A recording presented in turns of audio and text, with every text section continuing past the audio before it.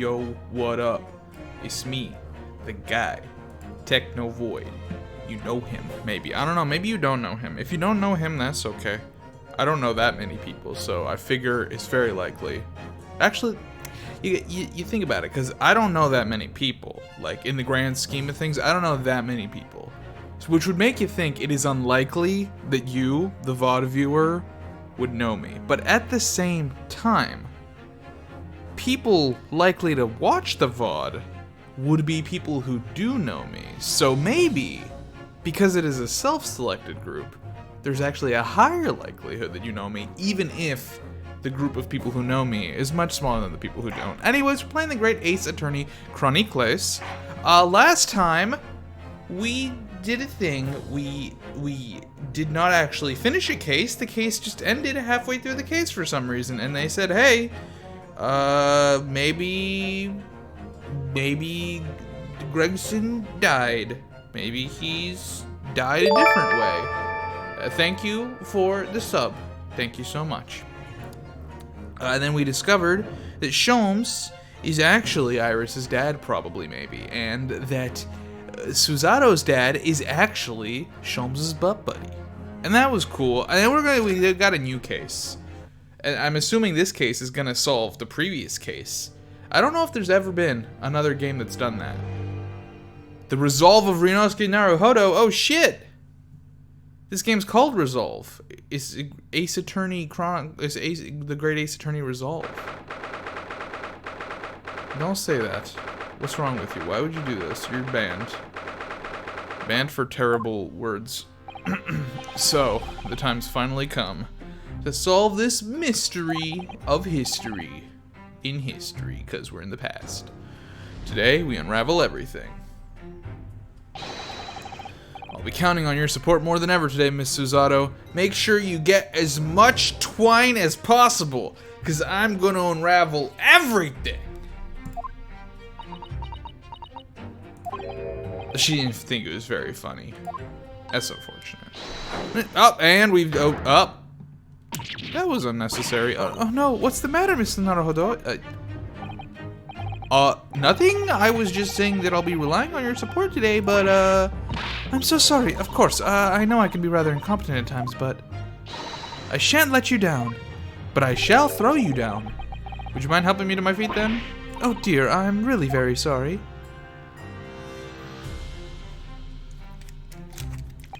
Susato-san isn't her usual self at all. Can you blame her? She, like, just found out her dad is a butt buddy with the man she idolized. I don't know. Does she idolize Sholmes? I feel like no. And that's hardly surprising, I suppose. She's just found out that her father is the partner of a world-famous detective, not to mention... good morning, sir. Huh? Oh, it's this guy. Lord Van Zeeks. Thank you for all your efforts yesterday. What? Did I hear that correctly? What? Oh, no, nothing. Just, I hope we can clear things up today. I really can't make this man out. His face says, I hate you, but his words are almost jovial today. In fact, he hasn't been very Reaper-like at all since this all began yesterday. Lord Van Zeeks isn't the Reaper, Mr. Naruhodo. Did I say that out loud again? Good point. The Reaper, I suppose in hindsight. I shouldn't have allowed that misconception to go unchallenged. Huh? It was my tacit acceptance of that pseudonym. My failure to stop the Reaper becoming something more than a mere legend that led to all this. But you're not to blame for that, Lord Van Zeeks. It's only because serious crime in the capital dropped off so sharply when the public started calling you that. That's why you didn't say anything, isn't it? To be frank, I'm not sure that was the sole reason. What do you mean? There was a rumor at the time that the Reaper was really the ghost of my late brother. Oh shit.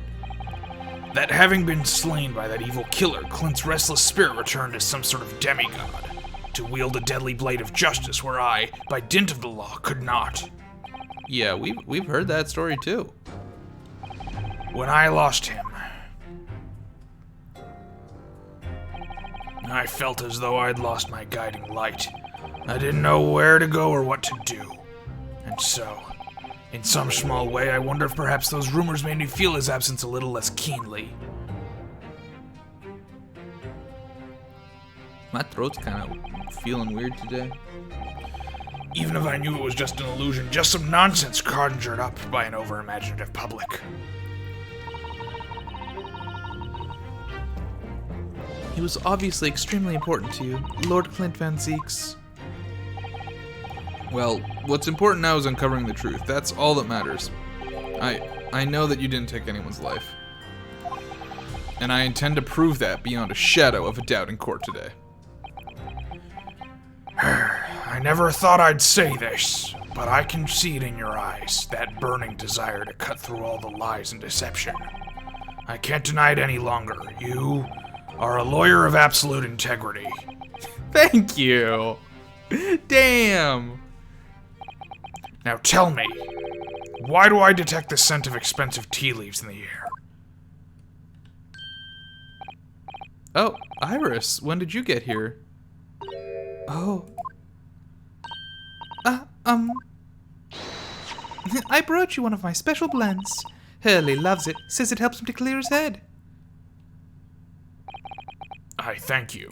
Oh, no, I wasn't talking to you. That's surely the first and last time I'll ever see a sight like this. You seem different today, Iris. Oh? Sort of subdued, I suppose? I am not! What happened yesterday is obviously still playing on her mind a lot. She's clearly very troubled about having stolen that autopsy report from Dr. Sai's laboratory.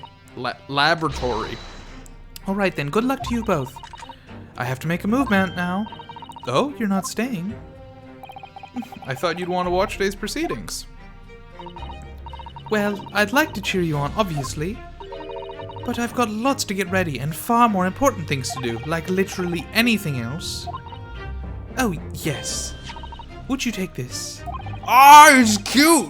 I want it. Isn't that one of the little felt dolls that's usually dangling from your knapsack? Yes, it's a lucky charm, a little early that I made once. Early? It looks more like a hairly to me. If for some reason you completely run out of options in the trial today, then just pull this little early's ears as hard as you possibly can. What? Pull his ears? That's right. It's a way to bring good luck. I think you might need it. Oh, okay. You think what we'll need is luck? Can I pull his ears now? They really just put this in the court record, huh? We got so much shit in the fucking court record. Can I pull his ears? I cannot pull his ears. This is so sad. I just sneaked a peek inside the courtroom, and it seemed very different to normal. Yes, it would seem that a certain someone has decided to pull out all the stops. What does that mean? What about Mr. Shumps, Iris? I don't know. He was out all night and he hadn't come home by the time I left this morning. Oh, I see. Was Professor Mikataba out all night too, do you think, Miss Susato? Yes, it would seem so. I telegrammed the hotel this morning. And apparently they didn't come back to their rooms last night at all. They? Father and Judge Jikogu, I mean. Judge Jikogu too? That's right. Nobody appears to have seen either of them since yesterday. Counsel for the defense and the defendant, court is about to be in session. Please make your way inside the courtroom at once. Good luck then, Runo. Good luck, Susie. Yes, thanks, Iris. And you, Mr. Reaper, I hope it goes well. Once again, I thank you for the delicious tea. It was very soothing. Oh, I'm glad. I'm so glad. We must go inside now, Lord Van Zeeks. Was that ponderable? Why are you pondering this? Lord Van Zeeks has always been the formidable prosecutor I've had to lock horns with in court, but not today. Today, I battle with another in pursuit of the truth. My best friend, Kazuma Asoki, who I trust more than anyone else in the world. Babongus moment. Now I understand what it was that drew me here to Britain all those months ago. Now I know exactly what destiny had in store for me. It's all been leading to this one day, to this one trial, to this one final reckoning!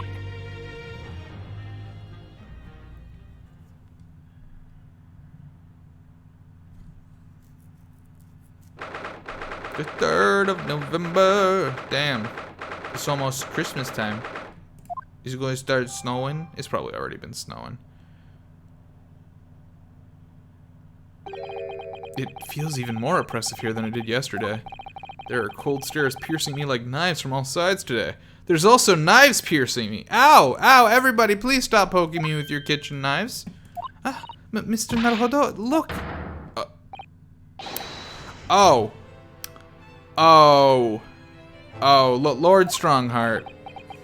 Oh. Cosmo must have known beforehand.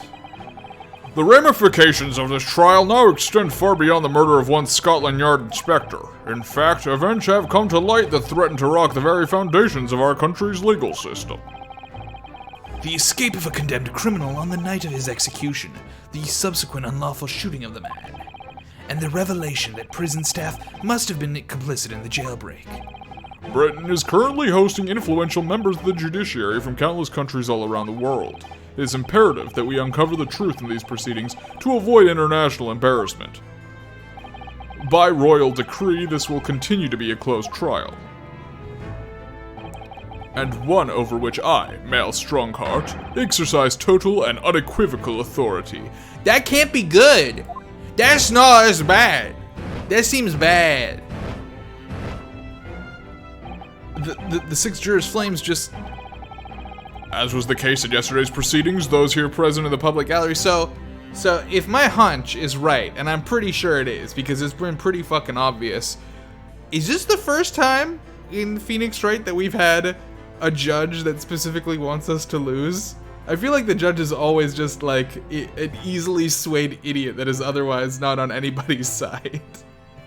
But now we have a judge that I think very much wants to find Van Zieks guilty, so this is gonna be tough.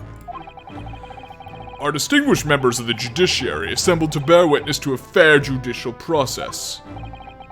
In other words, a collection of your acolytes, Lord Strongheart. On a personal note, I find this most distressing, Lord Van Zieks. You were a prosecutor of exceptional talent. Much like your brother Clint, in fact.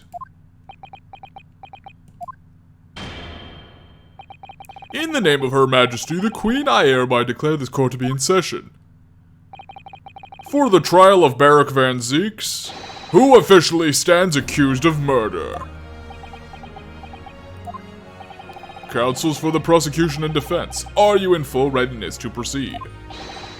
The defense is ready, my lord. As is the prosecution. Yesterday's proceedings brought to light a shocking and disturbing fact. There was a side to the victim, Inspector Tobias Gregson, that was unknown to his superiors at Scotland Yard. Yes, he was carrying out operations in secret, which Scotland Yard knew nothing about. And in those clandestine operations, he had an accomplice. Mr. Daily Vigil, who would be given the inspector's identification, and present himself around the capital in order to establish credible alibis for Gregson. In that way, Gregson appears to be carrying out his regular Scotland Yard work, when in fact he wasn't. At the end of yesterday's session, Mr. Vigil, who had been suffering from amnesia, regained his memory. It would appear he buried his memories of the time deep inside himself as a means of self-preservation. Because whilst he was engaged as chief warder at Barclay Prison, he abetted the convict's escape. Mr. Vigil is currently recuperating at St. Sinners. He's recovered enough to give a signed statement about his movements on the day prior to the incident. He's formally admitted to posing as Gregson whilst investigating the Red-Headed League. Which brings us to the crucial issue of the victim's time of death. The defense yesterday proposed a suggestion that the victim may have been killed one day earlier. You're the judge, why are you running the fucking trial? This was based largely on the discovery that the victim's pocket watch had not been wound. The prosecution has something to report on that subject, my lord. Really? Go ahead, Prosecutor Asogi. I met once again with the coroner yesterday to discuss the issue. She confirmed that the defense's suggestion could not be ruled out. Oh, hell yeah? It's entirely possible that Inspector Gregson was killed on the 31st October, the day before his body was discovered. I have here an updated autopsy report that includes the amended details. But the official opinion of the investigation team was made clear yesterday. That the time of death was 5 p.m. on the 1st of November. There are indications of an attempt to disguise the real time of death, however. It seems that the natural decaying process of the victim's body may have been slowed by keeping it chilled. This is actually really interesting because it's normally the defense versus the prosecution with the judge presiding, but right now it's the defense and the prosecution working together against the judge. Because Kazuma also, I feel like, is helping out here. So it's everyone versus the judge right now. That's out of the question. There are no refrigeration devices in that part of London large enough to accommodate a human corpse. My lord, this is more than just conjecture. There's evidence to support the idea. We must investigate it thoroughly. Very well. The court will accept the new report as evidence. However, if this updated report is deemed to be accurate, it would give renewed significance to the movements of the victim the day before the Fresno Street incident. It would, yes. Especially since on that day, Inspector Gregson was using Mr. Vigil to cover up his real movements. It's conceivable that he was killed in the course of his secret activities. Do I sense that the prosecution has some information regarding these activities? Scotland Yard put an enormous effort into investigating that precise matter yesterday. Whoa. I think we should begin by presenting the results of that investigation work. So the prosecution calls its first witness now. Gina. State your name and occupation for the court. Inspector Gina Lestrade reporting. Representative of Scotland Yard. A self-conferred rank, but never mind. Gina, again? What's your prom motto? What's with that Gina again? And look, eh? Ah! The boss meant the world to me. He done more for me than anyone else ever did. Oh, Inspector Gregson, you mean? He got me out of the back slums of the East End and took me under his wing. Taught me that life can have a purpose. So that's why I'm the best person to be standing here speaking for him. Oh, Gina. Right. Out of all the goodness of Gregson's heart, not at all that he had his arm twisted by Mr. Sholmes. No. What's relevant to these proceedings is that the outcome of Scotland Yard's investigation yesterday has revealed that the victim was carrying out some assignment the police knew nothing about. Very troubling. That face. Lord Strongheart knew! So, Inspector Lestrade, let's hear exactly what it says in that report. Come on right up, sir.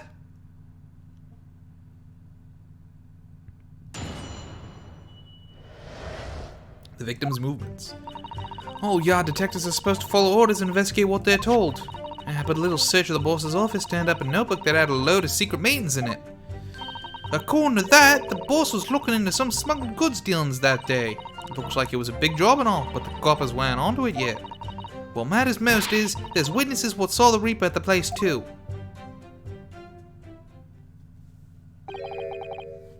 Smuggled goods? Well, I don't know, do I? I'm just telling you what was written in the book. Tobacco, tea, spices, medicine, goods of all sorts flow into London by illegal channels from across the globe. It's well known that they're disposed of at regular black markets that take place in the capital. But the police are rarely able to locate them in time. So Inspector Gregson was investigating one of those black markets. It's been suggested that high-ranking government officials may be involved in black market activity. No doubt Gregson was trying to avoid the details of his investigations being leaked to the involved parties. That would explain why he was operating on his own authority without the Yard's knowledge. And do we know where the dealings were taking place this time? In a particular room of a certain exclusive London gentleman's club. And on the day in question, the accused is known to have been there. That's the conclusion of Scotland Yard's investigation into the matter. That can't be. We haven't heard anything about any of this. Members of the club have testified to it. There's no question. The accused, Barak Van Zieks, was present. That would be very significant testimony then.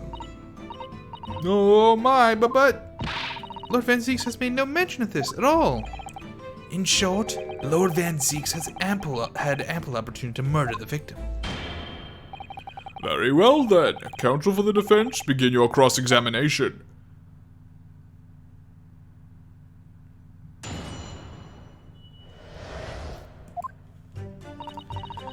Well, your detectives are supposed to follow orders and investigate what they're told. I mean, that strikes me as true, but a little search the boss's office turned up a notebook that had a load of secret meetings in it. Hold it! So you went through Inspector Gregson's things? Yup, as part of the independent Lestrade investigation. I'm sure your superiors would be delighted that you're taking the initiative. So I snuck into his office when no one else was about. Of course, if anyone at the yard had seen me going in there, they'd have turfed me straight out of the street. Straight out on the street. This is sounding less and less like an investigation and more like something else. The prosecution understands that it was this very detective who discovered the notebook. You got that right. Nothing gets past Inspector Lestrade and a trusty assistant, Chief Inspector Toby. We found it hidden in one of his desk drawers that had a false button. That's impressive. So then I went to hide myself when no one could find me so I could have a butcher's of what was written in it. And of course, if anyone in the yard had found me out, they'd have turfed me straight on the street. Yeah. I'll get it now. I've given it. I've given it in now. I've given it in now. I'm gonna give it now though. If it weren't for me, it would have been found. According to that, the boss was looking at some smuggled goods dealing that day.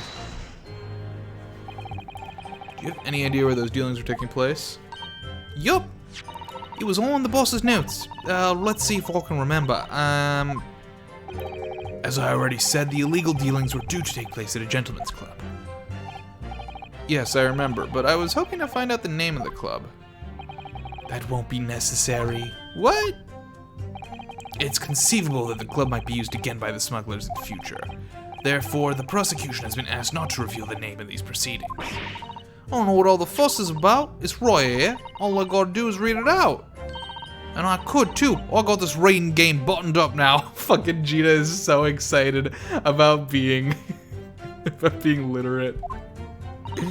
Can I show you what I can do? Go on, what's the arm? The judge hasn't signaled his objection yet. I could try to find out. What should I do? Ooh, I guess.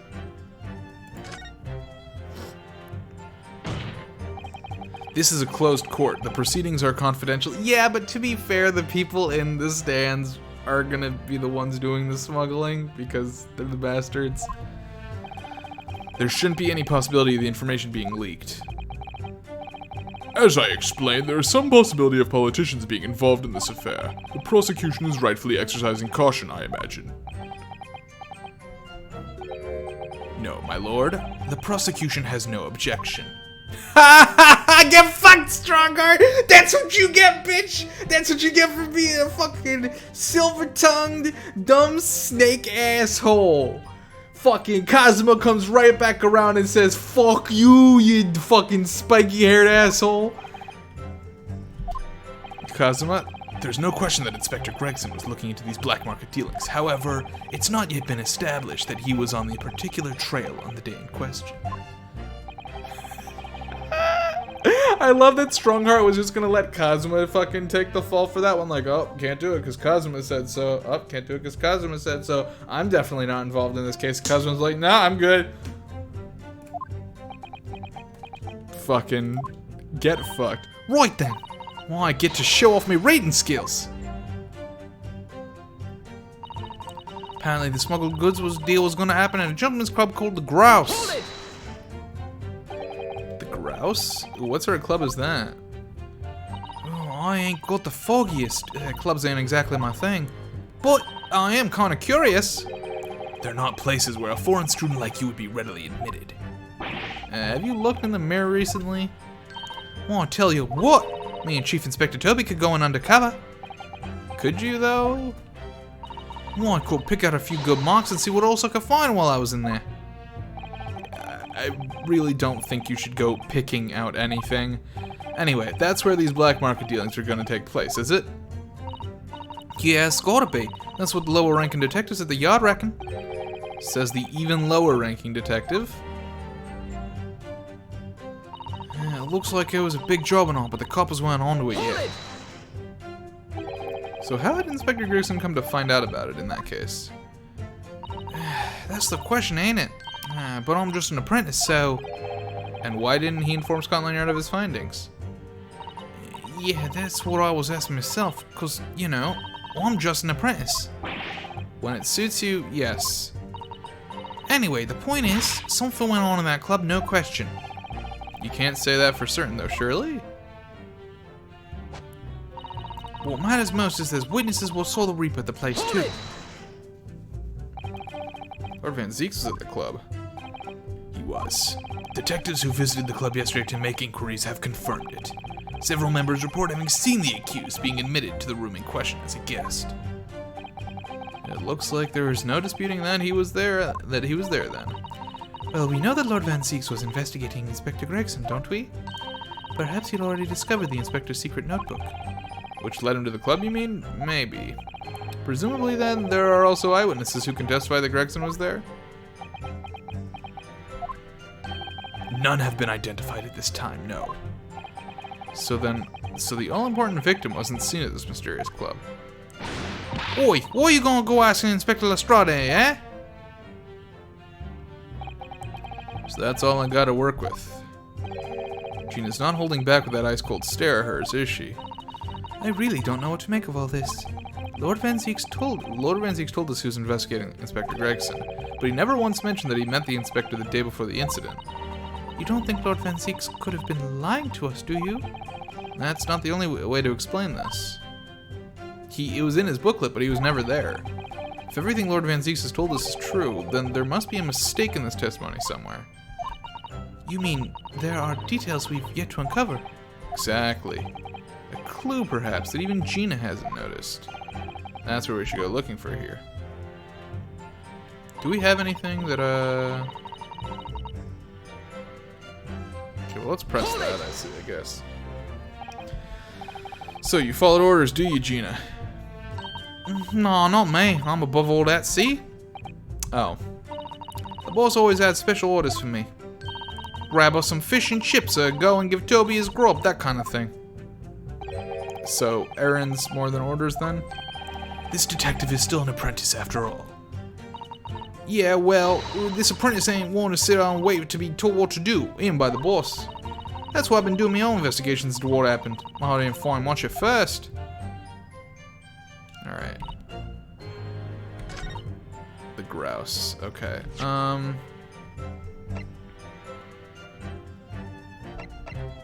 What do we have that might be... Rid of that.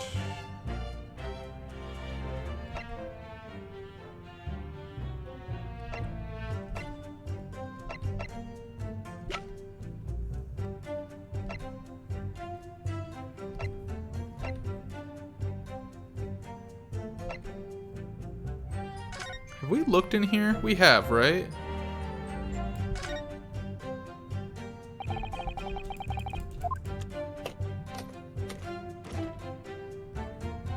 I guess we only looked in it last case, though, huh? Look, there's something inside. Oh, let's see. It appears to be a passport. Right, the passport. Okay.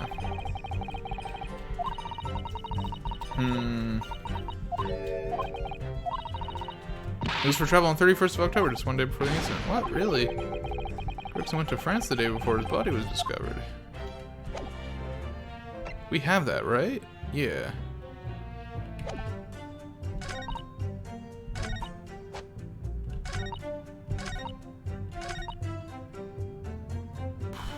Press on that again. Okay, this is just telling us how she found the book, not what's in the book. Okay.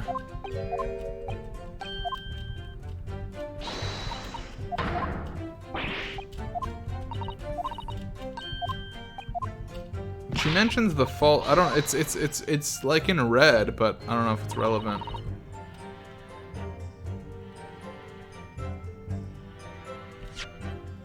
We don't have anything about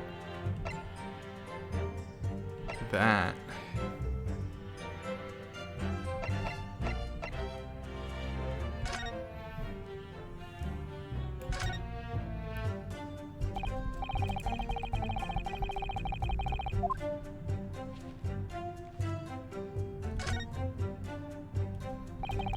Scotland, your insignia looks genuine to me. Yep.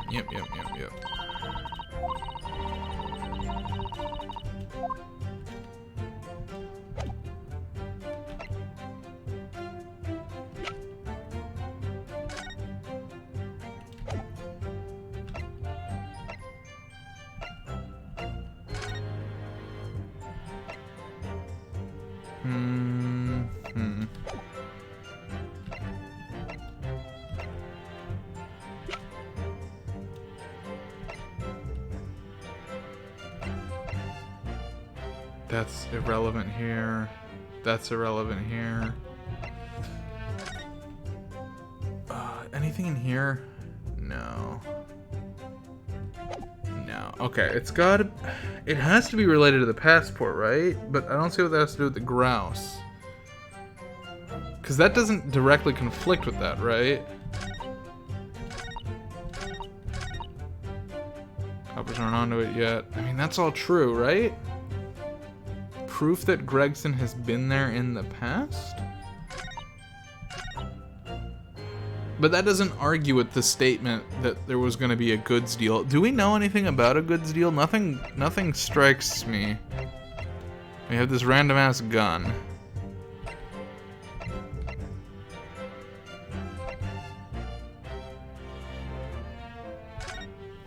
Indeterminate evidence suggests maybe time taken to discuss death. Shot in the chest. Bullet exit from behind. What's on the photograph? Which one? This? This is the three of them. And then this one is him laying down on the ground.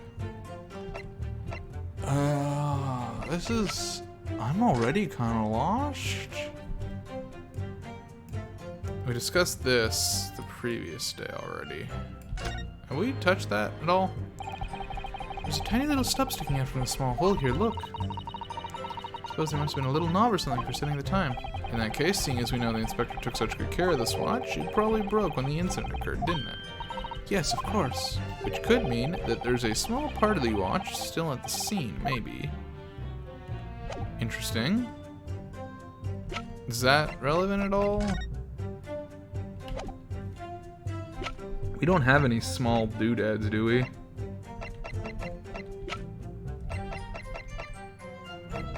There's nothing on the board. We already looked at the board. As the board just had the bloody handprint on the Manc. This is all about the Reaper.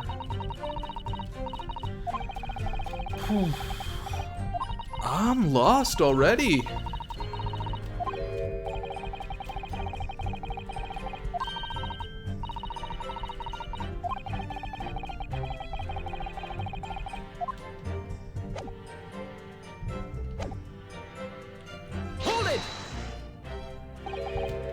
Gross, what sort of club is that? Kind of curious. Blah, blah, blah, blah. No, you can't go in undercover.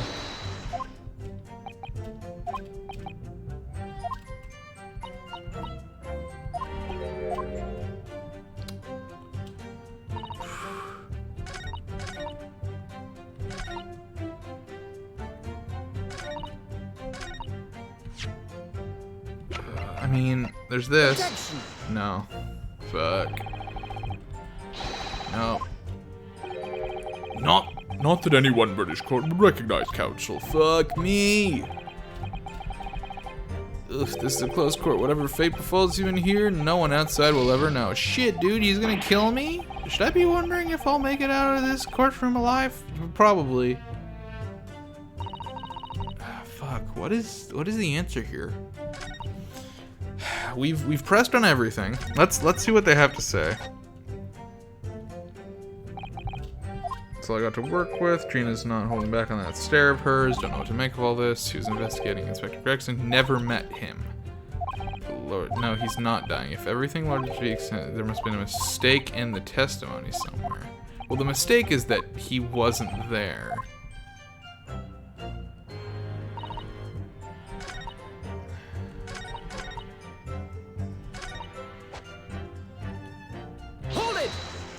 The fact that she's saying 2 is a mistake.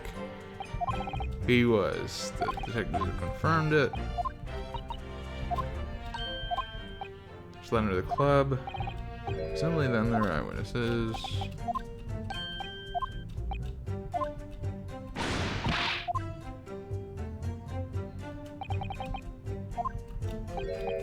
Maybe we do the passport on the he was there too. I can't, because nothing else has an inconsistency. It's not inconsistent, it's just misguided.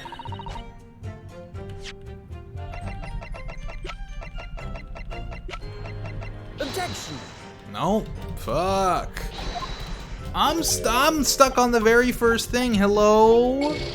Hello? We about to lose this case fucking immediately. God damn. Alright, what do we have? What do we have? What do we have? Not relevant. Not relevant. Definitely not relevant. This is not relevant. Is it? Wait, hold on. Is it relevant? What's the date on this? Looks like this is some sort of steamship ticket. The SS Grouse? Hold on. Hold on.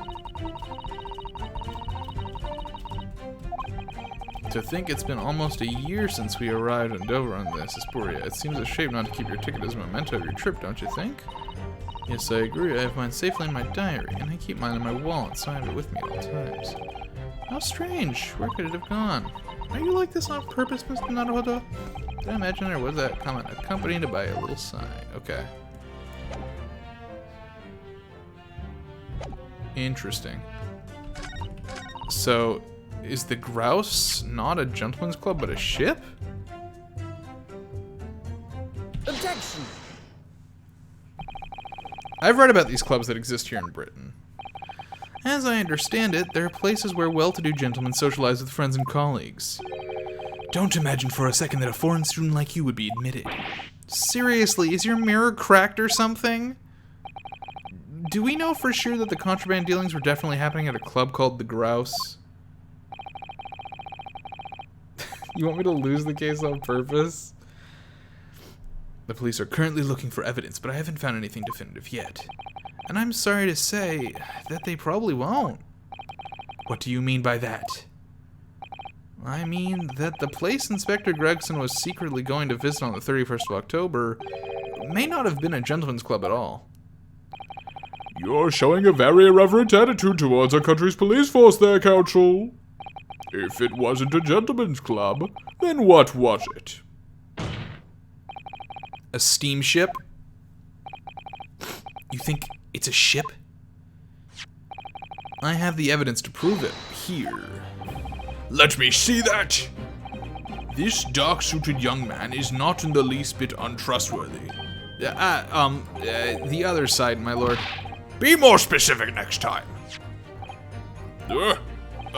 This would appear to be a ticket for passage upon a steamship, yes. The SS Grouse. Objection! So there's a steamship named the Grouse that happens to share a name with the club.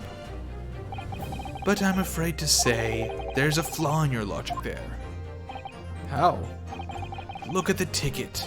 Notice the date of arrival in port. The ship arrived at the port of Dover on the 1st of November. Ah! The day on which the sound like a gunshot was heard in Fresno Street. In other words, on the day in question here, 31st October, when the victim was in his clandestine mission. That ship hadn't yet docked on British shores. That would certainly be make an undercover investigation somewhat challenging. The fact that the steamship hadn't yet reached Britain substantiates the defense's assertion that the victim was investigating the SS Grouse on the day in question. Then show your evidence for that assertion. I will in a second, but I want bits. So please hold on just a minute while I show you some newspaper clippings a bunch. Very well. In that case, counsel for the defense, present your evidence to the court now. Evidence that substantiates your claim that the victim was investigating the SS Grouse on the 31st of October. Yes. Take that! The Red-Headed League! It's proven by this evidence here. Yes, this evidence proves it, I think. The proof is in the pudding?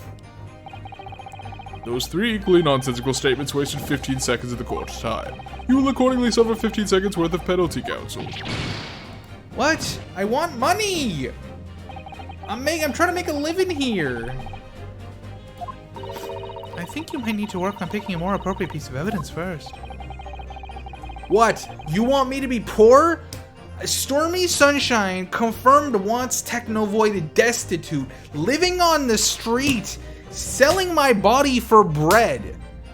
What is wrong with you? You upper middle class citizens don't know what it's like. You don't know what it's like. Every bit counts. Yes, I intend to risk further penalty. In that case, cover the defense. Take that! It's 5 cents. That's like a whole... it's a whole 5 centimeter sandwich in Subway.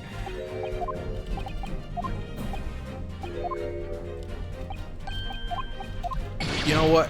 For every time I got a game over in this game, if I got 5 cents for every time I got a game over in this game, I would have like $1 after I did it like 20 times. That'd be not bad. Take that!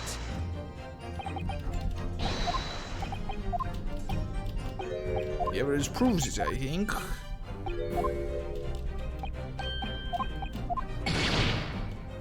I'm dead. We've wasted enough time. It's clear to me that any further discussion of this case will be fruitless.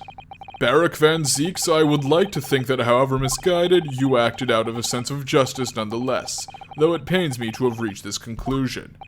No! Wait, my lord. Wait, how did that happen? How did the flames do that? In accordance with the findings of this court, I hereby pronounce the defendant Barak Van Zeeks Guilty. That concludes business. Court is adjourned. 21 bits. Let's go. Resume a saved game, please.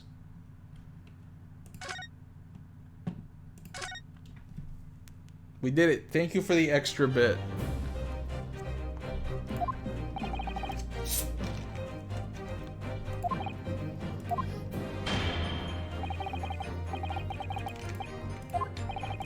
And this substantiates the victim was on the grouse is this shit right here. Take that! What's this? A passport for travel issued to the victim. Cuz like I did not fucking know about this. Dated 31st October, what are you suggesting? I'm suggesting that just one day before the inspector's body was discovered, there's a distinct possibility he wasn't even in the country.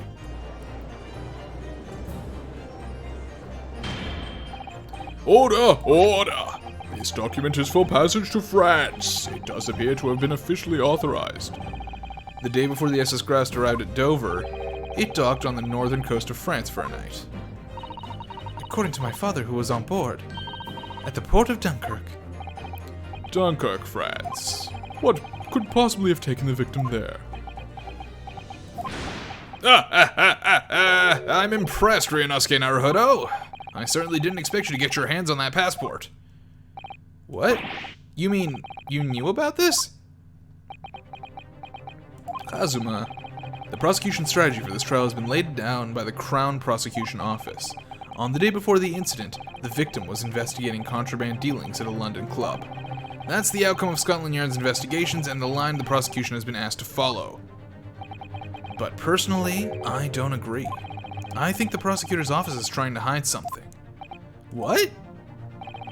And now that you've expertly disproven their assertion, I intend to reveal what I believe that something to be. What are you playing at, Prosecutor Asogi?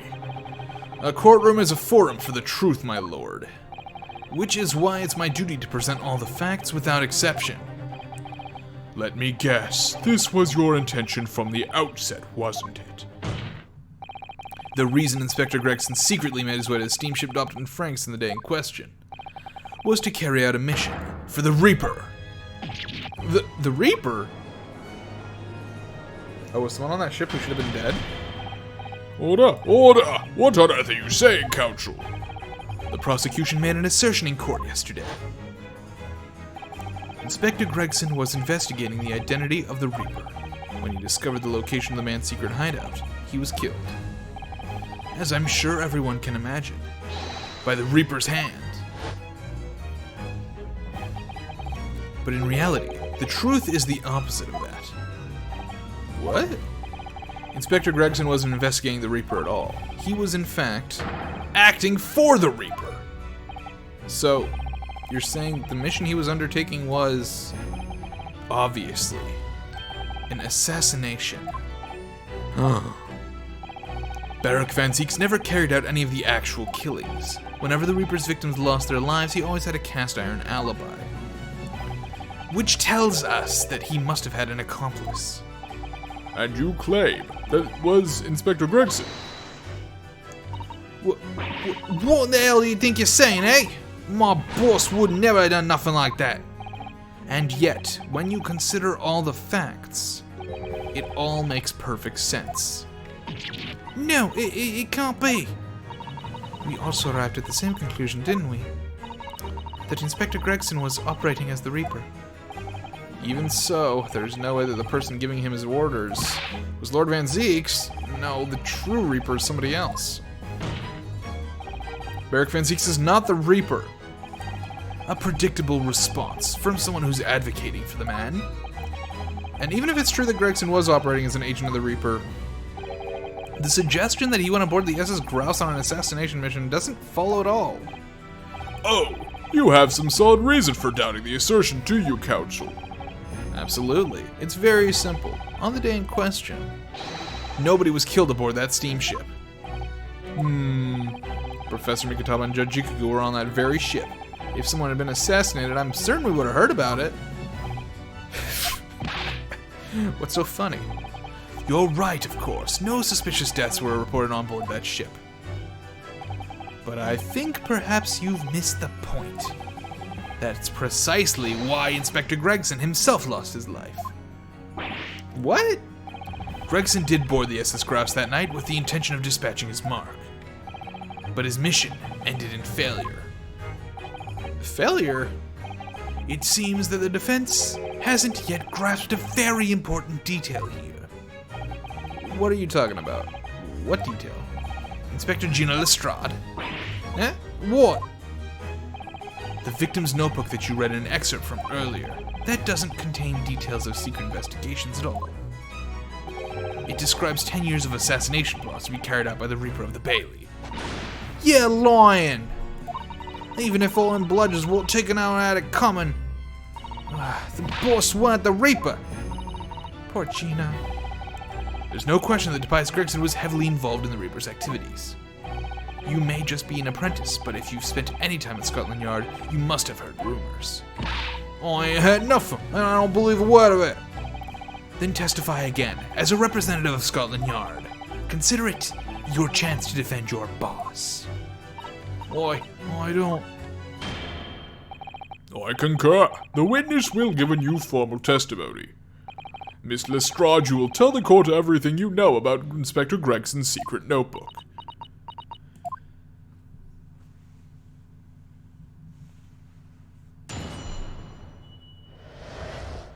The Reaper's notebook. Yeah, this notebook does have a lot of stuff in it what the Reaper got turned up in these past 10 years. Names of victims, dates and places and stuff, and the last entry in there was 31st October. It said Grouse for the place on that date, and then the name of the mark. There was a note about him being a criminal who got away from the Reaper in court 10 years ago or something. But honest, the boss didn't do none of it. He was just investigating the Reaper, that's all.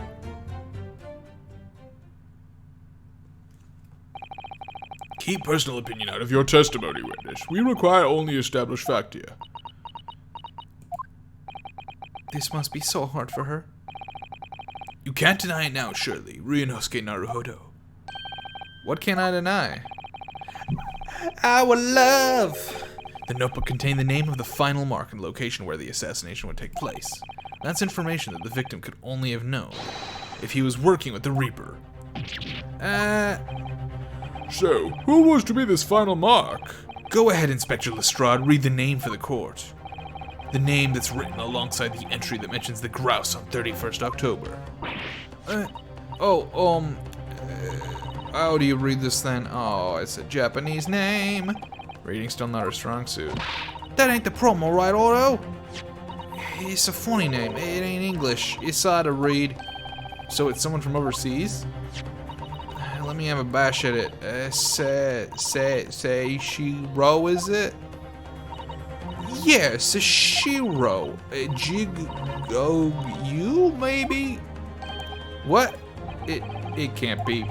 Seishiro Jikagu? But that's Chichikogu. Seishiro Jikagu. Certainly not an English name, you're right. But that can't be right. I know Judge Jikagu, and I saw him the day before yesterday here in London. So I know for a fact the man hasn't been assassinated. Again, the point. As I said, the Reaper failed. Oh. Gregson missed his chance to kill his mark and return to British shores. But the Reaper wouldn't tolerate the mistake, so he killed the inspector, personally. The Reaper, of course, being the accused, Barak Van Zeeks. It's an undeniably logical argument. Kazuma, you planned for the trial to go this way all along, didn't you? Hold it!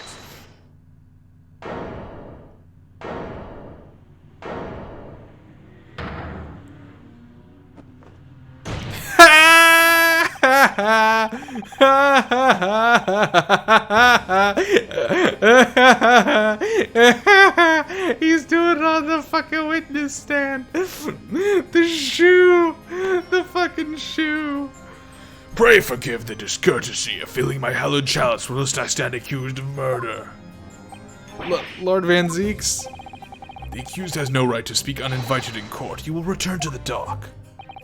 I say nothing of whether or not I'm the Reaper. That's the task of this court to decide. But there is one thing I can say unequivocally. That girl is no detective. What? No, that's right, I ain't. I'm an inspector. Repeating rumors heard around the yard. Reading entries from a notebook of unconfirmed origin. That's not testimony. It's practically a script. No doubt the rest of this trial will go exactly as you've clearly planned. Your hatred of me is understandable. In your mind, I'm sure I am the Reaper. In your mind, I'm sure I am the Reaper, who sent your father to the gallows all those years ago. But you're in danger of becoming a far more sinister Reaper yourself. By attempting to have me condemned with this feeble excuse for testimony. What did you say? Mr. Naruhodo, this is our chance. My lord, the defense requests that the defendant be allowed to speak. He may be privy to an important information regarding the testimony that was just given by the witness.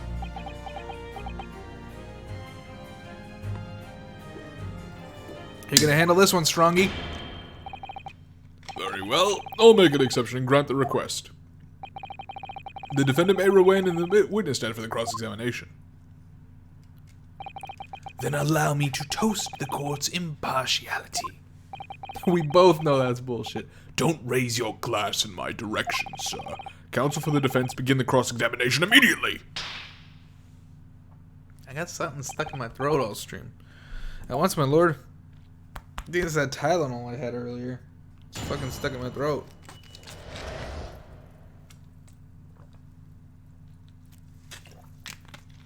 You have a headache, you take a Tylenol. You take a Tylenol, you just got a fucking Tylenol stuck in your throat all stream. It's terrible.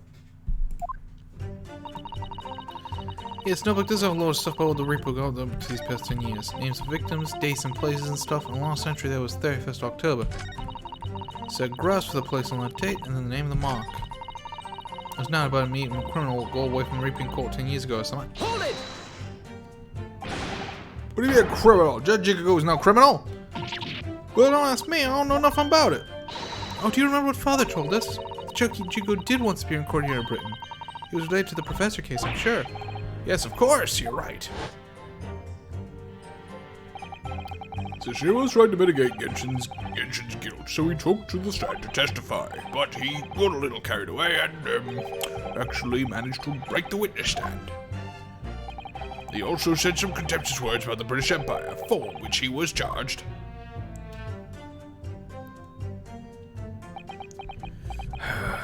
It was a pitiful situation, yes. I'd forgotten all about it. But I prosecuted that trial too, as it happens. You did? It was considered to be an adjunct to the professor's proceedings, you see. But he was acquitted after being told to make reparation for the damage caused to the stand. And there you have it. Have what? Surely the accused hasn't forgotten his own rule. That there's no saving anyone who faces the Reaper in court, guilty or innocent alike. What? No! Are you suggesting that the reason Jujikaku was targeted for assassination? The man was sent back to Japan immediately after that trial. The Reaper had no time to do his work. But then, 10 years later, the mark returns to Britain once more. Perhaps now you start to see just how vindictive the Reaper is. Come on, that's absurd. To take someone's life for that? Isn't the whole premise of the Reaper's absurd killing? Isn't the whole premise of the Reaper absurd? Killing those who have been found innocent. Clearly the rules by which the man operates are beyond a sane person's comprehension. But...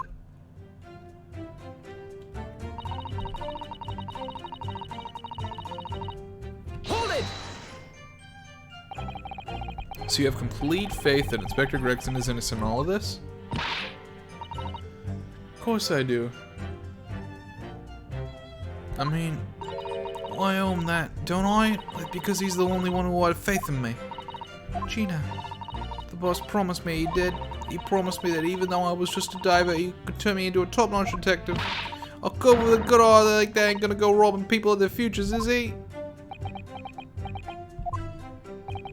Every single person killed by the Reaper was a criminal of the first order. Lowlifes like that have no compunction about robbing hundreds of others of their futures. Their ludicrous acquittals in court give them the freedom to make hundreds more suffer. What? I don't... So what? You justified your actions because you were protecting innocent people's futures. I'm not suggesting that the Reaper's methods are justified at all, but life isn't black and white. That's all I'm saying.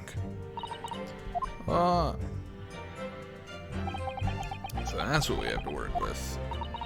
It may help us that Lord Van Six is in the stand too. Yes, perhaps. I'm sure Gina knows nothing she hasn't already told us. No point trying to get more out of her. Did you notice how Cosmo-sama reacted to Lord Van Six's words? When he called him an even more sinister Reaper, you mean? I'm sure Cosmo intends to eliminate any shred of blah blah blah. He's looking for revenge against the person he considers to be his father's killer, after all. I do worry that if we fail to fight his we just have to find the thing where he has a reaction.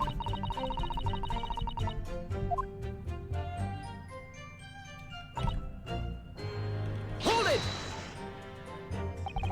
In other words, it shows that Gregson was basically acting as the Reaper. No, you and all! That ain't the only explanation, is it? He could have been investigating the Reaper in secret, and that notebook said what he found out. If I may, when originally people began referring to me as the Reaper, I didn't object. I believe the power to intimidate London's criminal classes into compliance with the law would be beneficial. But you carried out your own investigations into the true identity of the Reaper, didn't you? Yes, and those investigations proved conclusively that Gregson was one arm of the Reaper. One arm? What are you on about? He was like a fucking transformer, dude. He'd like the five British policemen fucking come together and become Voltron. There's simply no way one person could have taken them on alone. The Reaper is an organization with you as its head. Literally fucking leave this shit at the door, dude. I had spies at the yard keeping me abreast of Gregson's movements, letting me know when he was elsewhere. So I've been able to check the most recent entry in that book. I knew the location. You knew it said grouse? Believing it to be a reference to the Gentleman's Club, I went there on the day in question to investigate, alone. So that explains why several members of the club claim to have seen you there. But of course the inspector was not there. Because at the time he was making his way to the steamship docked on the northern coast of France. Show me the passport. Very well then, back to your testimony about the contents of this notebook. Fine. Is something wrong, Mr. Naruhodo? You seemed a little shocked by something a moment ago. Oh, no, it's alright. I'm overthinking this, aren't I?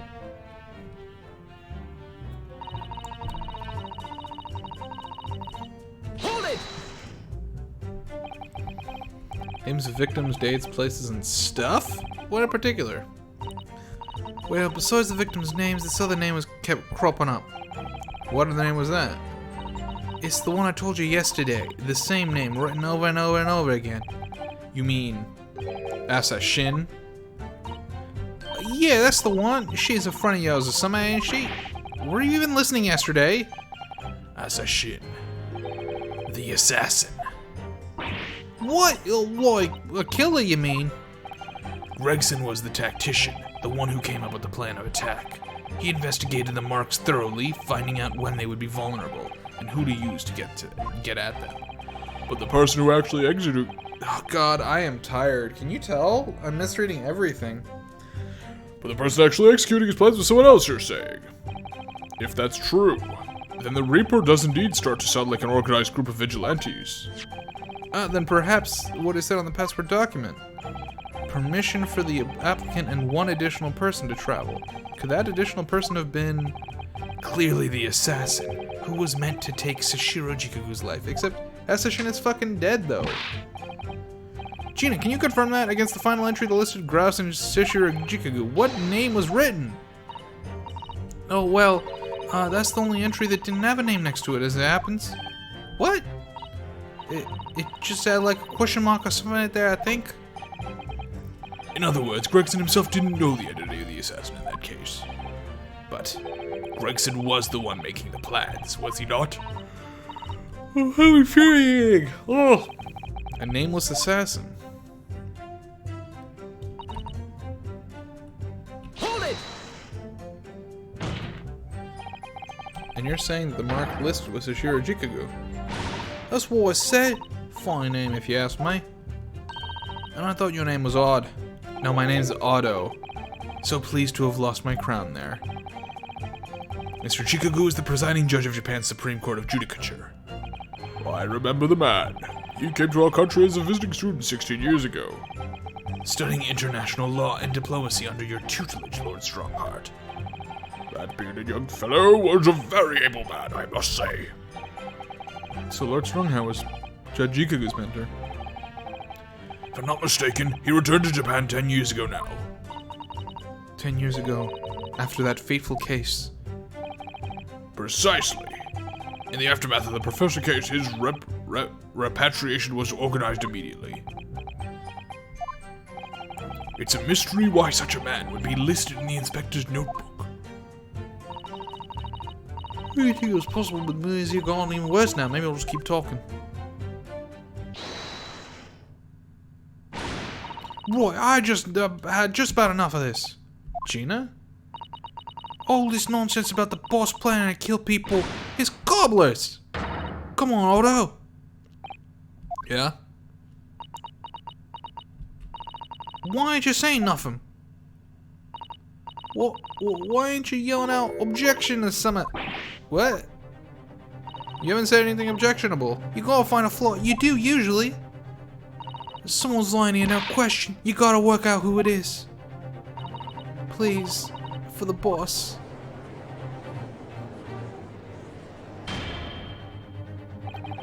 That outburst was an insult to the court and to your own testimony. Damn, Gina ain't stoked that it's Friday, dude. She did not want to be in court. She did not want Gregson to be a murderer. I might have known that a companion... Fuck, dude, I just read common as companion. Oh my lord. Ah! Where the caffeine at? Jesus.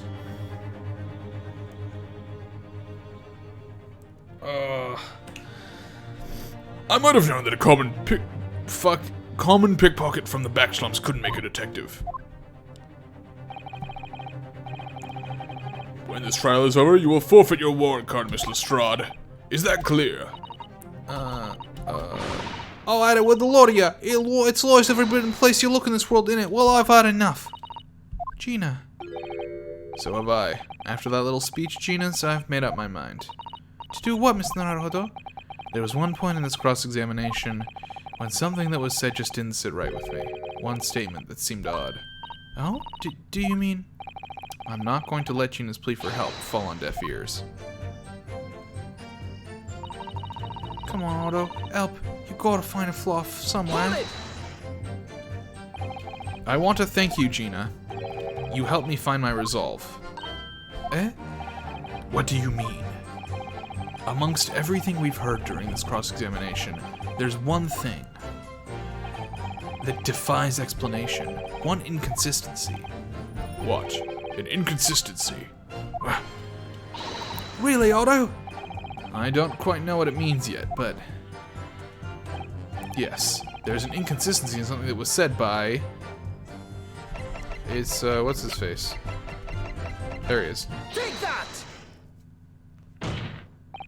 By you, Kazuma Asogi. Me. Is this some attempt at filibustering, counsel? Prosecutor Asogi has given no testimony. What are you suggesting I said that was inconsistent? You let something slip that you shouldn't have. When I present the relevant piece of evidence, I imagine you'll realize what it is that you've done. I need to look at the history, because I don't fucking remember. How far back does this go? Oh, it does not go back far enough. Very well then, counsel, go ahead. What evidence reveals this alleged inconsistency? I don't fucking remember what he fucking said! I don't remember! Oh, God. I mean, there's something about the boat, right? Shit, the history doesn't go back far enough.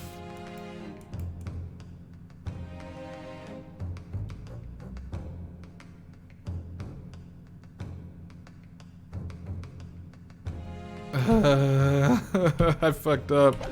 I fucked up.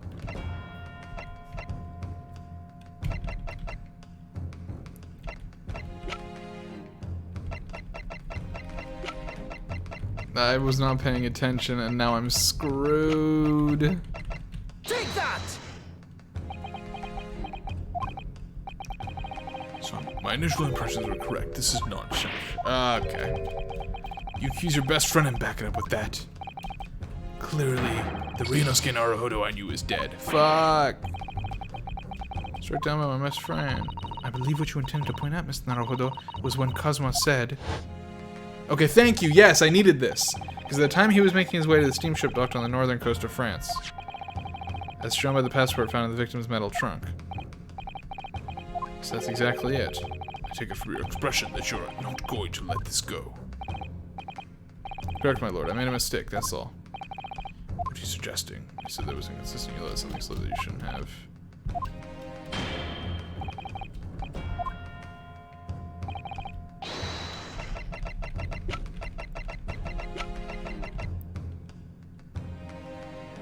Take that!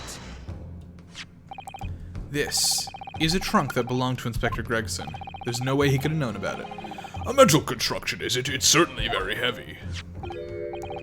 What's this? A blood stain, and a relatively fresh one, too. What? You mean that ain't grease from all the boss's fish and chips? Fresh blood on the inspector's trunk. That suggests that the victim was traveling with that luggage when he was killed. That can't be. There was no mention of any trunk in Scotland Yard's report. Yes, there's a reason for that. Immediately after the inspector's body was discovered, one of the street peddlers made off with the trunk, hoping to sell it.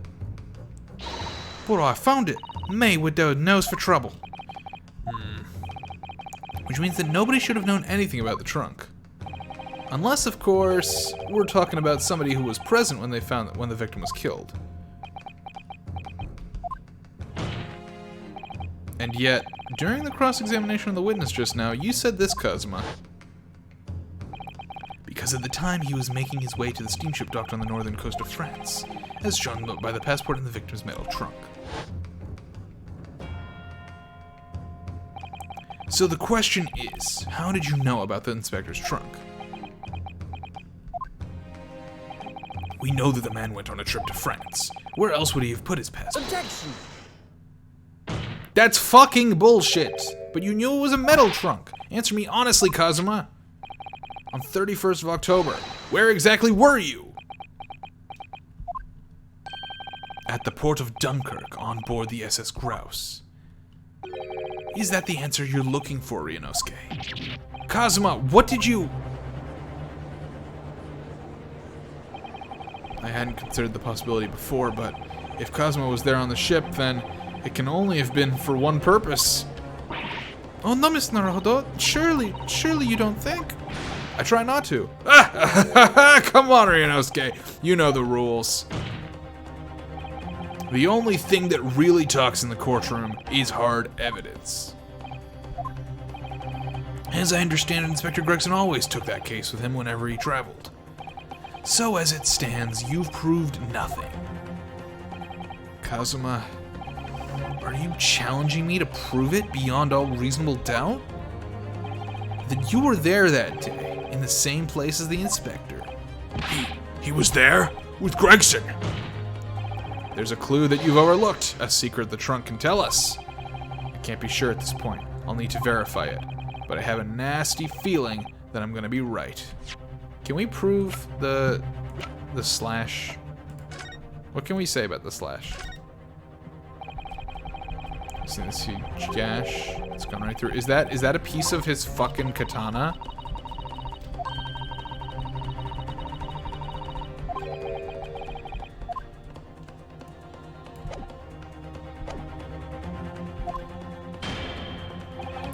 The accusation being made is deeply disturbing, but nevertheless, we must test it. The defense will identify for the court where in this trunk the alleged clue is to be found. Where's the evidence? Got it! Got it! This is your proof? What do you say to that, Prosecutor Asogi? Personally, I think tying the defense counsel to the inspector's trunk and tossing it into the sea would be more helpful. What? At least that way London's courtrooms will be safe from his destructive accusations. I believe that was a rather long-winded way of telling you that you're in the wrong, Miss Naruhodo. Very well, then let us see you sink or swim out of the way to this penalty, Counsel. Fuck. I'm down to 1. Can't allow yourself to be drowned at sea yet.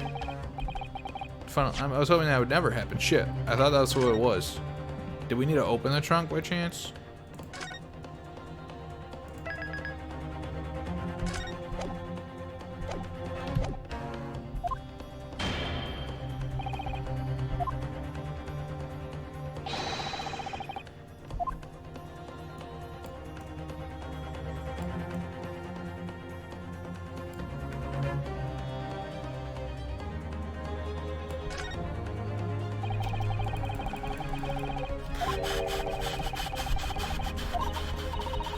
Oh, can we open it? Is the thing visible from the inside?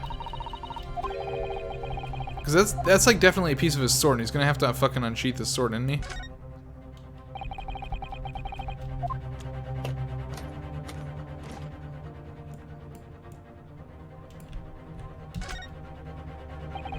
Do you see that? There's something stuck in the side of the trunk there. It's glinting. It looks like a fragment of metal of some sort, but it's wedged in so tightly I can't remove it. Well, don't cut yourself. You'd better leave it, I think. Got it! There we go. There's a small piece of metal lodged in the wall of the trunk here. Like the tip of a blade. A blade? Kazuma, slung around your waist as ever today, is the esteemed blade Karuma. Of course it is. Won't you draw it here in this courtroom for all to see?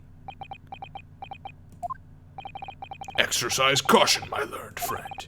That man is the son of London's most notorious killer. Bailiff, watch Prosecutor Asogi like a hawk. That won't be necessary.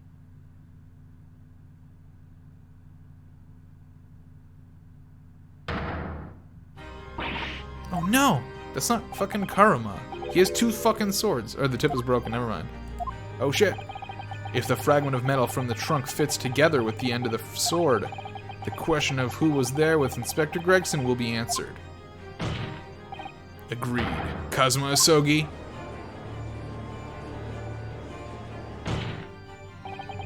Expertly done, Ryunosuke. That's a point to you and well deserved. Do you mean to tell the court, Prosecutor Asogi?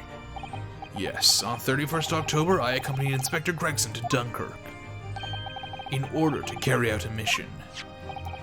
So the additional person authorized to travel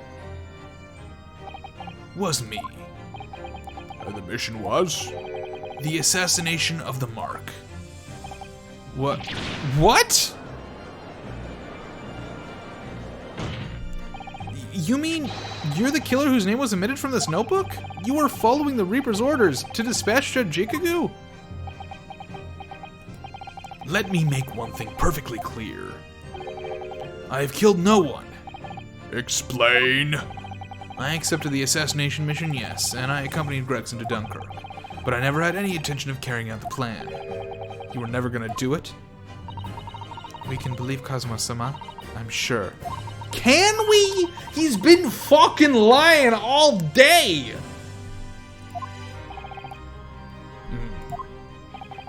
On the 31st, I boarded a train from London with Inspector Gregson. We traveled to Dover, from where we crossed the channel to Dunkirk. Then we boarded the SS Grouse and made for the cabin deck, as indicated in the plan. You went to Judge Jikagu's cabin? Exactly.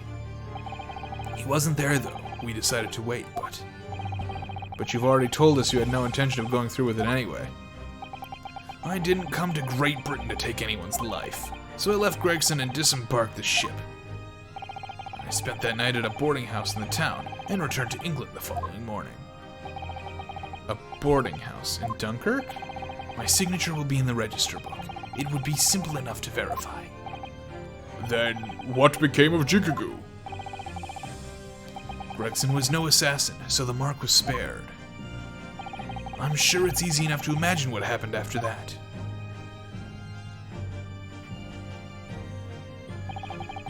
Gregson returned to England as well, having failed to complete the mission. He met with the Reaper in that room on Fresno Street to report the failure. You got the wrong silhouette there. I'm pretty sure it's actually fucking Strongheart.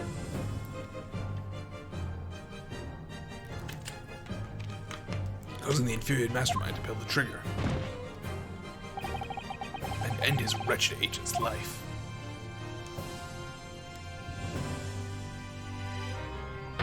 That's the real truth behind Inspector Gregson's murder. Objection! That's conjecture. But if you did nothing, as you claim, how did the tip of your sword come to be lodged in the inspector's trunk? I don't need to answer that. You definitely do! The victim was killed by a gunshot. A small fragment of a Japanese blade isn't relevant to the case. Why was it lodged in his fucking trunk? And accordingly, I chose to exercise my right to silence on the matter. That's not... No. No. Be that as it may, the court will sequester the sword as evidence. As you wish, my lord. The great sword Karuma has been entered into the court record. Let's take a mini deduction now. Yeah, can we take a look at this fucking thing?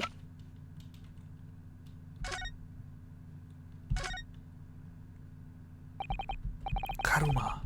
The great blade. Such a thing of beauty. I want to gaze on it for hours.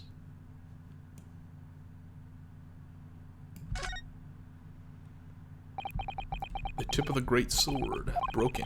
It's such a shame. It's been so meticulously cared for over the years. I can almost hear Karuma's sobs. Kazuma must have really taken a swing for that to happen.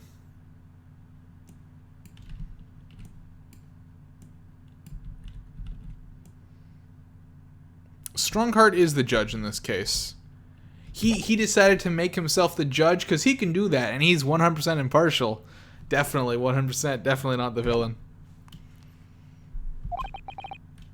To verify whether Sashiro Kikugu remains unharmed. What? Remains unharmed? I agree, that should be our top priority. It's recently come to my attention that he hasn't been seen since yesterday. How did you... When a foreign dignitary invited to Great Britain goes missing for 24 hours, it's only natural that the question of his safety should arise. You don't mean to say that you think Judge Chikugu may have been killed? The Reaper has more than one assassin at his disposal, and he has the power and influence to give orders from the inside of a prison cell. Isn't that right, Lord Van Zeeks? You're full of bullshit! If I truly were the Reaper, I'd be able to tell you.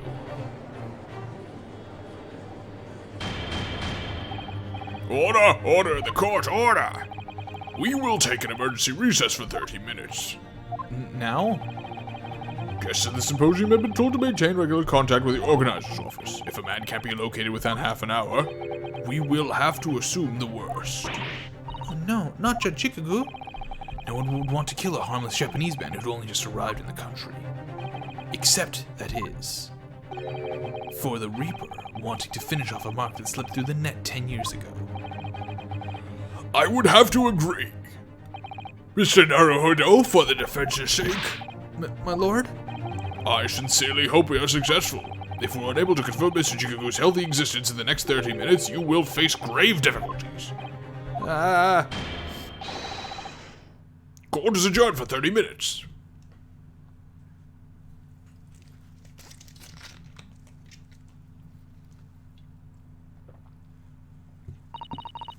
Y'all have 30 minutes. What are you doing fucking standing there? I hardly believe it either. But on the other hand, Kazuma isn't in the habit of making up stories. Except for all those times he committed perjury. I have such a terrible sense of foreboding. If something awful has happened to Judge Chikugu, then I feel as though things will only spiral further and further out of control. I felt it from the moment I stepped into the courthouse this morning. That strange sensation that we were careening towards a foregone conclusion. Well, in the worst case, we might only have 30 minutes left. Unfortunately, though, I don't think there's anything we can do but wait now. We're out of options. Actually, there may be one last hand we can play. Or rather, one last ear. Of course! The little Mr. Sholmes doll that Iris gave us. If for some reason you completely run out of options in the trial today, then just pull this little Early's ears as hard as you possibly can. Perhaps now is the time. What should I do? Pull Harley's ears or not? Pull it! Here it goes then. I'm gonna do it! Good luck, Mr. Naruhodo. No looking back. Heave! Ow! That scream sounded like Mr. Sholmes. Mr. Sholmes, where are you? Here, my dear fellow, here! It's the felt doll talking. Pull your skin, Mr. Naruhodo, as hard as you can. Alright then, I'll put all my strength into it. Heave! Ow! Please, my dear fellows, you don't need to pull my ear off! Mr. Sholmes, where are you? Myself and my trusty partner are presently in the first-class cabin area of the SS Grouse. The SS Grouse? She left Dover last night after the final pieces of cargo were loaded. We are currently docked at Dunkirk, but due to be underway again in half an hour. You've taken a ship to France? Please, even with my athletic prowess, I would struggle to jump the Straits of Dover. After we left Baker Street last night, we hurried by cab to the station and by train to the port. In order to board this vessel in time, So, you mean you'd already worked it out? That the steamship was where everything really took place? Mr. Naruhodo, pray, what is my name? Herlock Sholmes, world-famous great detective. Recited to perfection. Well done. You're a genius, Mr. Sholmes. That's the only word for it. It's fucking pulling his ear. Ow, ow, ow, ow, ow, ow! Miss Usato, gently with this genius's ear, please. Oh my, I'm ever so sorry. If I may, Sholmes. Ah, there you are, Mikotaba. You may remember that it was in fact I who made the connection to the SS Grouse. At Scotland Yard yesterday when we examined the notebook and I recalled my steamship ticket. But of course it was, my dear fellow. But I'm still going to take the credit. Not once did I controvert that fact. I merely had our code-bound companions utter my name. Yes, you did, didn't you? We've just entered a recess. The trial resumes in 30 minutes from now. And we're unable to present any new leads then, I'm afraid to say. Do not fret, please. It's for precisely that purpose that my partner and I have made this journey. I have no doubt that we shall have welcome news for you within half the hour. Thank you, Mr. Sholmes. That would be wonderful. Until later, then. Yes, you'll be hearing from us if you're not in touch first. Ow, ow, ow, ow, ow, ow, ow. I shan't be hearing anything if you keep tugging my ear in that mindless fashion. Whatever was the idea behind making a receiver operated in that way in the first place, Sholmes? Why the deuce would I know? It's Iris's invention, not mine. I want that.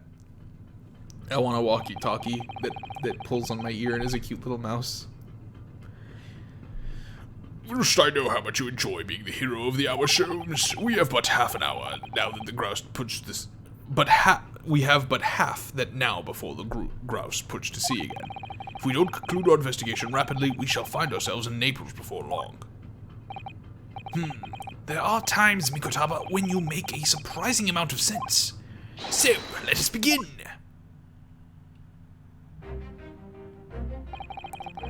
First class cabin number 2. Yes, this is the one, but I don't believe an investigation of the cabin is going to be plain sailing. That crewman standing in front of the door is an angry-looking fellow. He's changed his hair color. Why are you loitering here? Who are you? My dear fellow, do you not recognize a world-famous great detective when you see one? The question really ought to be, who are you? Do you not recognize world-traveling great sailor Chicken Stroganoff when you see? Great detective? Ha, I don't think so.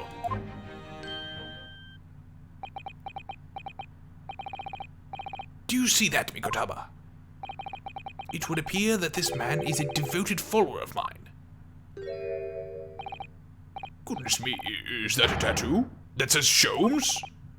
I must say, while such adoration is flattering naturally, it does leave me a little cold. What are you talking about? Leave now! How distressing. My loyal devotee knows me only by name and not appearance. And yet I already know a great deal about you, sir. You have a brother, I believe. Like yourself, he's a shipman. Currently traveling the world aboard a Russian steamship, in fact. How could you know this? Elementary, my dear Mikotaba. I'm sure it was. 3 days ago, I was bound for London aboard this ship, you see. We're looking for one of my fellow passengers, a man by the name of Chicago. There is no one with this name on board. But we know that he purchased a ticket for passage. You mean Eastern man. He left ship 2 hours ago. Here at Dunkirk. He said something about emergency, I think. What? Are you sure? Sashiro has realized that we're after him, has he? His cabin is the one behind you. We should like to investigate, please. No, I have orders not to let even mouse inside. Mikotaba, be a good man and draw the sailor's attention away, would you? Make up some excuse that he leaves the area. Doesn't the great detective see that even sailors have ears, both left and right? Curses! The plan is ruined! And you have only yourself to blame, I'm afraid, Sholmes. Forget it, cabin door is locked.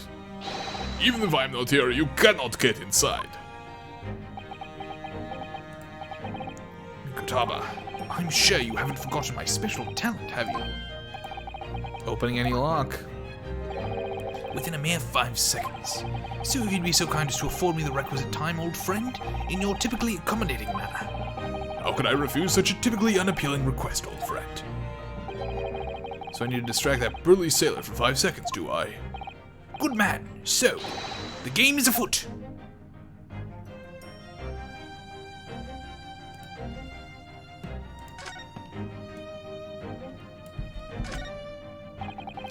Does it appear to be an alarm bell? All hell would break loose if that thing were to ring. The whole crew would know about it. Here goes then. Pardon me in advance. Ding-a-ling-a-ling-a-ling-a-ling-a-ling. You! What are you doing? If we were at sea, that would be a very bad problem. What's going on down there? Seaman struggling and report at once. Sorry, sir, nothing to report. It was just stupid trick. No, not by me, by world famous. No, as I told you. Now, Sholmes, now. Done. Not even 5 seconds, eh? Not even 5 seconds, eh? Well, don't stand there gawping at my brilliance, Mikotaba. In we go. Oh, yes.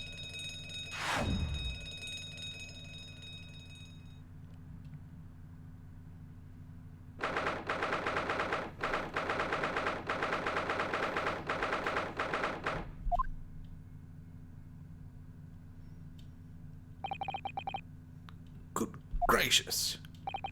It would appear that the occupant of this cabin did indeed disembark rather hurriedly. Those clothes on the floor there. They're Sashiro's without question. Well, it seems we are just a little too late. Yes, by about 2 hours. Still, whilst we're here, we should investigate thoroughly. There may be 2 hours worth of clues to find in here. But that burly crewman may return any moment, Sholmes. Indeed he may. Which makes this all the more thrilling.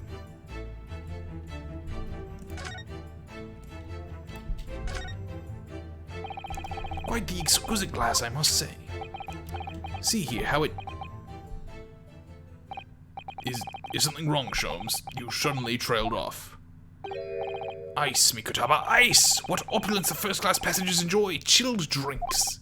Pardon? Could it be that this steamship is equipped with an electrically refrigerated cauldron, do you think? Oh, big enough for a Gregson! Well, it is a luxury liner after all. They have enormous refrigerators for storing all sorts of lavish produce as well as ice. On our voyage from Japan, we enjoyed culinary delights from all over the world. Suddenly, Mikotaba, the sight of you is making my mouth water.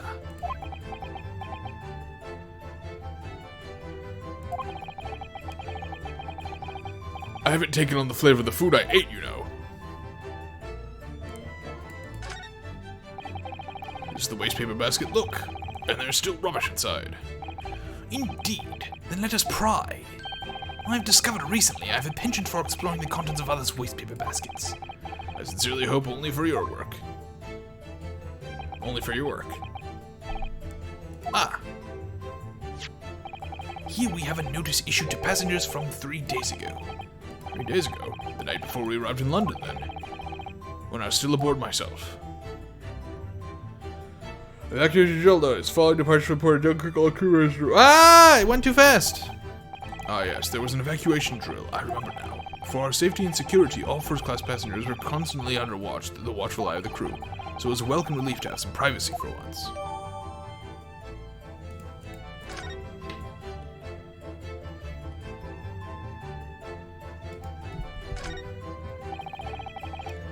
Speaking to me here, look, though it's been stoppered with some cloth. So the voices of the crewmen on the bridge aren't an annoyance, I suppose. Or indeed, so that the voices in this cabin aren't heard elsewhere. Could something have happened here that was for no one else's ears, you think? Either that, or it could be to prevent snakes from entering. That's really become a favorite case of yours, hasn't it?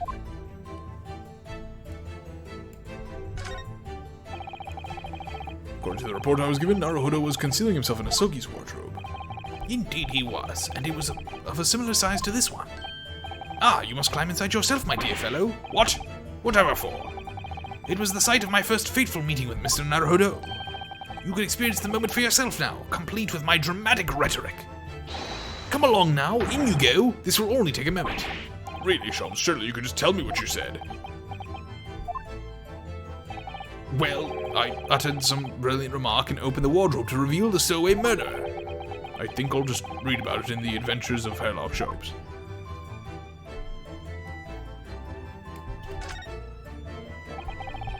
A substantial heap of clothes on the floor. An overcoat, shirts, a dressing gown. Momohiki wore trousers, a Tanzan robe, and Haramaki waistband, clearly the clothing of a Japanese man. And clearly Japanese men are unaccustomed to the culture of the wardrobe. It looks to me as if they've been thrown in a heap like that in something of a hurry. Indeed, you could help yourself to a Japanese man's shirt, perhaps. I'm sure you made mention of packing too few. I'd very likely drown in one of Sashiro's shirts. No, I'll just buy any extras I need, I think.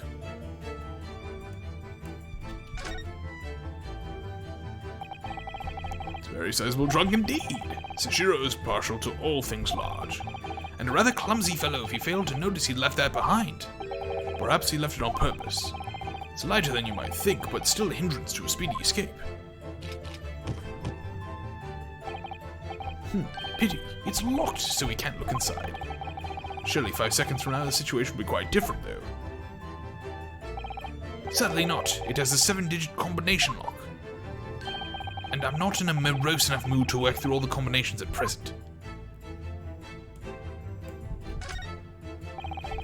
These are the rules of passage. Passengers must not keep weapons or other dangerous objects in their cabins. Pets are also strictly forbidden. Additionally, there are several severe punishments for stowing away in wardrobes and or travel cases. I feel the rules have increased since I last read them. Probably just my imagination. What about the fact that they're not straight on the wall? Doesn't that strike you? You may be right. Probably just your imagination, though. A trifle. And you know what I always say, Mikataba? There is nothing important about trifles.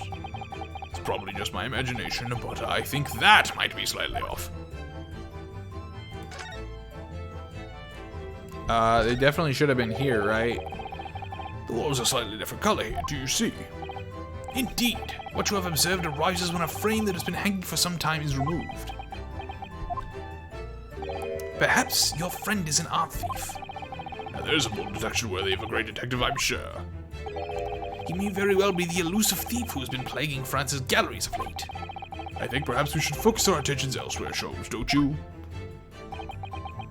That outline on the wall. I feel as though I might have spotted something of a similar shape and size elsewhere. You are still here! Able Seaman Stroganov, hello again. I was beginning to think you'd never materialize. You are waiting for me. Of course! I was expecting you to burst in with a hearty Russian profanity far sooner! I was in trouble with Captain because of a trick you played before. Poor innocent chicken. It is all your fault. Ship is leaving port soon. Get off now!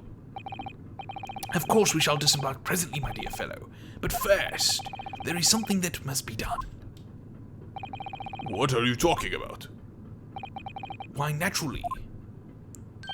The debunking of your deceit and the bearing of the truth. Kakoi! I'm afraid I see through your lies. For one thing, Mr. Jikagu has not yet left this vessel at all. And for another, my dear Seaman Stroganov. You know exactly where the man is, even as we speak, don't you? How can you... Good gracious, Sholmes, you mean you've worked it out? All of it? It's really been too long, hasn't it, old friend? 10 years, no less. So, would you care to join me for a dance of my inimitable logic and reasoning? Nothing would please me more. What is this? We have but minutes until the vessel puts to sea. No games now. The time is of the essence. Mr. Stroganov, allow me to remind you of your earlier claim. You told us that Jikagu left the ship some 2 hours ago. That is what I said! Sadly, that was a rather clumsy lie. You see, there is something in this room that quite clearly contradicts it. What? Ah, yes, of course. I see you've noted it too, Mikotaba. Then please, do take the lead. What in this cabin shows the impossibility of Chikaku having disembarked 2 hours ago? Let's see what the last 3 years have done to your observational skills then, Mikotaba. It's been 10 years since we last did this, Sholmes, not 3. Why, of course it has, quite! Now, all the clues are here in this cabin for your eyes to see. But as I always say, you must not merely look, but observe. Observe and the answers become clear. So, impress me. Think I can manage that. It's the fucking ice. Take that!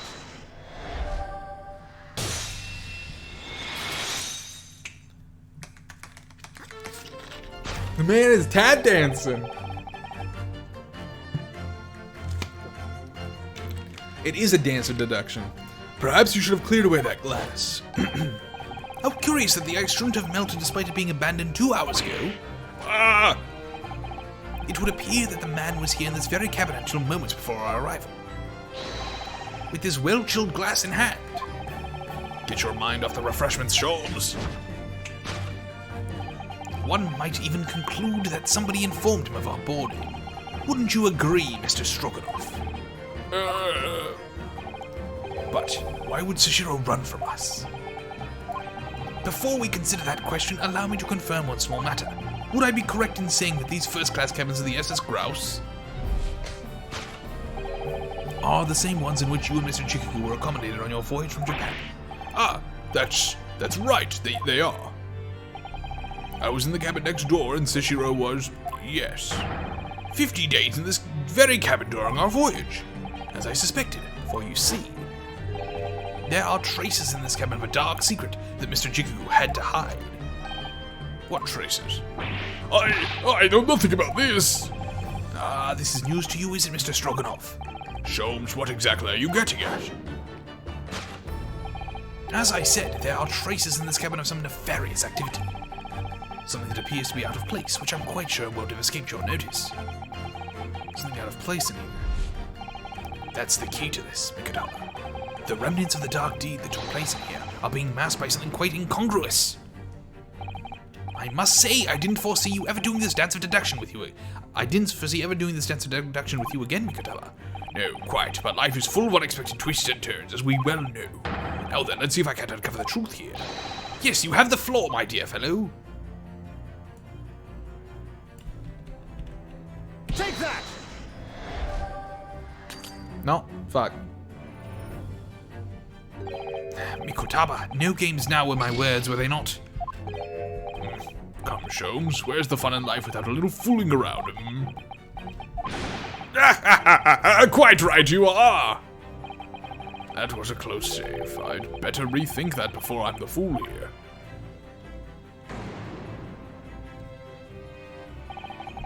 Must tilt your head to one side and listen carefully to the faint cries of the sea. Hear the evidence calling out for you to find it. Here I am, it cries. Well, your methods were never conventional, but you know I've always been willing to give them a try.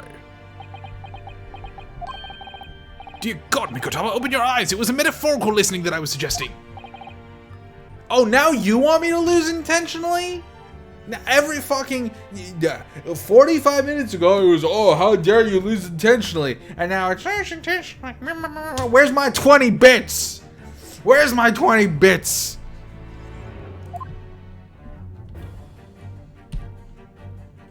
I can't even.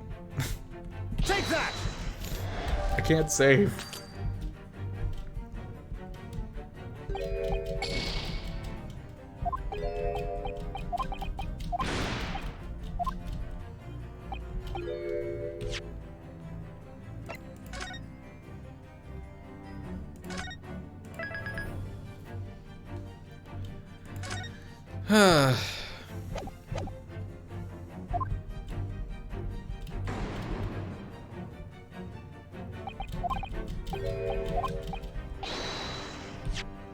No, we can go a little. We can go a little further. All right, here we go. Save there. And that way we're pretty close to the end of this conversation. Take that!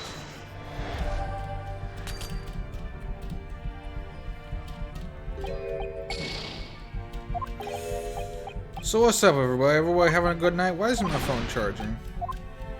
This is terrible.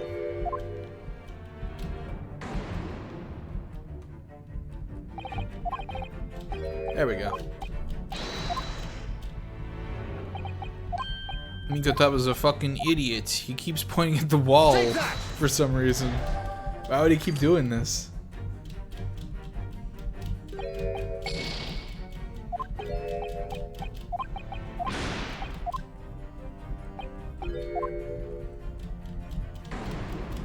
You believe in me what? You believe in me that I can intentionally lose?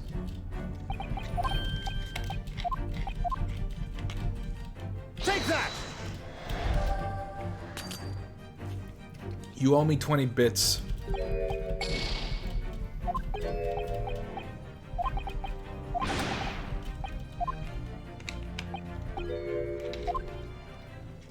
You are the fucking fool here. It seems we followed this single strand of reasoning to an unsatisfactory conclusion. Perhaps you're a little out of practice after 10 years of absence from brilliance. Well, it's a long time to go without a paradiddle. I confess my feet are a little rusty. Your feet are the least of your worries. The oxidation has gone to the brain, I fear. Let us take to the dance floor again with renewed vigor. Try to stop me. I'm itching to tap out the true answer to this riddle. What is this? Okay. returning to save. Alright, now let's actually do this dance detection properly.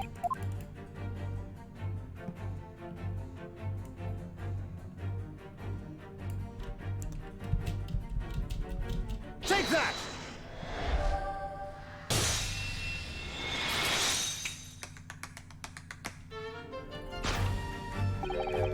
It's the rules of passage in this frame here. They're obviously out of place. The way they're hanging crooked on the wall, as if they were put there in a hurry. Yes, as I'm sure you've already concluded. That frame was originally over here. The shape and size are a perfect match. Ah, you are right. When did frame move? Hardly the most observant of crewmen are you, Mr. Stroganoff. I would think that your captain is quite justified in having his reservations about your reliability. Grrr!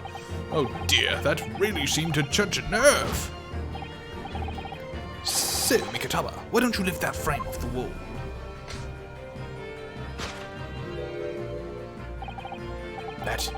That looks like a bullet hole. What? Who has been shooting walls? I see the projectile has been removed. Clearly the careful occupant of this room has already disposed of it. Now then, Mr. Stroganoff. I have the distinct impression that you're attempting to shield said occupant. I don't know what you're talking about. Why would I try to protect Eastern stranger? Ah, so we're talking about the same man, I see. Good. I'm sure we can get to the bottom of this in no time, aren't you? Because there's some very noteworthy evidence that explains the reason why you're lying for the man. Yes, you've been told to keep up this pretense, as clearly shown by... I really don't know how to approach this one, Sholmes. My dear Mikataba, simply keep first principles in mind. Study your subject from every angle, and I'm quite certain you'll see it. In fact, I'd put a wager on it. So I'm to glare at the fellow from all sides. Well, I can certainly do that. Chunky arms. Take that!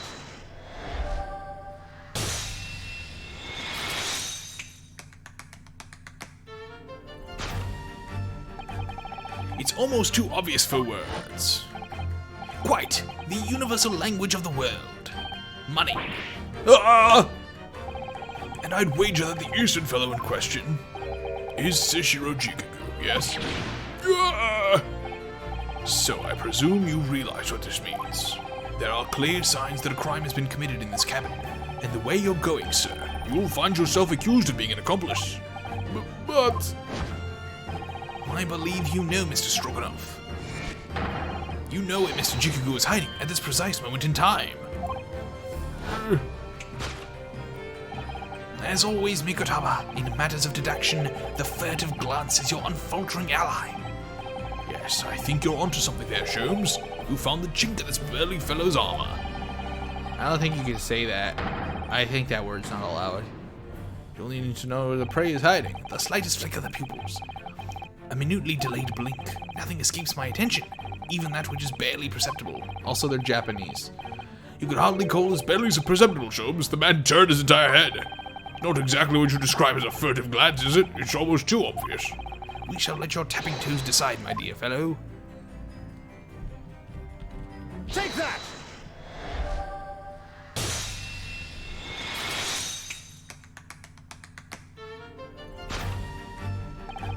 You turned immediately to look at this large trunk, didn't you? The truth is, Seshiro Jikugu was unable to escape from the ship in time, and is, at this very moment, doing his best to stifle his breath inside this trunk. If he still has breath to take, I fear he may be running dangerously low on air. I imagined he didn't count on us making a nuisance of ourselves for quite so long. I think it would be in everyone's best interests for us to open the trunk as quickly as possible. But how can we? Are you forgetting the combination lock? We don't know the 7-digit code. No, but Stroganoff does. The combination lock can't be opened from inside the trunk. Therefore, there must have been an arrangement for somebody to open it after our departure. Of course. In short, before Jikugu hid himself inside the trunk, he must have told somebody the 7-digit number for the lock. As I'm sure you can confirm, Mr. Stroganoff. No, I know nothing about combination code. Don't move a muscle, my good seaman. Oh my god. Oh, that doesn't say Sholmes. That says 5631045. God damn it. That's so funny.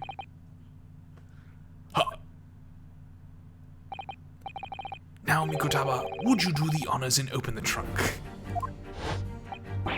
How on earth do you expect me? It's a 7-digit number, remember? This is fucking 11037 all over again. Let's fucking go. Quickly now, we have little time.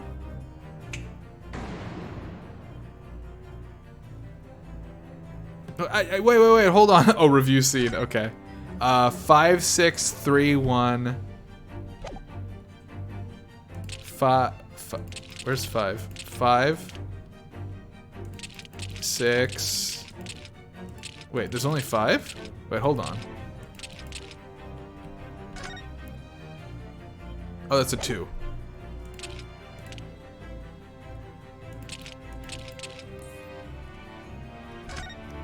Five, 2, 3, 1, 0, 1, 0, 4, 5.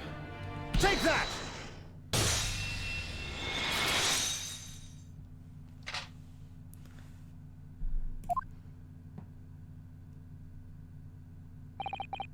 That did it. It's open. You had to meddle, didn't you?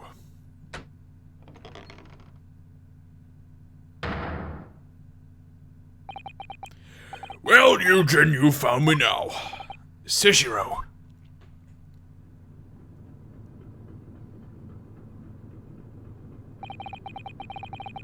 I was really hoping beyond hope not to find you here, you know. But you're not entirely unsurprised, I take it? No, quite. I just wish it were some other way. Well, are you ever going to introduce me? Your reputation precedes you, Mr. Sholmes. I've read a few stories of many of your exploits. Excuse my manners, Sholmes. This is Mr. Jikugu, my old friend and traveling companion. The devil is in the details, Mikotaba. I believe you meant to say your old friend and traveling companion, who made the cowardly decision to flee the country without a word to anyone when things turned sour. I see my reputation precedes me as well. What an honor. Well, Seshiro, are you going to explain all this? You know it all by now, I imagine. What you didn't know, of course, is that 3 days ago, on the night before our arrival in Britain, an attempt was made on my life here on this very ship. By the Reaper of the Bailey? Yes, I've since heard. Because you were once prosecuted by the Reaper, weren't you? 10 years ago now, mind you. And I had no idea at the time what a dangerous individual he was. Anyway, when we arrived in London to find the symposium was postponed until goodness knows when, it became all too apparent to me that I might very well be targeted again. So you decided to flee the capital without saying a word to me about it? I'm afraid so, yes. Of course, I realize now that I really ought to have confided in you. Somewhat surprising, I must say. What is? Well, first-class cabins aboard luxury steamships are in very short supply. It's more than a little hard to believe that this one just happened to be available. So says the protagonist of some colorful short stories. Well, I don't care for your opinion. Die post. The cabin did just happen to be available, so I purchased a ticket, and here I am. I've just seen for myself the obvious remnants of that incident to this cabin. So you'd already purchased your return ticket before we even docked in Dover, had you? To prevent anyone else from taking this cabin and seeing the evidence. Is that it? Eugene, I have nothing to say to you. Well, in a mere 5 minutes, this ship will set off on its onward voyage and not make port again until Italy. I'm afraid we must insist that you disembark with us at once. You have no jurisdiction over my movements. We have this, Seshiro. Take it. What is it? It's a subpoena from the Old Bailey. You're a man of the law. You know what the ramifications of ignoring a document like this from the British courts would be. You came prepared then, Eugene. Come on, let's go. One moment. What is it, Sholmes? Inside Mr. Jikagu's trunk. I found this rather fascinating trinket. Oh shit. We found the top of his watch. What is that? Seshiro. I can't help you, I'm afraid. Some small component from something. But what? I have no idea. By the look on his face, I think he genuinely doesn't know. Well, let us pocket it as a small souvenir of our brief sojourn in France. But we already know what that is. Well, young Naruhodo, I think we've done as much as we can, I'm afraid. The rest will be on the shoulders of you and your assistant.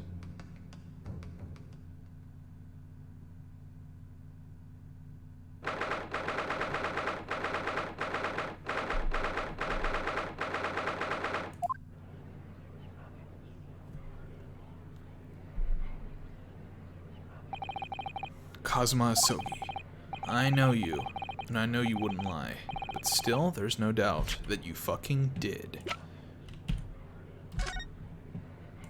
Can we prove now that what this is part of? These little things all over the place, don't you? It's the part on the top of a pocket watch that you twist and set the time, isn't it? It's called the crown, I believe. A watch would be quite useless without one. The crown, like what sits on top of a monarch's head? That's a very grand name for such a tiny part. But actually, yes, Mr. Naruhodo, if this is a crown, I have a feeling I might have seen a monarch around here somewhere with a very bare head. If by monarch you mean pocket watch, then I'm quite sure you have.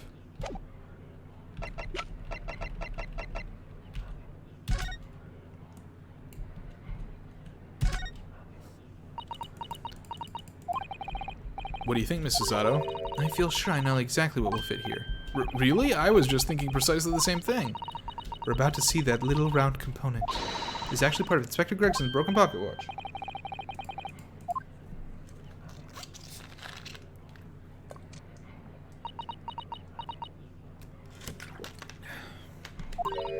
A perfect fit.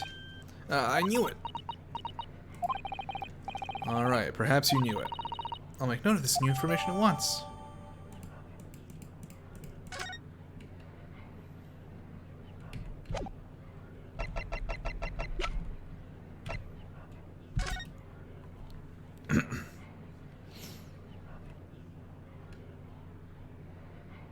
All crew members are required to 10 p.m. Okay. That you're holding something back. You know more than you're saying. During the past 30 minutes while this court was adjourned, all possible efforts were expended. But sadly, Mr. Jikagu's whereabouts could not be ascertained. We must accept the unfortunate conclusion that the Reaper has already done the deed. There's no sense in wasting any more of the court's time. The prosecution calls for an immediate verdict. Objection! No, the trial cannot end now. You're a Japanese man, Ryunosuke. You should know when to lay down your sword. Also, how the fuck did we put the crown on the watch and check if they have the crown? Did they fucking...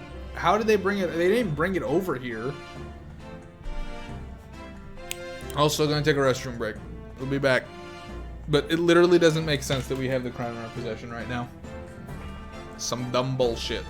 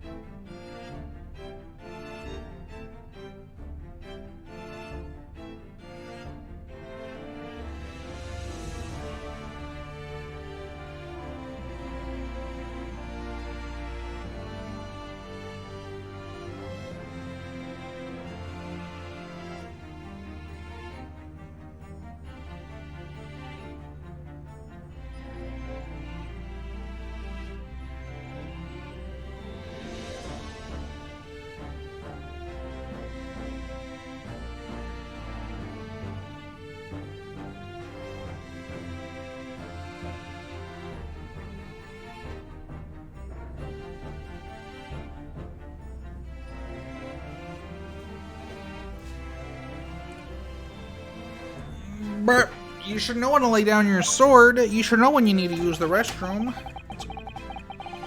And you should know to never presume when the battle is won. He's like, fuck, you got me there. The court has already been presented with all the evidence and heard all the relevant testimony, and there can only be one conclusion. That the accused is guilty. All relevant testimony, far from it. There's still a crucial witness from whom the court has yet to hear a single word of testimony. In that case, call your witness to the stand at once, counsel. Yes, my lord. Tomorrow, if possible. The witness is already on his way and scheduled to arrive tomorrow.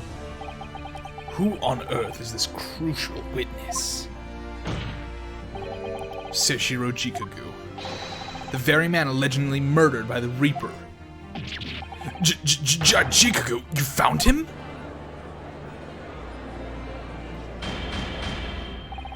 But the investigations of every policing resource in the capital suggest that Jikagu is already dead. How in the name of God did you find the man? He was located in France during the recess, at the port of Dunkirk. Thanks to one of Mr. Herlock Sholmes' famous deductions. Herlock Sholmes. Inspector Gregson almost certainly met with Mr. Jikagu on the night of his death, because along with the prosecutor Asogi, Gregson was on a mission to assassinate the man. Which means that Seshiro Jikagu is the sole witness, who can clarify exactly what happened aboard the SS Grouse on the 31st October. Well, it would appear that it's too soon to move to adjudication at this point. The prosecution concurs. The court must hear Mr. Jikagu's testimony. No judgment should be passed until all testimony has been considered. In that case, I hereby call the end of today's proceedings. Court will reconvene at the same hour tomorrow. No objections from either side? No, my lord. No objections, my lord. We live to fight another day. By the skin of our teeth.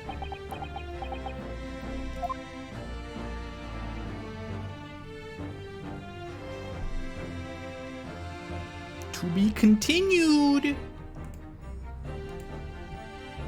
Oh, I guess to end this stream.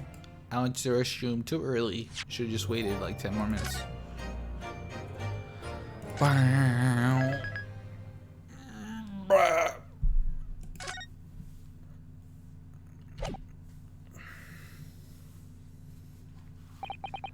The unexpected halt of proceedings sent a clamor around the courtroom.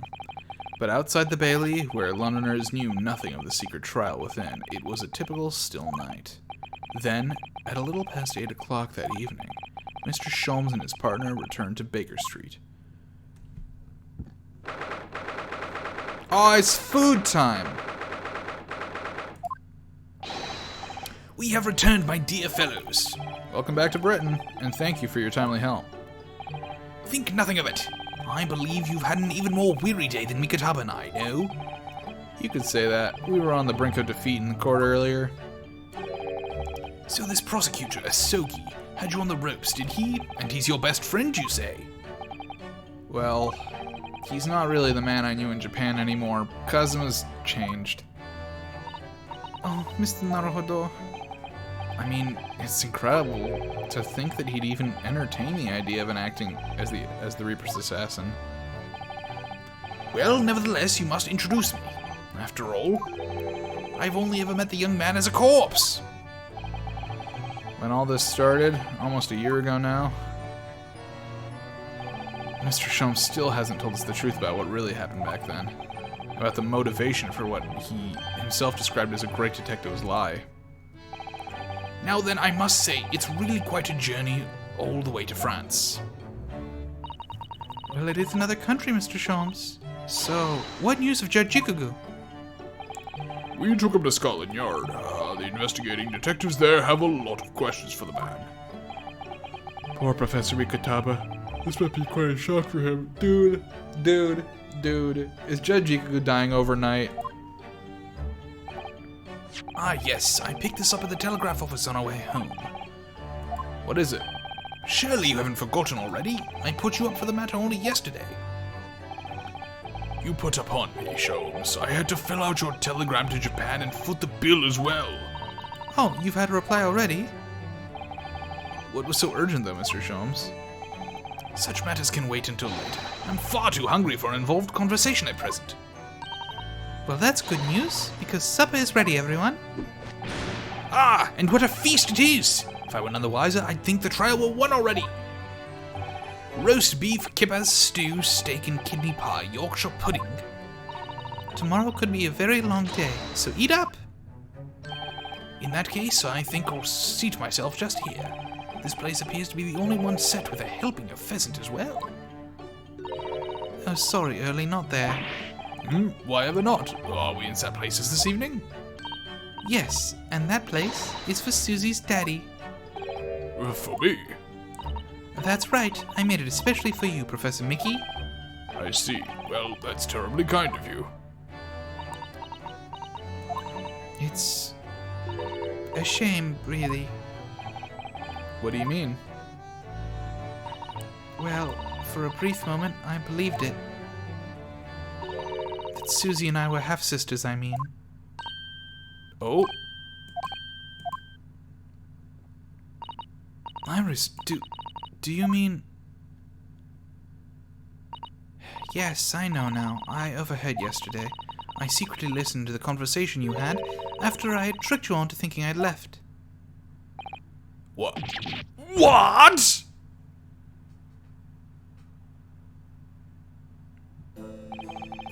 The misunderstanding arose because of that autopsy report from 10 years ago. But actually, it turned out that neither Dr. Wilson nor Professor Mikataba are Iris's father. Yes, about that, Iris. You know, I know. You can't tell me at the moment. Oh, Iris. The pheasant is by way of an apology. I'm sorry for eavesdropping. Oh, no, that's quite all right. Then why don't I get an apologetic pheasant? 'Cause you're a dumb bitch. So just who is Iris's father? I suppose that's not something we'll be finding out today. So then, let us dine, while our largely pheasantless plates are still piping hot. A fine idea, Sholmes. It all looks absolutely delicious. Eat as much as you'd like, there are always seconds. This could be our last chance to ask questions before tomorrow's trial. About that telegram from Japan, and about Kazuma. I can't let this opportunity slip away. Oh, he's very full. Mr. Sholmes, what are you doing? Surely it's abundantly clear that I wasn't brooding over Mikatawa's refusal to share his pheasant with me. Nevertheless, I felt the need to withdraw from the social circle for a while and look on with hungry eyes. Sorry, Early, but I cooked that pheasant especially for Susie's daddy. Even though I played the role of father to you for far longer. Mr. Sholmes, could I discuss some things with you? Certainly, my dear fellow. I find myself quite in the mood for a spell of conversation. No doubt, you're hungry to learn more of my deep love of the game. I can probably contain my curiosity on that one.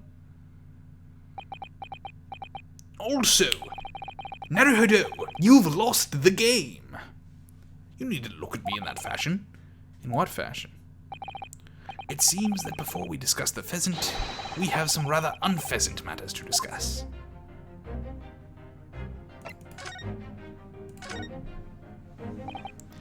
So, what was in the telegram you received back from Japan then? This. I thank my lucky stars it arrived in time. Is it about Asashin? Record found as indicated. Duplicate follows. K. Asoki, A. Shin, T. Gregson, J. Wilson. Oh, so Gregson and Wilson were both tacticians and Asogi and Shin were both killers? Those 4 names. Or wait. How does that work? Yeah. We've come across that exact same list before. At the end of the first game. They came up in that unforgettable case last spring. What appeared to be a simple case of aggravated murder turned out to be masking monumental intrigue. A plot that involved the sale of British governmental secrets to foreign states, and exposing the means by which those secrets were being leaked, we deciphered a fragment of a message. K. Asogi, A. Shin, T. Gregson, J. Wilson. But we didn't find the names out until the case was over, and we never did get to the bottom of what they meant. All we knew was that the information had been sent by someone in the British government to somebody in Japan. Are they the same? Are they the same people?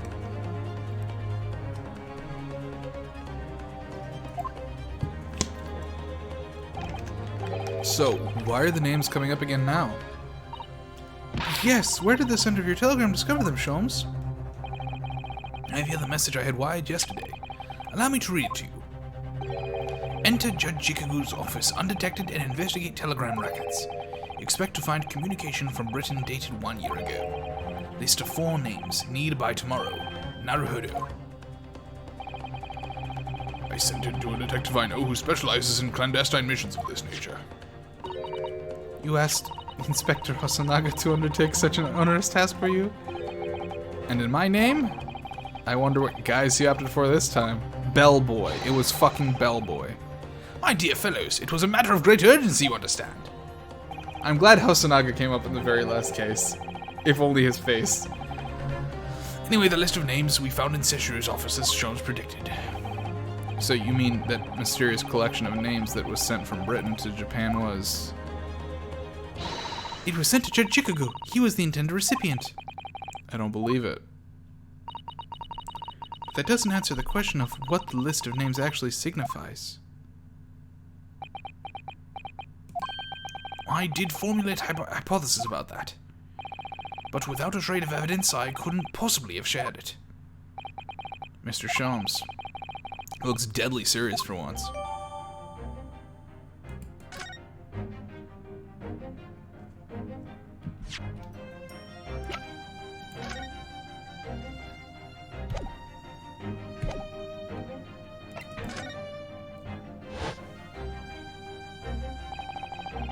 that tragedy we had to go through on the SS Buria, it was all for nothing. Cosmo wasn't dead at all. We were completely taken in by the lie you told us. Your great detective's lie. I took no pleasure in deceiving you. However, at the time, all that concerned me was preventing the young man's study tour from taking place, whatever the cost. What? I capitalized on the events that transpired to see that he was sent back to Japan. His remains, you mean? Precisely, Mr. Zato. And then I made sure that somebody else was sent to Britain in his stead. Oh my, you mean... The arrangement between our two countries was already in place. One university student lawyer and one judicial assistant to be accommodated on a study tour. In other words, by arranging for someone else to fill the place originally intended for Mr. Isugi, I would successfully prevent the man from arriving on our shores for several years at least. Wait, do you mean to say that it was all in aid of stopping Cosmo coming to Britain? That's why you... Think back, Mr. Naruhodo. Was there not somebody who quite casually urged you to continue on the voyage to England?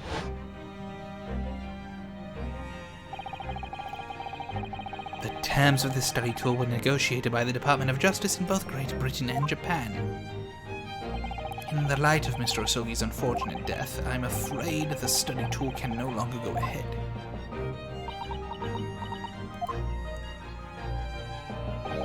My dear fellows, the majority of problems have an extremely simple solution, you know. All you require is one lawyer and the study tour can continue, surely. But there is no one else with the necessary qualifications, Mr. Sholmes. We know of no other lawyer. The voyage to London still promises a good month of time. Ample opportunity, I would say, to find yourselves another suitable lawyer. So, you manipulated me? I've often remarked on the extraordinary lengths to which a friendship will drive a man. I was quite sure that you would rise to the challenge for your late friend. I don't believe it. But if it was all contrived...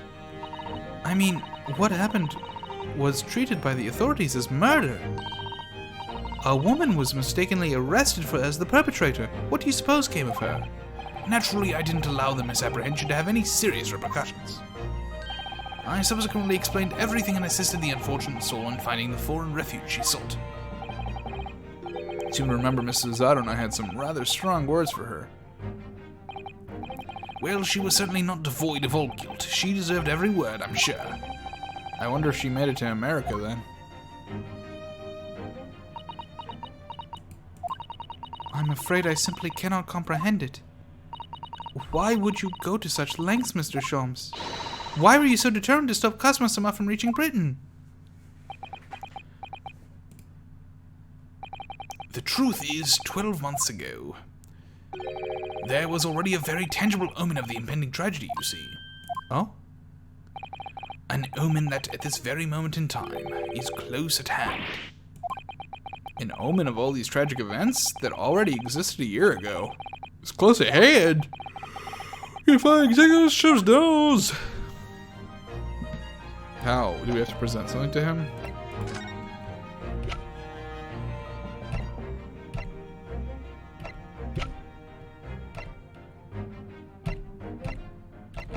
Do you have anything to say about this? No. Okay. This is hardly the time, Mr. Naruhodo, as I'm sure you will appreciate. Oh no, of course not. My attention is entirely drawn to one single matter now. The pheasant.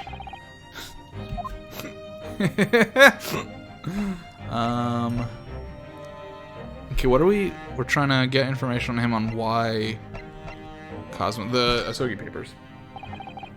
Mr. Sean, no, not the Asogi papers, never mind, okay.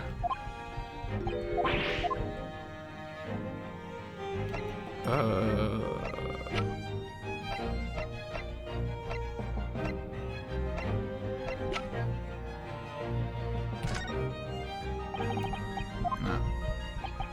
I'm thinking about stuff that hasn't been used yet. Can I present the pheasant to him?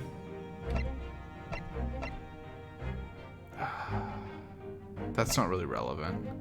It's not really relevant. It's my armband, isn't it? No.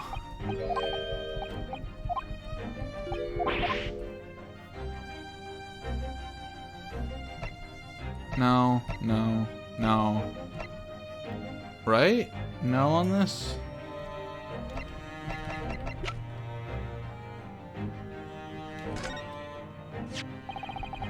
There was no room for doubt with your instructions in this telegram, Mr. Shums. You were very clear that it was Judge Jiku's office that should be searched, so you obviously knew that that's where the list of names would be found. K. Asogi, A. Shin, T. Gregson, J. Wilson. But we only learned those 4 names just over 6 months ago now, and only just because they appeared as part of the top-secret government communications that were leaked. That's true, yes. But at the time, you were unaware of the background. You see, those 4 names were wired to Japan. Around 6 months before that, approximately this time last year in fact, when you were both still in Japan. It really would be hypocrisy on my part to reprove others for intercepting state secrets. Because after all, I'm perpetually eavesdropping on communications between the British and Japanese governments. You're perpetually doing what? How? Never mind the details, but you should know. No secret is safe from Herlock Sholmes when he has the designs on knowing it. Oh my, Mr. Sholmes, what a fabulous line. And I probably fucked it up because I'm very tired. Now 1 month after that list of 4 names was wired to the recipient Chikaku in Japan, Dr. John H. Wilson was murdered. As soon as I learned of the incident, a hypothesis rapidly took shape in my mind. As it turned out, I was partially correct and partially mistaken. Nevertheless, it was the beginning of all the tragic events that were to follow. Mr. Sholmes, please, tell us all you know. Tell us about these 4 names and the tragedy to which they're all somehow connected.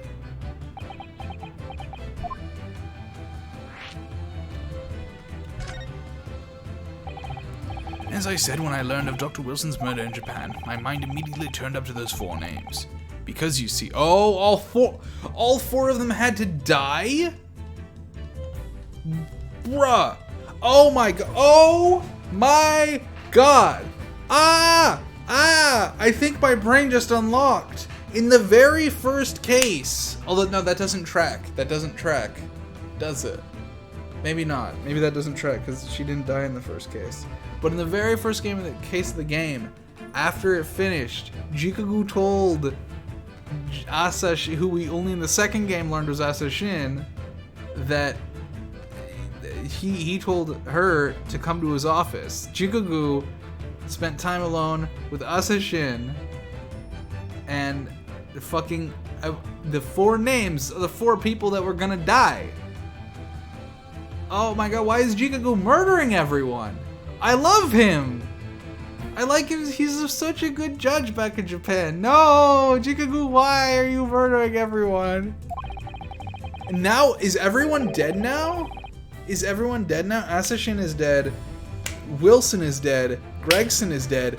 Kazuma is the last person alive. We need to save Kazuma. I'm Blurry Void. Oh my god. This is so sad.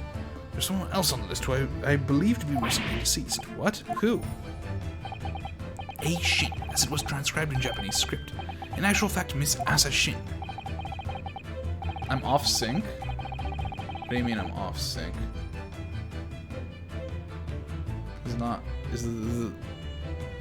Am I out of sync with the game somehow? The name was familiar to me. She was a professional killer, well known among London's unsavory classes. That's not good. Oh, I see. I wonder if that's weird. She had completely vanished from existence several months before Wilson's murder. So I came to the logical conclusion that she had herself been killed, and accordingly I became fearful for the lives of the remaining 2 persons on the list. K. Asogi and T. Gregson.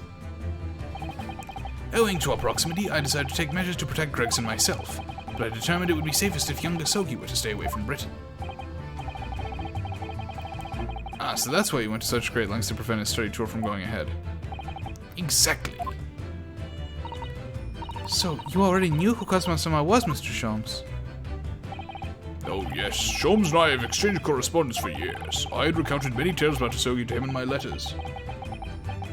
Oh, okay, thank God. I was worried about the VOD. of me being out of sync, but it's a good thing it's just storming. Thank you, Cabelliot. That was weighing on my mind. I recounted many tales about Asogi to him in my letters, and the news of Dr. Wilson's death, of course. So, Dr. Wilson is dead then? Oh yeah, you're just hearing about this. I didn't know. Oh, Iris. I know he wasn't my daddy, but still, that's very sad. I'm so sorry, Iris. We knew the significance of the name, obviously, but we just couldn't bring ourselves to tell you. No. But what you just told us, Mr. Sholmes, doesn't completely tie in with the facts. There's one big hole in your hypothesis. A big hole, Mr. Naruhodo? Yes. You mean about Asashin, I presume? Oh, of course. Exactly. She wasn't killed, was she? She was in Japan, posing as a visiting student under the assumed name of Jizai Brett. I'm glad you're keeping up, my dear fellow, but I only became aware of that fact 2 days ago in the foyer of the Great Waterloo Hotel. And upon hearing that startling revelation, the hypothesis that I'd formed surrounding those 4 names was completely turned topsy. What? Topsy? What do you mean when you say your hypothesis was turned topsy, Mr. Sholmes? I had believed all 4 names on the list to be the names of victims. However, I was mistaken. Very much so. Asashin was a killer, but she also died. So this telegram is a list of both victims and killers, is it? Indeed, and it would seem that Miss Shin was dispatched from Britain with the sole intention of dispatching Dr. Wilson. Her visiting student status was being merely a front. Oh, and then Asogi was also a front of a visiting student to kill Gregson, which would, of course, explain why no motive could be determined for her actions. So the real reason Dr. Wilson was killed by Asashin is because he was the target of an assassination. And forearmed with that knowledge, fresh consideration of this telegram puts the list in a very different perspective. What do you mean? Well, does it not strike you? There is another among the 4 who subsequently became a visiting student. Wait, you mean... But of course, a name you know only too well. You mean... Kazuma! Oh! He did say in court earlier today... Yes, on 31st October, I accompanied Inspector Gregson to Dunkirk in order to carry out a mission. And the mission was the assassination of the Mark. No! Why did you do it? Young Mr. Asogi accepted that mission a year ago now. Surely not. In conclusion, this document is a contract of sorts, an international agreement, one might say, detailing an assassin exchange. An assassin exchange? How could Cosmo possibly have gotten involved in something like that? Student exchange, more like killer exchange. Let's assume that we have 2 parties, each wishing to dispose of a distinct individual. Those 2 parties then make a contract to swap their respective assassination targets. That would be then an assassin exchange. So to begin with, the British assassin is dispatched as a visiting student to Japan, where she kills her target. And then the Japanese assassin is dispatched as a visiting student to Britain in order to eliminate his target. It certainly does sound like an exchange. Fuck, was the thing Cosmo telling us that we have to do was kill fucking Gregson? God damn it, Cosmo. But what on earth is the point? Don't forget, Naruhodo, that the British assassin at least escaped conviction. Thanks to diplomatic immunity afforded by consular jurisdiction. Oh, yes. Such jurisdiction should be null and void under the terms of the new treaty between our 2 countries. So the fact that it was brought into play suggests intervention at the very highest levels. The highest levels? These murders were 2 sides of the same coin, linked not by a common motive, but by a contractual agreement. As such, they appeared utterly unrelated. Yet in truth, the assassins were complicit in one singular devilish scheme. That disassociation and the safeguard of diplomatic immunity were, I believe, the motivation behind this plot. But wait a minute, Sholmes. If this telegram really is describing the exchange of assassins as you're suggesting, it would mean that the Japanese killer's target was never Seshiro Jikaku at all. It would mean Asugi's target was actually Inspector Gregson. What? Kazuma was here for Gregson, so Jikago wasn't actually the mark? Yes, that's exactly what it would mean. But Jikago fucking knows that. He has the telegram. I hold myself personally responsible for failing to keep the inspector safe. Mr. Sholmes, I told him of my fears and implored him to seek a transfer to an overseas position. Obviously, with the young pickpocket in tow. Yes, Gina. Come to think of it, Inspector Gregson did mention that to us at the Great Exhibition, that he'd been transferring to the Paris police and taking Gina with him. But without informing me, he engaged in one last assignment, it seems. And sadly, it turned out to be his very last. This is too much to take in.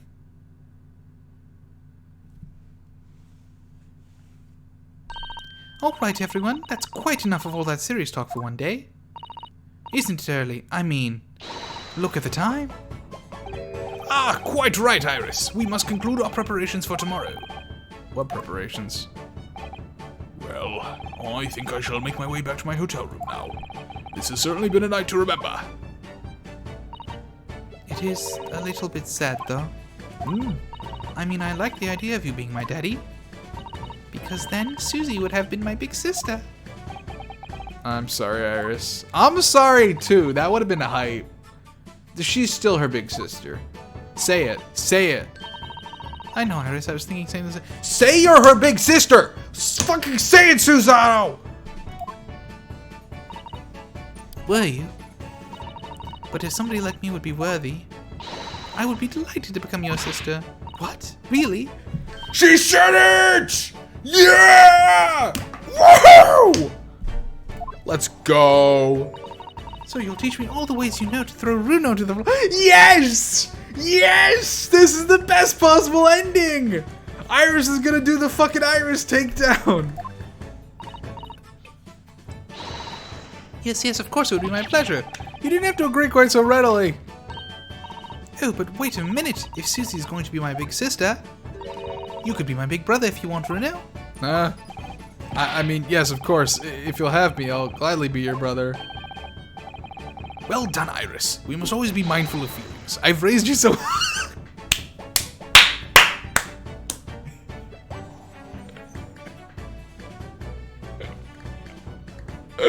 I love the implication there that Sholmes is making.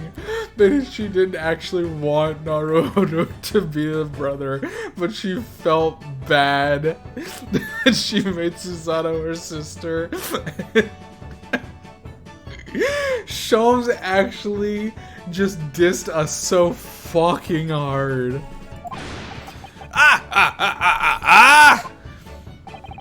Because being sensitive is your strong suit, naturally.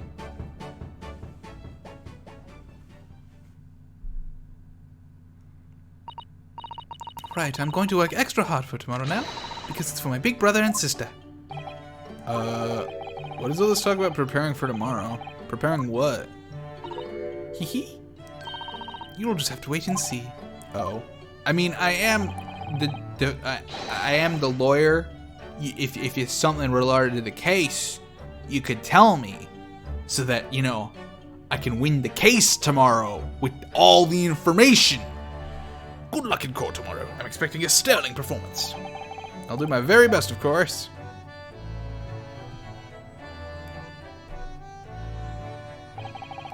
So the overnight break in the trial's proceedings became a crucial turning point, exposing new truths whilst posing new conundrums. That list of 4 names on the telegram in Jikaku's office, and the extraordinary assassination plot in which my best friend had somehow become involved.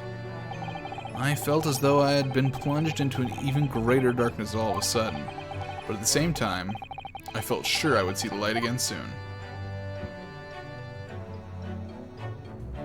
It's our big family, because I was lucky enough to have the most wonderful family in the world standing steadfastly behind me.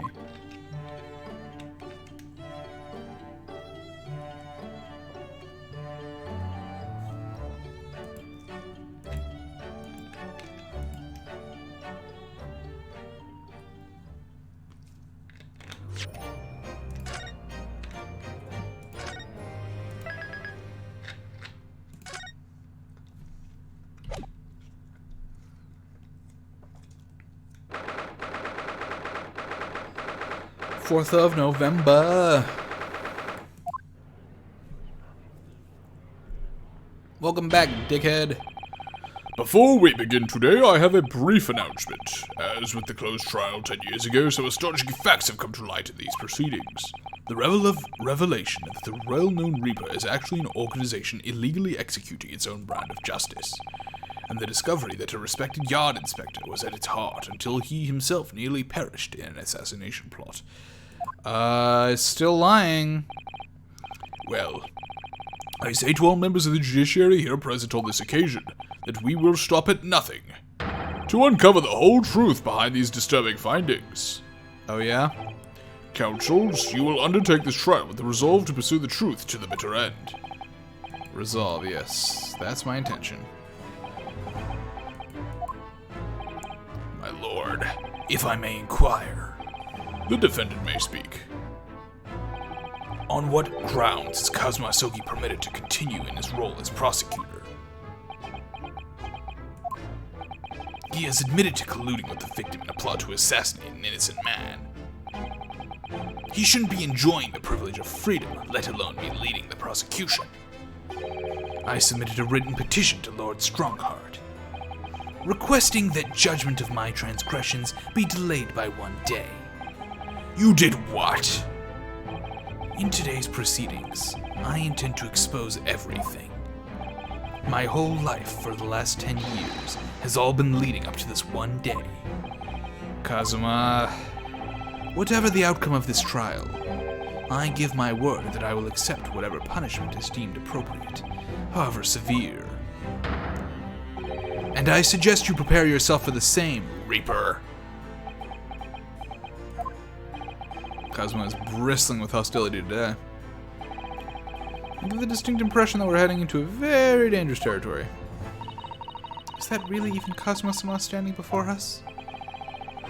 As an extreme exception to normal practices, I have granted this prosecutor's request.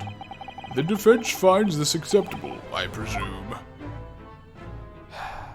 Well, we need to prove he's a murderer too, so why not? In that case, in the name of Her Majesty the Queen, I hereby declare this court to be in session again. We resume the closed hearing of Barak Van Zeeks. The defense is ready, my lord. The prosecution is more than ready. Very well, then. This preamble has taken long enough. Prosecutor Asogi, begin. As you wish, my lord. The prosecution calls the first witness to the stand. Bring Seshiro Jikugu into the courtroom. At last, then, we've reached the final battle. He's putting literally everything on the line now in order to get to the truth. Come on, Ryunosuke, it's time for that steely resolve, because this is going to test the limit.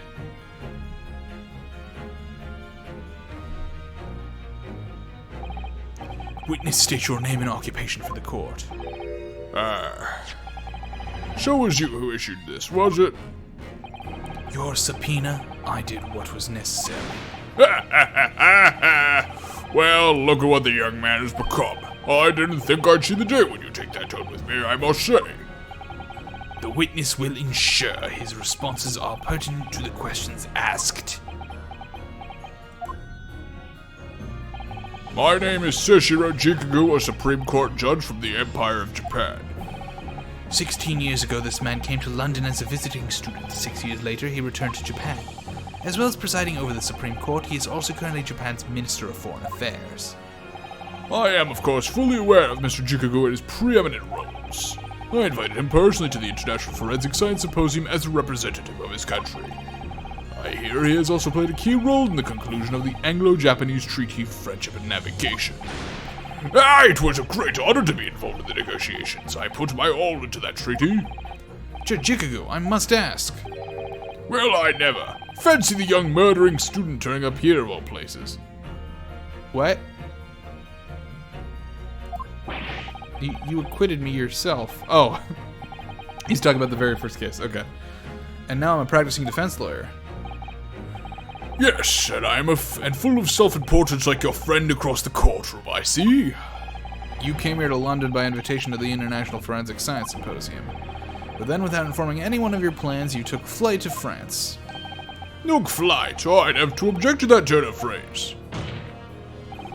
Okay, you took ship. I don't fucking know, dude. You took swim? Explain yourself. What exactly were the circumstances? Well, I was somewhat expecting this, and I'm sorry to say, I decline to comment. What? Leaving the country prematurely when I was invited guest may be questionable etiquette, but my decision is unrelated to this case. I can't be bound to testify. Unrelated, you say? I appreciate that a respected police investigator has been killed, for which I offer my condolences. However, being an alien, I'd obviously never met the man, nor do I know the first thing about him. Never met the man, you say? As such, I'm in no position to testify. It's as simple as that. So you would run from all this? I beg your pardon. This case is more far-reaching than the murder of Inspector Gregson. It has ties to another murder, a case that was tried in Japan almost a year ago now. A year ago in Japan? The murder of Dr. John H. Wilson, you mean? That's right. And you, Judge Chikagu, are at the heart of both cases. The defense has evidence to prove it. Well, Ryunosuke, I see from the look in your eyes that you're resolved to carry this through to the very end, too. With those big ol' eyes. Let's see your evidence, then. What proof do you have that Sashiro Jikagu is involved in this case? I mean, I have several pieces of evidence. Which one do you want? You want this one? You want this one? Take that! What on earth is that? This piece of evidence is a welcome present to the courthouse with the compliments of the defense. You have a poor grasp of British court etiquette, counsel. That's the extent of your resolve. You disappoint me, Ryunosuke Naruhodo. Ah, okay, alright, they wanted the other thing. Oops. I mean, your best friend tell you he's disappointed and you really stings, though. Of course we have evidence that ties Judge Jikagu to the case. Evidence showing a few key names, even. Yeah. Good. There's still plenty of fight in your eyes. Let's see your evidence, then. Okay, look, I didn't know they wanted me to present that immediately.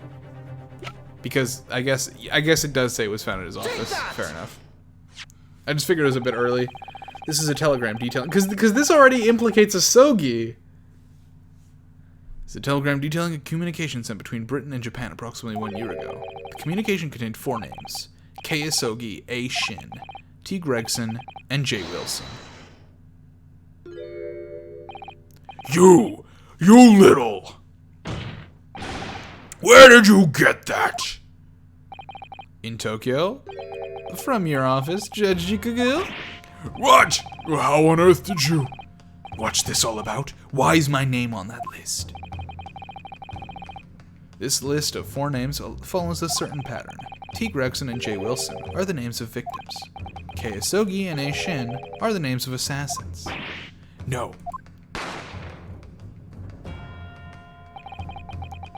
A year ago in Tokyo, Dr. John H. Wilson's life was taken in a Western-style restaurant in the capital.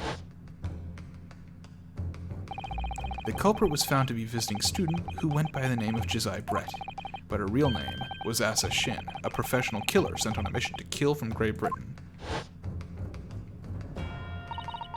A. Shin and her victim J. Wilson. And the murder that just took place here in London was the counterpart to that crime. An assassin sent from Japan, also a visiting student, Kazuma Asogi, whose victim was the British police inspector Tobias Gregson. K. Asogi and T. Gregson. One assassin from each country to kill a target residing in the other. What exactly is the defense suggesting? These 2 cases of murder, one that took place in Britain and one in Japan, were masterminded by a pair of individuals from each country as a form of assassin exchange, and the telegram the defense has acquired is proof of this international contract to kill. What?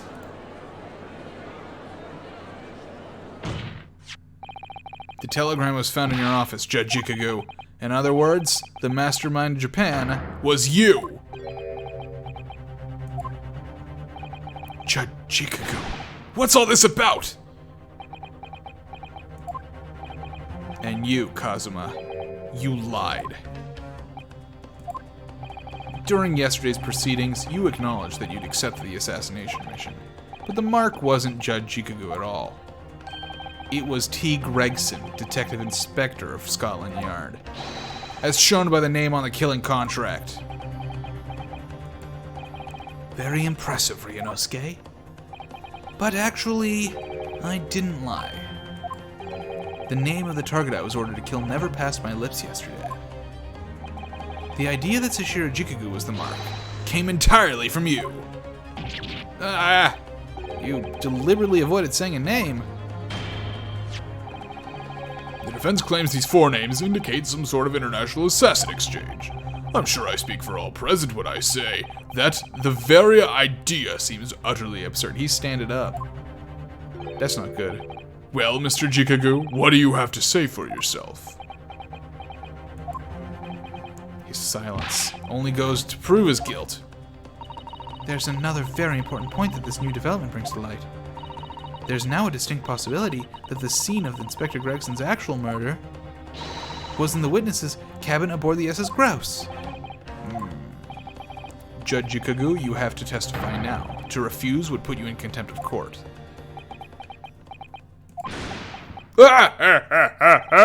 There's no need for quite such a vicious stare, young man. Very well, then. As a parting gift to you all, I'll tell you everything I know. Will you? It seems this Japanese gentleman has information that the court must hear about the alleged assassin exchange and the events of the night of the 31st October. Present your formal testimony now. As you wish, my lord.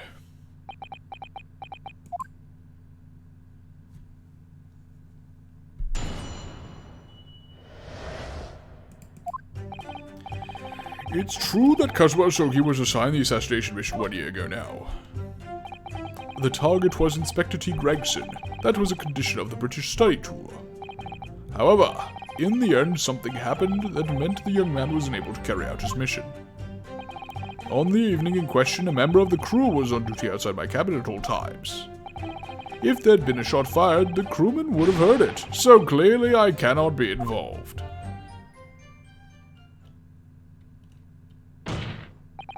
So you admit it then? As this communication suggests, there really was an assassin exchange arrangement between Britain and Japan. A political endeavor at the highest levels, not something I can discuss here. To use such a worthy practice as foreign study to coerce somebody to commit murder. It's the most appalling thing I've ever heard. Appalling? Well, it's easy to judge. Pardon? Especially when you are a judge. Asogi had a reason for taking his sword to that British inspector, you know. What? Which is why he accepted the mission in the first place. Isn't that right, Counsel? Kazuma-sama? Judge Chikagu, if you are the mastermind behind this operation in Japan, then tell the court the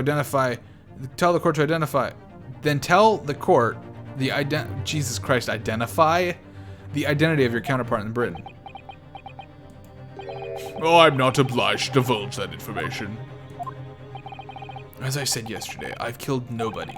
I freely admit that I accepted the mission, but on the night the plan was to be executed, I backed out. In short, this assassin exchange that the defense has identified is unrelated to the events of this case. The crucial point is this. Your police inspector can't have perished aboard that steamship in Dunkirk. Because if he'd been shot in the cabin, it's still inconceivable that a member of the crew wouldn't have heard it. That's right. Gregson was killed after returning to London, in the room on Fresno Street. Well, I mean, we have proof that they all left for 20 minutes, and there's a fucking bullet hole, and there's a fucking thing in the tailpipe. Like, there's so much fucking linking you to this murder, dude. The perpetrator of the crime was the Reaper, Barak Van Zeeks. Dude, the baby rage is clouding your judgment, Kazuma. Come on. Get over your dad's death. It happened like 10 years ago, bro. Yes, ships have giant fridges. We talked about that yesterday when we talked about the ice. Yeah, no, he fucking killed Gregson and fucking started him in a fridge. That's where the ice came from. To think that a seemingly innocent foreign exchange program was a facade for such Machiavellian dealings. Clearly it's a plot only a government minister and a high-ranking judge such as the witness could hope to execute. And you, though. Well, I seem to recall that it was someone on the British side who controlled everything. Be that as it may, it is not the place of this court to pursue this villainous assassination exchange plot. We are concerned only with the tangible events pertaining to the murder of Inspector Gregson. Is the defense clear on that point, Counsel? Yes, my lord. I'll keep that in mind as I cross-examine the witness. Oh, hush, Strongheart. We know it's you. True moment. It's true that Cosmo Isugi was son of the assassination, blah blah blah. Turkey was Inspector T. Gregson, that was a condition of British study tour. However, in the end, something happened that meant the young man wasn't able to carry out his mission. On the evening in question, a member of the crew was on duty outside my cabin at all times. I mean, I'll press this just in case, but, I mean, we know what to do here. Outside your cabin in the first class area of the SS Grass, you mean? Let me actually quickly check the date on this. Yep, 31st October. Yes, that's right. Not least because there was a murder of a student passenger early in the year, I imagine. The line operators have taken to posting a crewman outside every first-class cabin door. I can confirm the presence of the crewman guard myself. What do you mean? Because I accompanied Inspector Gregson to Dunkirk that night, I witnessed it with my own eyes. There was a well-built crewman standing guard directly in front of the door to the witness cabin. That particular time, of course, I'd gone to the ship's dining room for dinner. The inspector and I asked the crewman to allow us into the cabin while we waited for Judge Ikuku's return. I suppose Inspector Gregson was there in his capacity as the Reaper. He was intending to take the witness's life. Exactly. As I've said numerous times now, I had no intention of killing anyone. So the crewman let two potential assassins into the cabin he was supposed to be guarding? Not the most convincing of sentries, really. In truth, those were my thoughts too. But anyway, I stayed to talk with Inspector Gregson for a short while, and then I left him there and made my way off the ship alone. Was the guard still at the door when you went? Yes. He glared at me as I walked past. You see, that proves it. Does it? Does it fucking prove it? Objection! Yes, as the court has heard, there was a crewman posted outside Judge Ikuku's cabin. However, we can be sure that, contrary to the witness's claim, the guard wasn't there at all times. What? I have here a notice of a particular event that was scheduled to take place aboard the steamship on the 31st. Where did you get that? It's evidence gathered by Mr. Hairlock Sholmes. You were acquainted yesterday, if you remember. Hairlock Sholmes again. According to this itinerary, after leaving the port of Dunkirk at exactly 10 p.m. and for a period of 20 minutes, all crewmen of the SS Grouse were to gather on deck for an evacuation drill. All crewmen were away from their posts? And during that 20-minute interval, of course, any gunshot emanating from your cabin would have been heard by no one. In summary, Judge Ikuku, you had ample opportunity to commit the crime. Oh! Objection! A 20-minute window of opportunity. That's an excellent find, Ryunosuke. But it amounts to nothing. Why? Because the witness clearly stated in his testimony that no incident occurred in his cabin. Unless you have some decisive evidence that can show his testimony to be false. Your accusation is nothing more than conjecture. Very true. Well, counsel. I've got just the thing. Inspector Gregson was killed in Judge Ikuku's cabin that night. I'm certain of it. Because the defense has evidence to prove it. You will present the evidence for the defense at what, counsel? What proof do you have that the victim's life was taken? And it's this little baby right here. Take that! Judge Ikuku, this was found in your cabin yesterday. What is that? The crown of a pocket watch. A pocket watch? And if you will observe, the victim's pocket watch, which we know he treasured, is missing precisely that part. It can't be. Moreover, this crown is a perfect fit on the spindle protruding from the victim's watch. Now, the fact is that this was retrieved from Jikigu's cabin tells us that the victim's watch almost certainly broke there. Grrr. In other words, the victim was killed on the 31st during the 20-minute evacuation drill. In the cabin occupied by you, Judge Jikigu.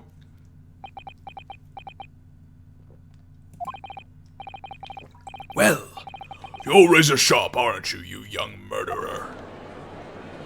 You acquitted me! You can't call me that. Expertly maneuvered, Ryunosuke. Welcome, Egg. And your argument sounds entirely plausible. At first. But rather like this pocket watch, it's full of cracks. It ain't, don't say it ain't so, Joe. Say it ain't so, Kazumo, so, go. What? And I believe Jikiguchi feels the same way. I was wrong to acquit you earlier in the year. Sorry? If I'd known that it would result in anyone having to listen to this drivel, I would have declared you guilty just to spare the world your ridiculous bombast. That's illegal! You are illegal! I think it's clear that the witness will have to give further testimony. When you hear what actually happened in my cabin that night, you'll notice the pitfall into which you stumbled. Prior to your renewed testimony, I would like to clarify one point. The fact that this part of the victim's watch was discovered in your cabin means that you acknowledge he was there, I presume. Ah, yes, I do. Very well, then. You may proceed to give your formal testimony about what exactly happened in your cabin aboard the ship on the evening of the 31st October. You know, this is potentially the one time in Phoenix Wright history where the nice job, Egg. This is definitely the only, potentially the only time, I'm not sure, where the witness brazenly lying on the stand, being found guilty of perjury, and then just continuing on like fucking nothing happened is like totally understandable, since we fucking know the judge is also in on it. So there's no reason for the judge to call bullshit, because these two are in fucking cahoots. Also, did they just fucking mention obstructing justice? Of course, as men alive, no intention of obstructing. Yeah, well, you fucking already did. I had a guest waiting for me when I returned to my cabin after finishing my evening meal in the dining room. When I walked through the door, a mustachioed Englishman was there, foolishly waving a gun at me. I soon took care of him with an ipponsei throw, of course. He couldn't wait to run away after that. I imagine his watch was broken and I threw him over my shoulder. It has nothing to do with his murder. The inspector was clearly killed having returned to Britain because his body was found in London.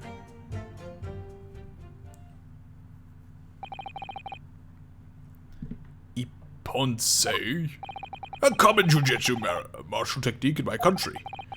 I was careful not to use too much force, but the man obviously landed too heavily for his watch to take. So, Ryunosuke Naruhodo, I imagine you can see the flaw in your logic now, can't you? What? The fact that the pocket watch was broken in the witness's cabin in no way proves that the victim's murder took place there. Ah! I've no doubt the inspector intended to kill me, but he didn't manage to pull the trigger. Yes, because he was merely the tactician, not the Reaper's hand of death. Well, the testimony appears to make perfect sense as far as I can tell. Of course it fucking does. Let me express my deep gratitude for your understanding, my lord. But if this testimony holds, Jijigu will be deemed to have no involvement in the case. Well, counsel, I really see no reason for wasting precious court time here with a cross-examination. I fucking do. Sorry, my lord, the defense has a right to cross-examine, and I don't intend to squander that. You're an embarrassment to your countrymen, not knowing when you're beaten. In that case, proceed, Mr. Naruhodo.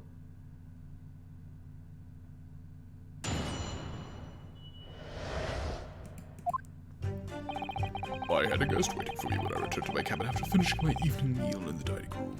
Hold it! Because the so-called guard post at your cabin door had just let your killer pass, you mean? Apparently, Gregson told the crewman he was a police inspector, which was the truth, of course. He wouldn't have had his identification with him, though. He had his trench coat and mustache, not to mention the bag of chips. I imagine the crewman was convinced. But the man accompanying him would have had 2 swords slung around his waist.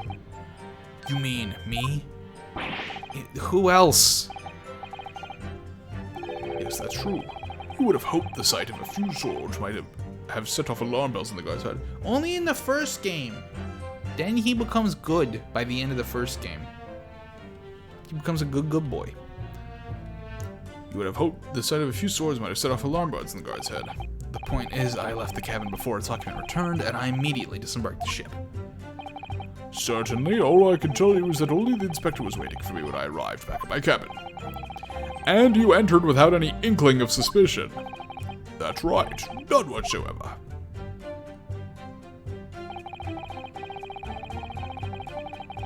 Hold it! Obviously, you're talking about Inspector Gregson. Yes, though at the time I didn't know the man's name. And there was no time for introductions. I value my life over manners. By which you mean that the inspector was there to assassinate you, I suppose. That was certainly the impression given by the gun pointed in my direction. But I'd never seen the muzzle of a revolver shake about so much in all my life. Anyone would think the man had never shot somebody before. But believe it or not, most of us haven't. Anyway, there was no time to call for the help of the crewman at the door, so I dealt with the man myself.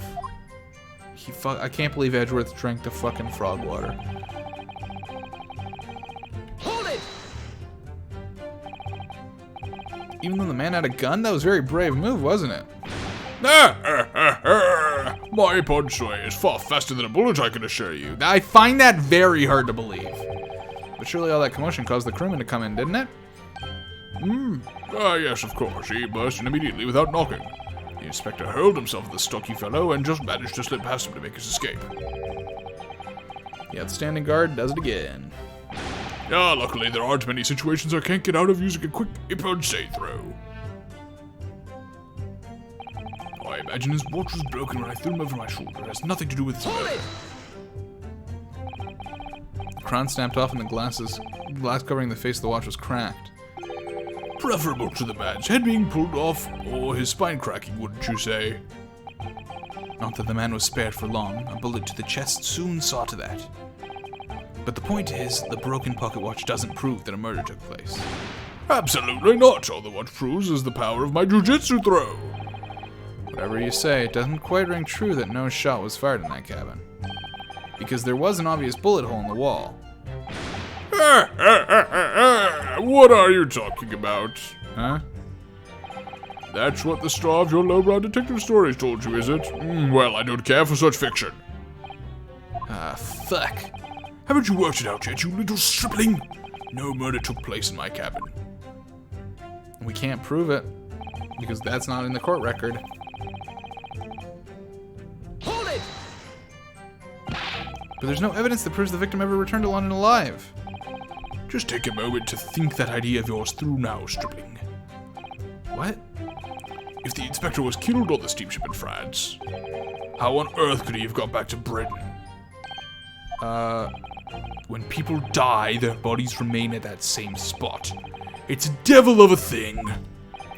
Well, then, obviously the culprit must have moved the body. Oh, exactly.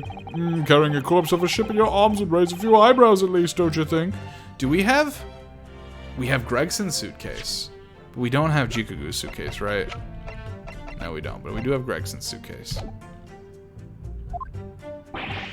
Well, he is calling me a fucking chicken strip, goddamn. Well, yes, that's true, but... All passenger luggage is inspected when it is unloaded from arriving vessels. And I would like to think the border police would query the corpse of an English gentleman as hand luggage. If the murder had taken place aboard the ship, you would imagine the body would have been disposed of at sea. There would be no sense in risking being caught by attempting to transport the body back to Britain. Let's kill that idea then. But perhaps not.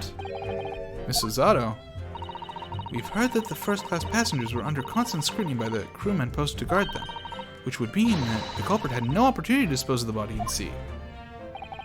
Yes, that's true. So transporting the body to Britain may have been the only viable alternative. Dear me, you really are new to this, aren't you? I thought I'd been perfectly clear, but it seems I'm going to have to explain this in words you can understand. I think I ought to alter my testimony, with your consent, of course, my lord. I have no objection. State your amended testimony now. There's no possible way I could have transported the victim's corpse back to prison. Hold it! There's an idea. Think about it, stripling. All passengers and crew disembarked at the same time and passed through the same checks at the border. The symposium guests were then driven straight to the hotel in carriages organized by the ministry. And we met you as soon as you arrived at the hotel. So you did. Oh, fuck. Oh, we did take a picture. Oh, you're fucking undoing.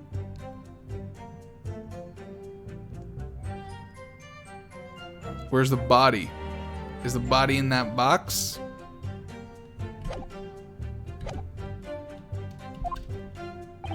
What? No. So we're in agreement then. I couldn't possibly have brought the inspector's body back to Britain. Unless, of course, they developed some clever device these days to instantly move things from A to B. Well, actually, case 3 of this game, we did talk about that. Professor Heberlin's invention didn't actually work, if you remember, Mr. Naruhodo. Yes, of course. Defense has become unusually quiet, I notice. Yes, because there's really nothing more to say. That's his story, and he's sticking to it. Well, I suppose if you think about it, whenever you drop a teacup in an office and it breaks, we don't say Mr. Naruhodo must have been murdered there, do we? Is that a veiled threat about what might actually happen to me if I break another one? And the fact is that Inspector Gregson's body was found in the little room on Fresno Street. If he really was killed in Judge Jikaku's cabin, the body would have to been moved somehow, obviously. Transporting a dead body over a country border, that would be impossible for the majority of people. So there must have been some special circumstances that made it possible for the culprit. That could be a vital realization, I think, Mr. Naruhodo. Okay, so obviously this last thing is what? There's no possible way. Okay, so, I mean, obviously we have this picture of his trunk. But does he have any other, like... Okay, that's Gregson's passport. So that's not relevant. That's an autopsy report. Dismissal notice not relevant.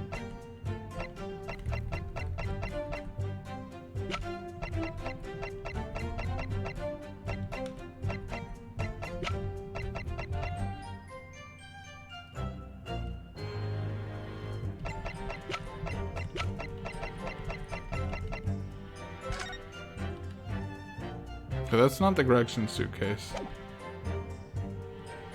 Objection! That was it? Okay. I thought maybe they would have checked his luggage. There's no possible way you could have moved Inspector Gregson's body, you say?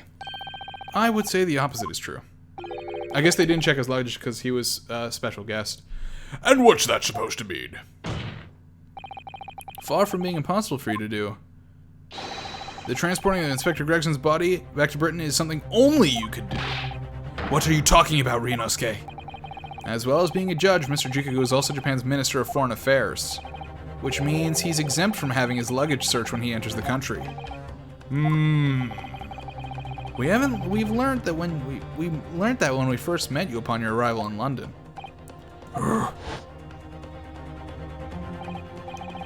all those passport checks and luggage searches at the border took rather a lot of time. I must say, I'm very envious of your ministerial... I can't believe Gregson was in this scene.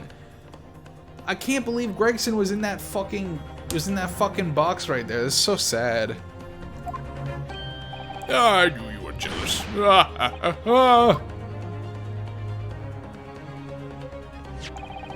I presume you recall this, Judge Jikaku. It's a photograph we took in the foyer of the hotel to mark the occasion. As the court will note, you have with you your large travel trunk. Large enough, in fact, to have a corpse inside. Mr. Naruhodo, surely you're not suggesting... I'm afraid I am, yes. 3 days ago, when we were chatting innocently with the new arrivals from Japan in the hotel, the body of Inspector Gregson was just meters away from us, inside Judd Jikagu's trunk.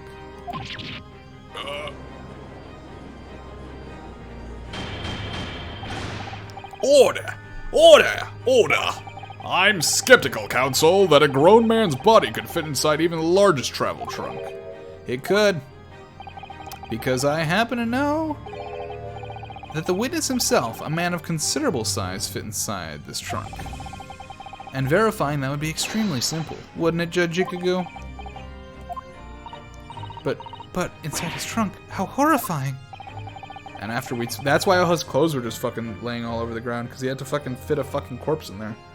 After we'd spoken with you at the Great Waterloo Hotel, you had the opportunity to visit the apparent scene on Fresno Street, taking your trunk with you in a cab to deposit the inspector's body. I don't have to listen to this nonsense. Dr. Gori, the coroner who examined the body, has confirmed the possibility. She's acknowledged there are signs that steps may have been taken to disguise the true time of death. The onset of the body's decomposition could have been delayed by storing it in a refrigerator. Counsel, as I remember explaining yesterday, refrigerators of the requisite size are few and far between. Yes, I'm sure they are. But one place they're certainly found is on large ocean liners. Such ships are equipped with electrically refrigerated cold rooms to keep food fresh on their long sea voyages, and the SS Grouse is no exception. Professor Mikitaba told me about it only yesterday. Well, Judge Jikagu? However much you prolong this debate, you can eliminate the truth. All the evidence points to you being the killer.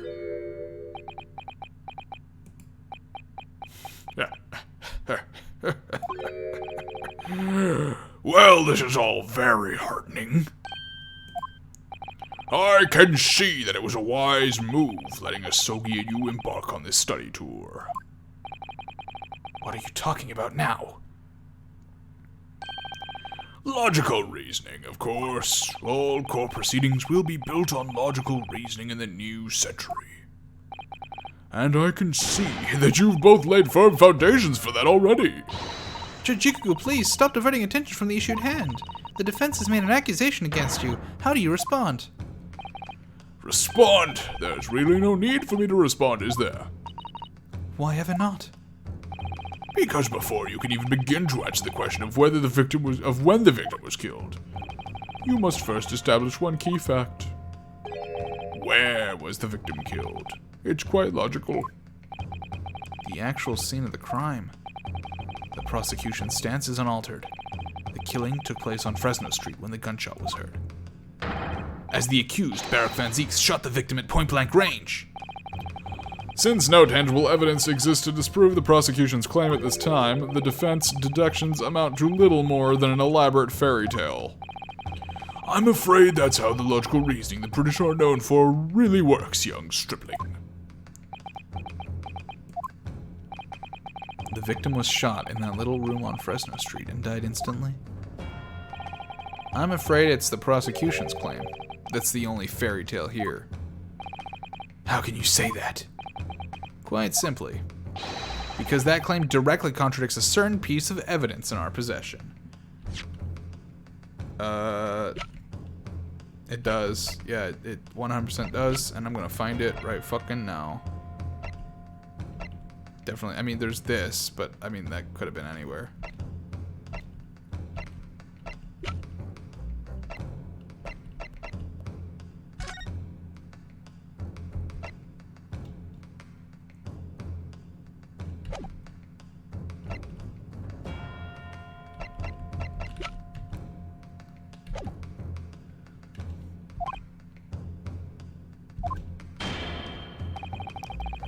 Very tantalizing, counsel. I think you'd better explain yourself to the court, don't you? The prosecution claims that Inspector Gregson died instantly when he was shot at the scene on Fresno Street. But this evidence clearly contradicts that claim. Didn't die instantly. Didn't die instantly. Didn't die instantly. Not this, right? Or something, because that does say instantly. I'm seeing on the floor.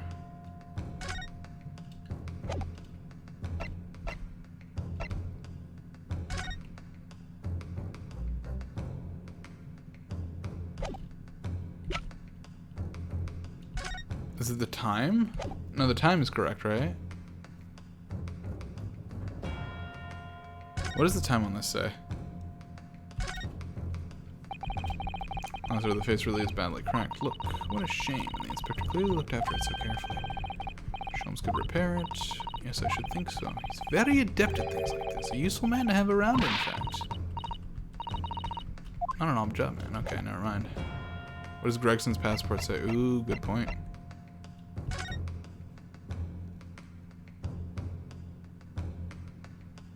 Wes Gregson.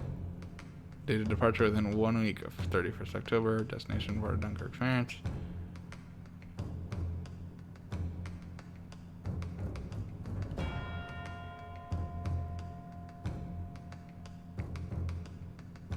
No.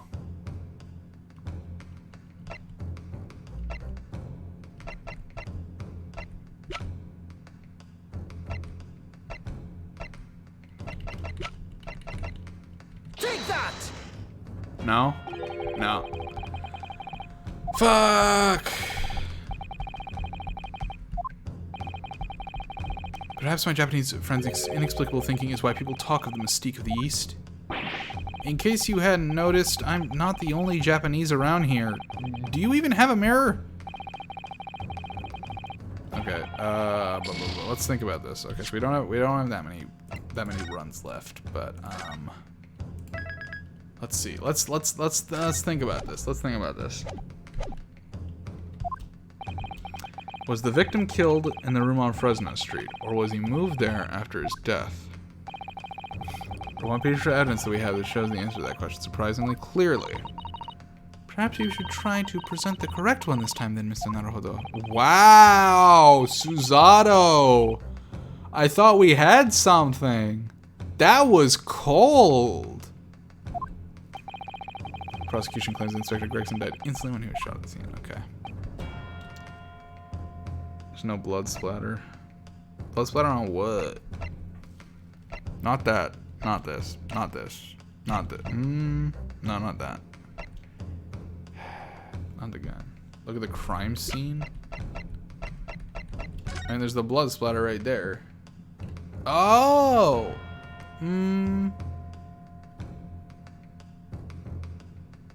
Maybe? That's not a decent... That's a decent point. Take that! Yep. Nice. A photograph of the victim in the very location you claim he wasn't killed. Yes, but the point is the posture of the body itself. If Inspector Gregson had been shot there in that room, it's out of the question that his body would have been curled up in a ball like that. I'm sorry to disappoint you, but your logic is flawed. He could easily have adopted that fetal position due to the pain of the shot, which subsequently proved fatal. Objection! The autopsy says he died instantly when he was shot, but the time of death is unknown. I'm sorry to disappoint you, Judge Ikugu, but it's your logic that is flawed. What? According to this autopsy report, the victim died instantly. He would have felt no pain, much less have been able to draw himself into that position. Which begs the question of why the victim's body is curled up in that way. Though the answer should be abundantly clear by now. He was stuffed in a fucking trunk.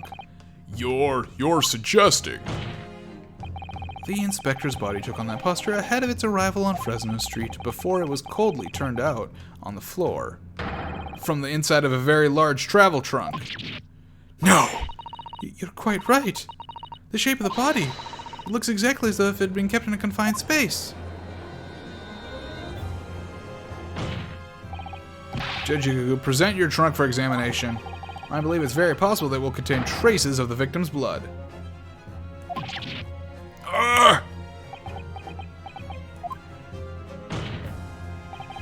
Present my trunk. I refuse! What? On what grounds? I'm the Minister of Foreign Affairs from the Empire of Japan. I shouldn't have to put up with this treatment just because of some stripling's baseless accusations. In other words, Judge Jikagu, There is blood in your trunk. I decline to answer that. As the Minister of Foreign Affairs, I have privileges that allow me to. At this moment, you're not a government minister. You're a witness in a trial in Britain's highest court. I don't care who you are or what your status outside this courtroom might be. You will not withhold information. Nothing is more important than the truth. Oh!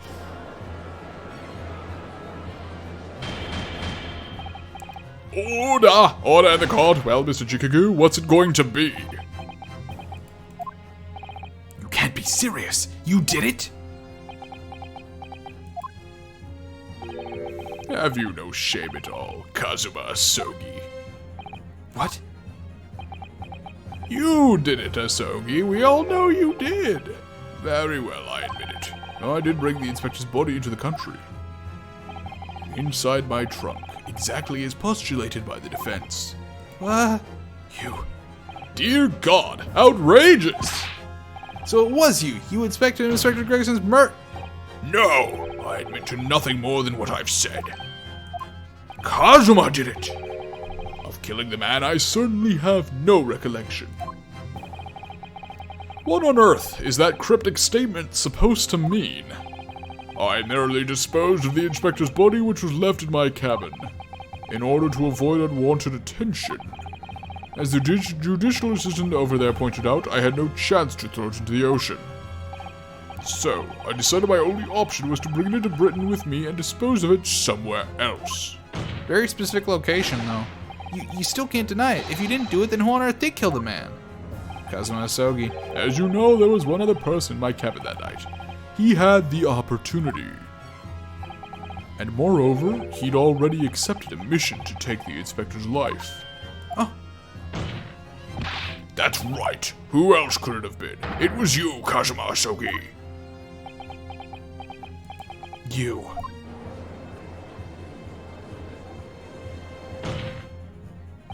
I never thought you'd stoop to this, Seshiro Jikagu. You've taken the words straight out of my mouth. Prosecutor Kazuma Asogi. You thought by leaving the body of my cabin you could pin the crime on me, did you?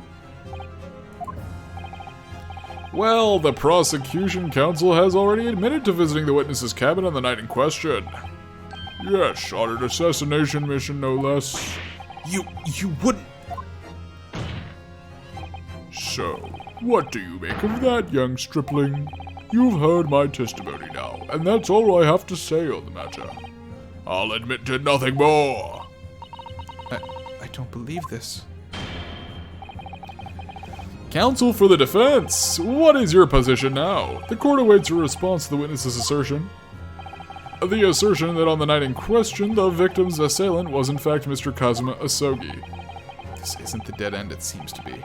The answer's right in front of me. It comes down to Jikagu, or Kazuma. Both of them had the opportunity to kill Gregson, but only one of them did it. Fucking... Bro, literally Kazuma would never use a gun. Kazuma would never use the gun. Just a step away from proving who. Very well, the defense is ready to respond to the assertion put forward by Judge Jikagu.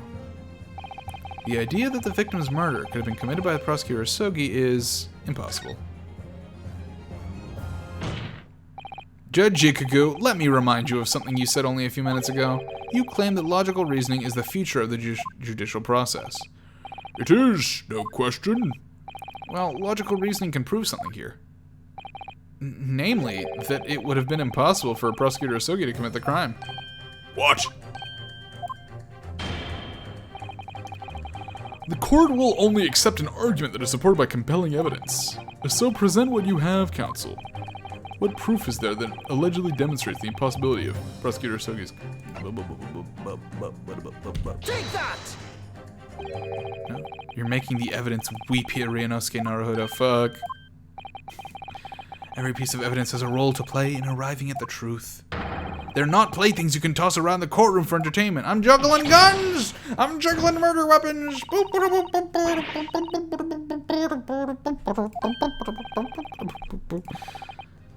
I can't upset Susato saying truer words have never been said. We all know a member of the crew was on sentry duty outside the first-class cabin nearly all the time. So long as the guard was there, it would have been impossible to fire a shot without it being heard. And that very much narrows it down to when the crime could have been committed. The court will only accept an argument that is supported by compelling evidence. So present what you have, Counsel. Proof is that allegedly demonstrates he must believe. Blah, blah, blah, blah, blah, blah. Well, he fucking left. Do we have something that says when he left?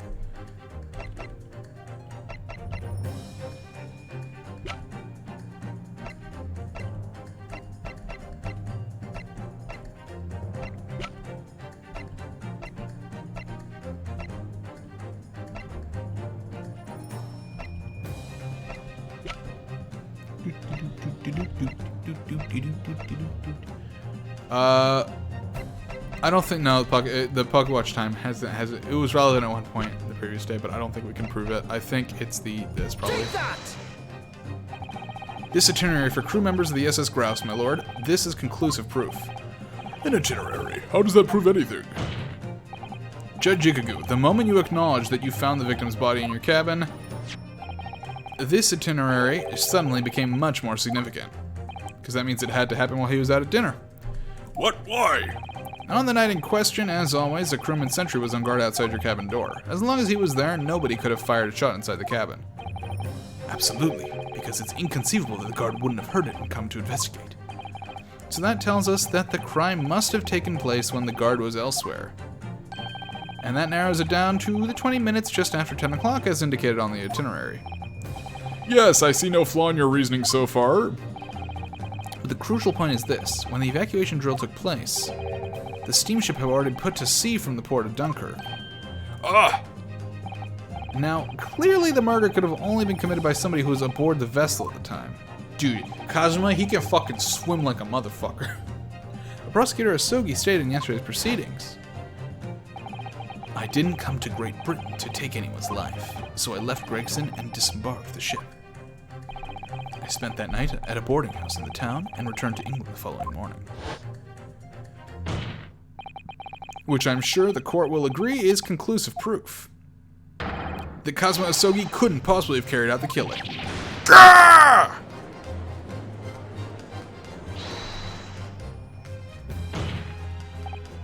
No! Absolutely not! I don't accept that at all! What do you mean? The boy's just saying that to exonerate himself. We can't trust that he really disembarked the vessel. Obviously, after he left my cabin, he hid himself somewhere nearby on the ship. Objection! He's waiting to finish the job.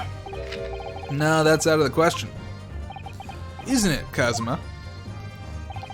As the defense rightly recalls, I disembarked the vessel and spent the night in a boarding house in Dunkirk. And as I said yesterday, I signed my name in the accommodation registry book. An extremely easy to verify and undeniable proof. No, There's no escape this time. You can forget that you're a judge or a government minister. It's time you gave the court an honest answer as a common man. You killed Inspector Tobias Gregson and transported his corpse back to Britain. Then you dumped the body in the room on Fresno Street and made it look as if the murder had happened there. That's what really happened, isn't it? Seshiro Chikagu. He's gonna break the fucking stand again. It was that damn trial 10 years ago. That's when this all began. He's gonna fucking break it again. Looking back now, my fate was decided that day. I was doomed already. Here it fucking comes. Here it fucking...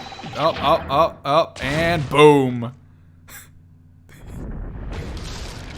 Bro!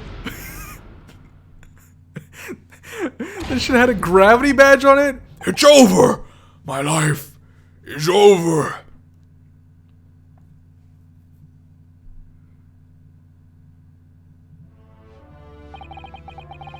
A British assassin to eliminate a professor in Japan. A Japanese assassin to eliminate a detective in Britain. Both assassins will use diplomatic immunity to evade conviction and return safely to their homelands. The assassin exchange requests arrived from Britain about 1 year ago. Though it was hardly a request, it was a demand. And for that you decided to recruit Mr. Asogi. But things didn't go according to plan. Your chosen assassin never made it to Britain. And you found yourself unable to dispatch a replacement. Because I was already on my way to Britain at the time in Cosmo's place. And that's left me with only one option for carrying out my obligation. To eliminate the mark myself, personally. Of course, there was but a single opportunity for me to do that. The International Forensic Science Symposium, I presume? That's right. I decided it would be safest to carry out the plan before my arrival in Britain. So I enlisted the help of my British counterpart. And made arrangements for a pretext that would take the inspector to Dunkirk. To lure the man in, he was given a sham mission by the Reaper. What? The Reaper? But there's only one person who could have done that. The mastermind of the entire operation. The Reaper himself. So, that means that the assassin exchange was all planned by the Reaper. I'm not at liberty to say anything about my British counterpart. Anyway, the inspector accepted the Reaper's mission and dutifully infiltrated my cabin on the steamship. It was all a trap designed to lead him to France and his own death. Oh, how awful. It was past 9 o'clock when I returned to my cabin from the dining hall that evening. I didn't give him time to attack me. I choked him until he lost consciousness. But there was a guard just outside the door, so I left it at that for the time being. Even the slightest noise might have aroused suspicion, so I bided my time, waiting. For the 20 minutes after 10 o'clock. I had intended to finish him by strangulation, but moments before I had the chance, he suddenly came round and went for me in a reckless move.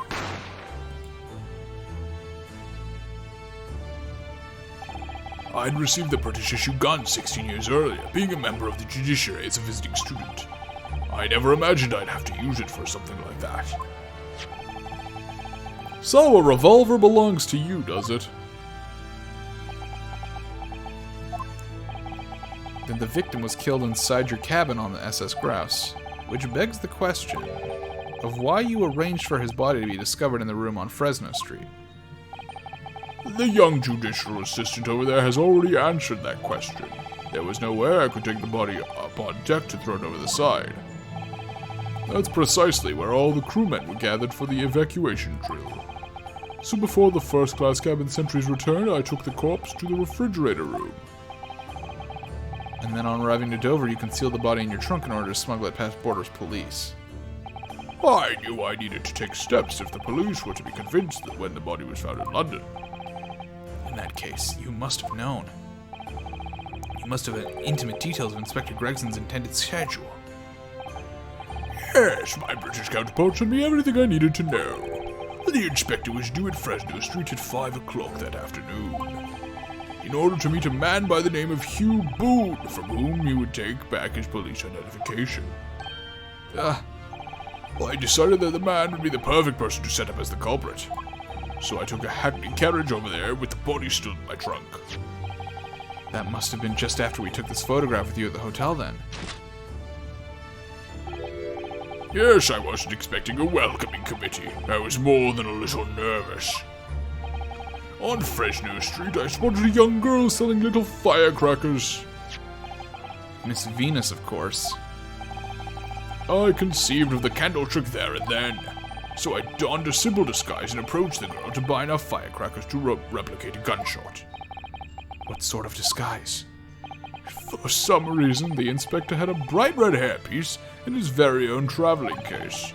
So I put that on, although I suspect I drew more attention to myself than I would have otherwise. The hairpiece we found at the scene, the inspector had it ready for the Red-Haired League investigation. I only arrived at the room at around 4:45.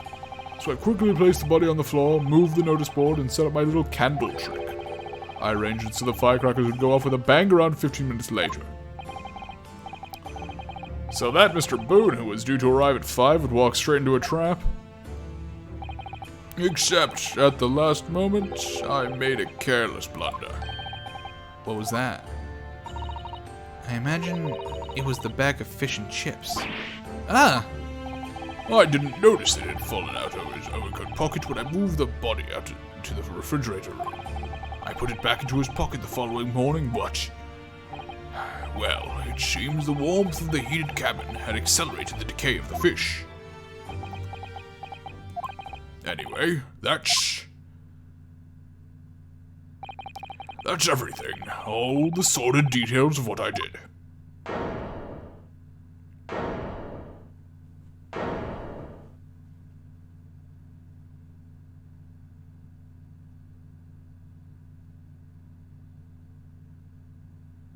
I miss summation examinations. I've heard enough. We've arrived at the truth about the murder of one of the country's most capable and respected police inspectors. Who I murdered to be killed, by the way. I murdered to be killed? I ordered to be killed. The witness will be tried in the coming days. For a crime of such vile nature, you can expect the most severe penalty.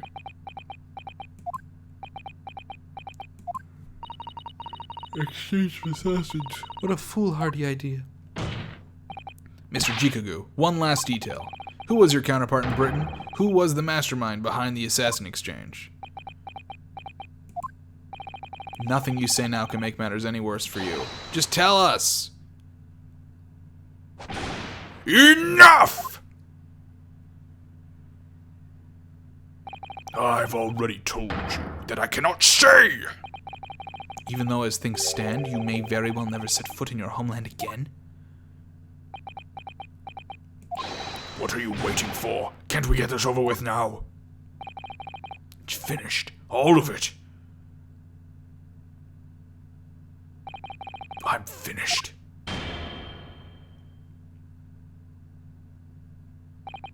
Then, in the name of Her Majesty the Queen, I now pronounce the findings of this court. This man before us has admitted to the willful murder of Tobias Gregson. Guilty. Wait, wouldn't that be not guilty? Wait, hold on. It's not guilty. Because this is the trial. This is a trial for the other guy. Wait, hold on. Hold on. This is the... You can't put him in the guilty thing. We're on trial for Van Zeeks right now. Don't you know how this works? Seshiro Jikagu, it is the opinion of this court that you should be found.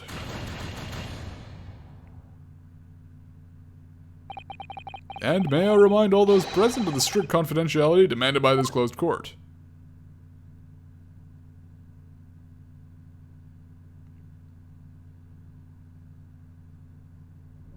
Oops. We killed Van Zeeks. Moments ago, Mr. Jikagu signed a written confession admitting to the murder of Inspector Gregson and the subsequent conveyance of the body. In short, the defendant's innocence has therefore been established beyond doubt. Kazuma, get over your fucking baby rage. Wonderful. Well done, Miss Naruhodo. Yes, thank you. Is something wrong? I'm just a little troubled by his silence. The true identity of the Reaper of the Bailey and this extraordinary assassin exchange, we do remain in the dark about these mysteries. However, insofar as the indictment brought against the defendant in this trial, we have reached a conclusion. I have every intention of pursuing both mysteries. As a prosecutor. As you wish. Now, for the formal adjudication. I hereby declare the defendant, Baruch Van Zeeks. Objection! Kazuma moment?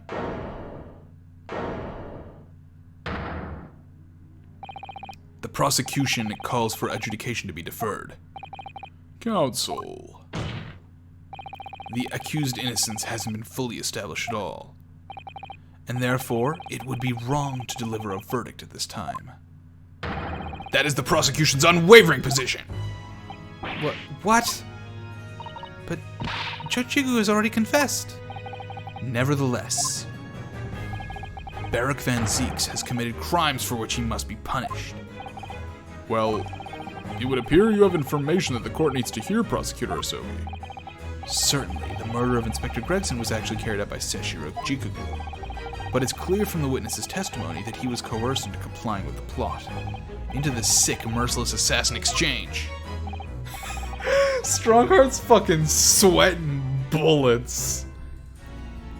I can't believe the thing that takes down the British government is fucking Kazuma's baby rage about not getting Van Zeeks accused. That may be true, but so what I want to know is who coerced Jikagu? Who was pulling the strings? The victim went to France having been ordered on a mission for the Reaper, only to be murdered.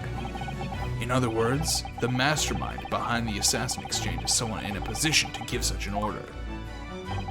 As we've already established, the Reaper himself. Well, certainly, that would appear to follow.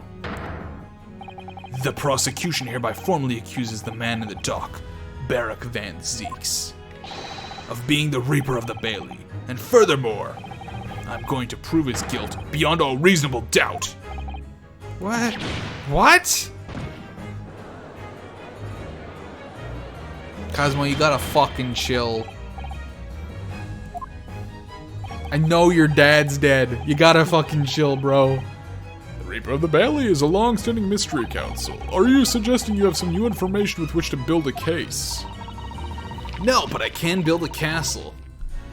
Scotland Yard has already investigated Lord Van Zeeks very thoroughly in that regard, and they found no evidence whatsoever to substantiate the claim that he is the Reaper. Perhaps. But circumstances... Does Mario stomp a turdy? Perchance. Circumstances have now changed. What do you mean? It's already been established that the assassin exchange was negotiated with Jikagu by the Reaper himself, which means we now have a new line of questioning by which to identify definitively the man's identity. That is the prosecution's intention here. I must say I'm surprised by quite how tenaciously you appear to want to besmirch my name. You are guilty of an unforgivable crime, Lord Van Zeeks. And I will bring you to justice for it, whatever it takes. That explains Cosmo's silence before. He'll stop at nothing to finish what Lord Van Zeeks unwittingly started 10 years ago. Very well. Whilst it's extremely irregular, Why are you going along with this? This is really bad for you. I will on this occasion grant the prosecution further opportunity for witness testimony. The defendant will disclose any and all involvement he has with the Reaper and the assassin exchange. I thank you, my lord, for guiding the court so wisely. I hereby declare this court to be in session for a supplementary hearing.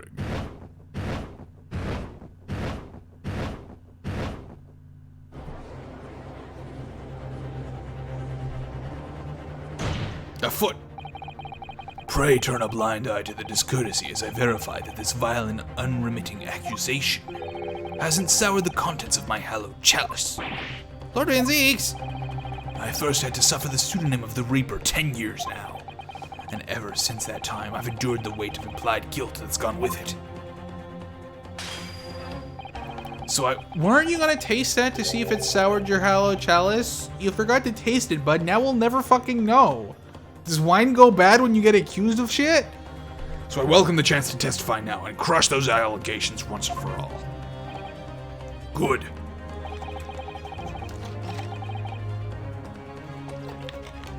Then let justice decide, Lord Van Zeeks. The prosecution seeks to begin building its case by calling the accused to the stand as the primary witness, in order that he may answer the accusation brought by the prosecution that he is the Reaper of the Bailey. And what says the defense? Putting the defendant on the witness stand can be extremely dangerous. And Cosmo is so emotional at the moment, he's not thinking logically. You're right that he's not himself, but I knew it would be like this. And I came here today determined to face him through whatever might arise. As a lawyer, and as his friend. That's what we must do. The defense has no objection, my lord. Very well. Defendant, you will take the witness stand and give formal testimony on the subject of your involvement with the Reaper and the assassin exchange. As you wish, my lord.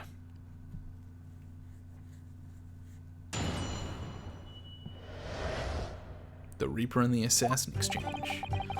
I've never taken the life of another, nor have I instructed another to kill. I've been investigating the truth behind the Reaper for years, and I was aware of Gregson's involvement. That's the reason why I went to Fresno Street that day, and how I came to discover the body. The point is, no common thread exists between myself, Gregson, and Dr. Wilson. Clearly, therefore, there's no reason to suspect me of being behind the Assassin Exchange. He is. He's gonna go get Baby Jill. Some might say he's already there. See, Egg. So you deny all accusations by the prosecution, both that you are the Reaper of the Bailey and that you masterminded the assassination exchange. I acknowledge that the public at large believes me to be the Reaper.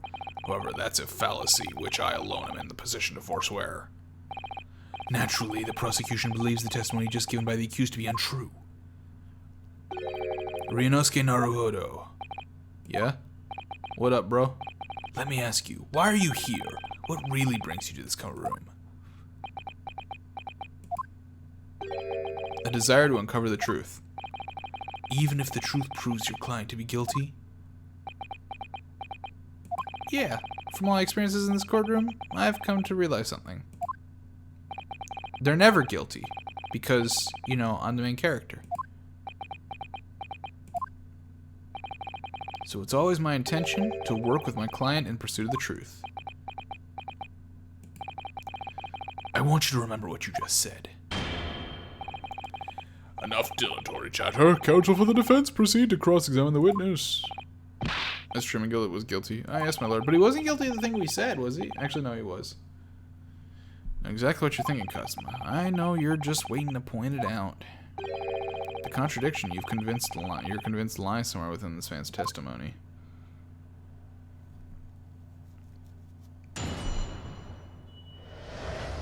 The Reaper and the Assassin Exchange. Never taken the life of another, nor have I instructed another to kill. I've been investigating the truth behind the Reaper for years, and I was aware of Gregson's involvement. That's the reason I went to Fresno Street that day, and how I came to discover the body. The point is, no common thread exists between myself, Gregson, and Dr. Wilson. Clearly, therefore, there's no reason to suspect me behind the Assassin Exchange. Okay. Hold it! There is a link between you and Gregson, though. Of course. We were close acquaintances. We'd worked on numerous cases together. I consider the man to be a mentor of sorts. He taught me a number of important lessons.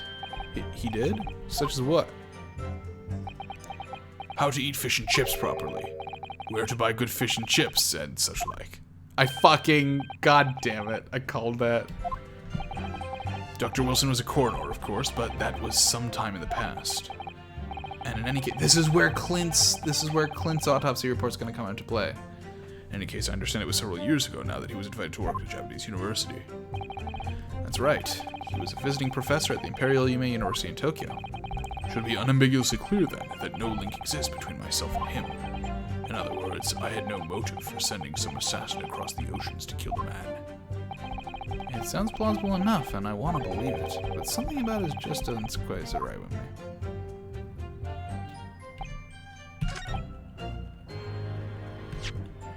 Hey, I got autopsy report of your brother. Objection! What is this? An autopsy report? Wait, this is 10 years old. From the autopsy of Lord Clint Van Zeeks. What? My brother's autopsy report. I'm pleased to see the defense doesn't intend to run from the undeniable truth.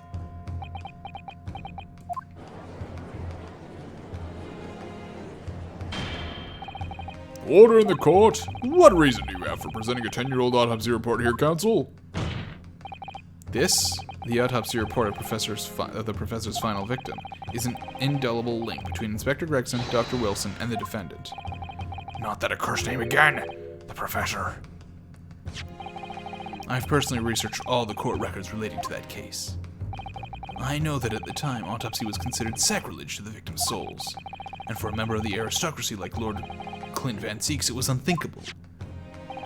But someone implored the powers that be to allow the autopsy to go ahead, Inspector Gregson. He declared that he was certain he would obtain conclusive proof from the procedure. And it was Dr. Wilson who conducted the autopsy. His signature is clearly visible on the document. As promised by Gregson, the autopsy did indeed produce evidence. Evidence that conclusively proved Genshin Asogi was guilty of the murders. In my brother's dying moments, he mustered all his remaining strength to leave that vital clue behind. Indeed, that was the key to indicting the professor for his crimes and the conclusive evidence that convicted him.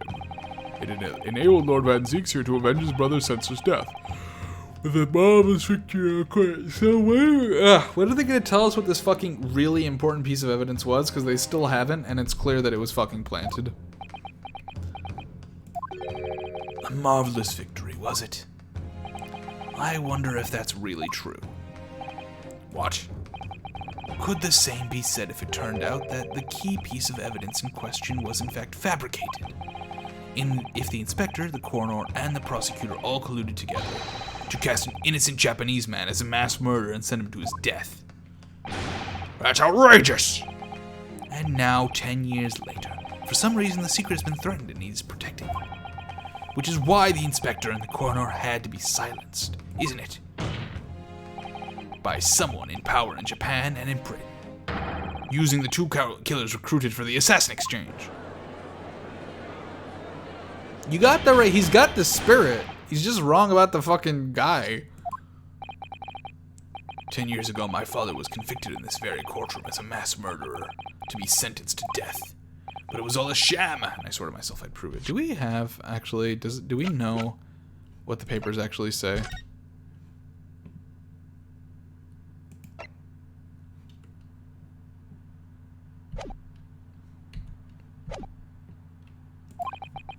Which is why I had to come to Britain. Whatever the cost.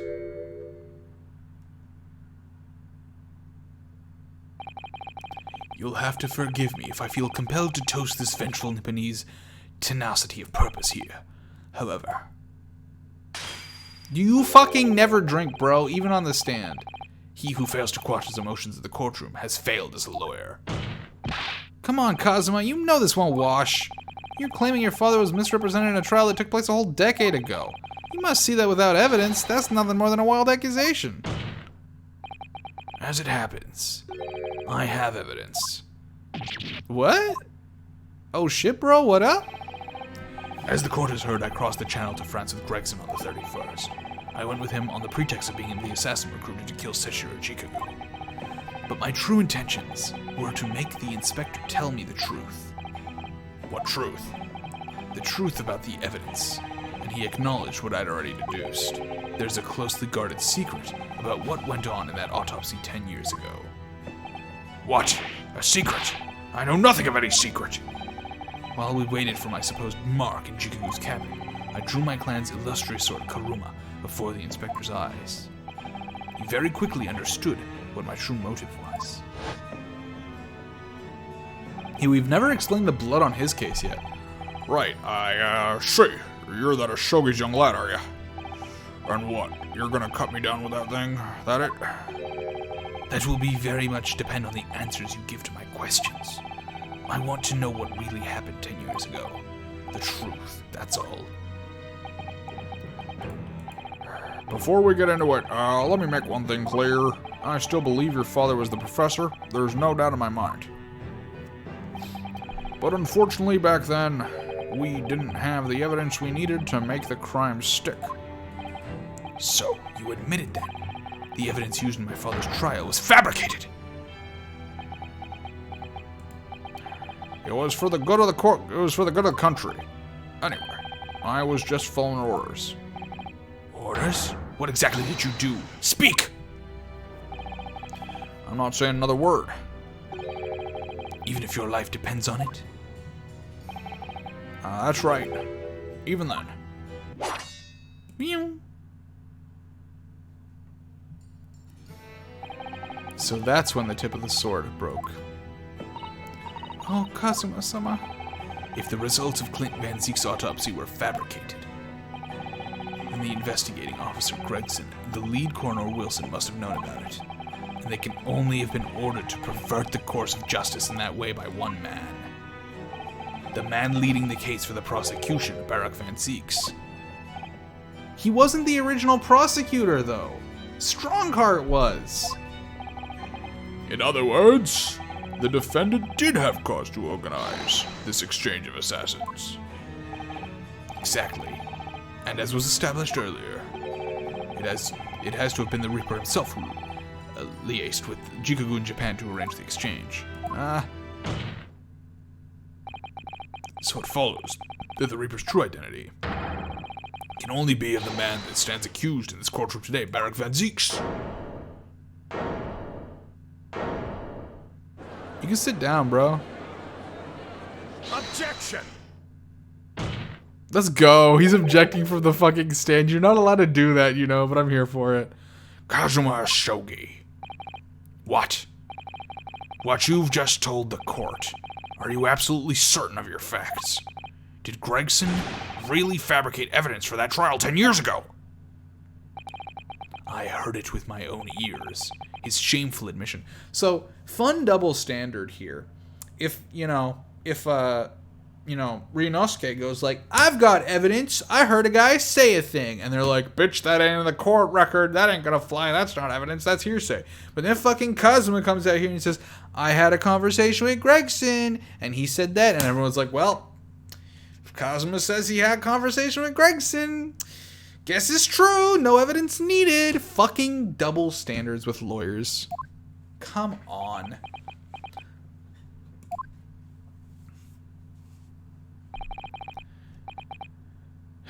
In that case, I know the name of the Reaper.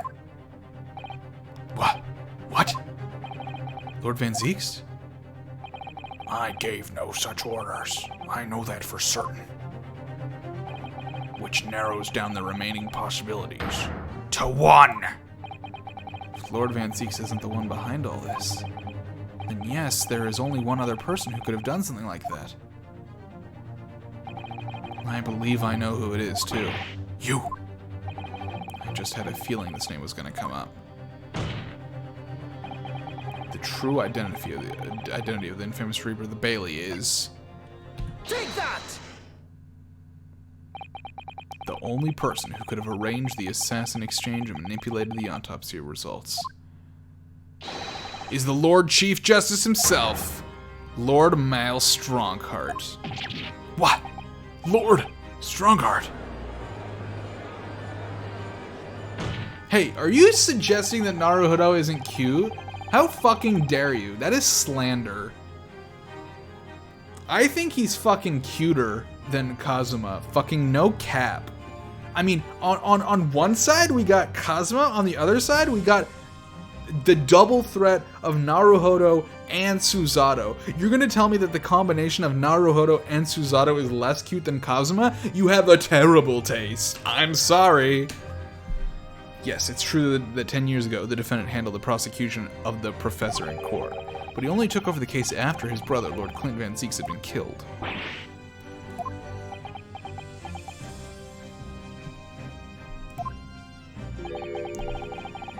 I can only assume that this is the most inappropriate joke in British judicial history.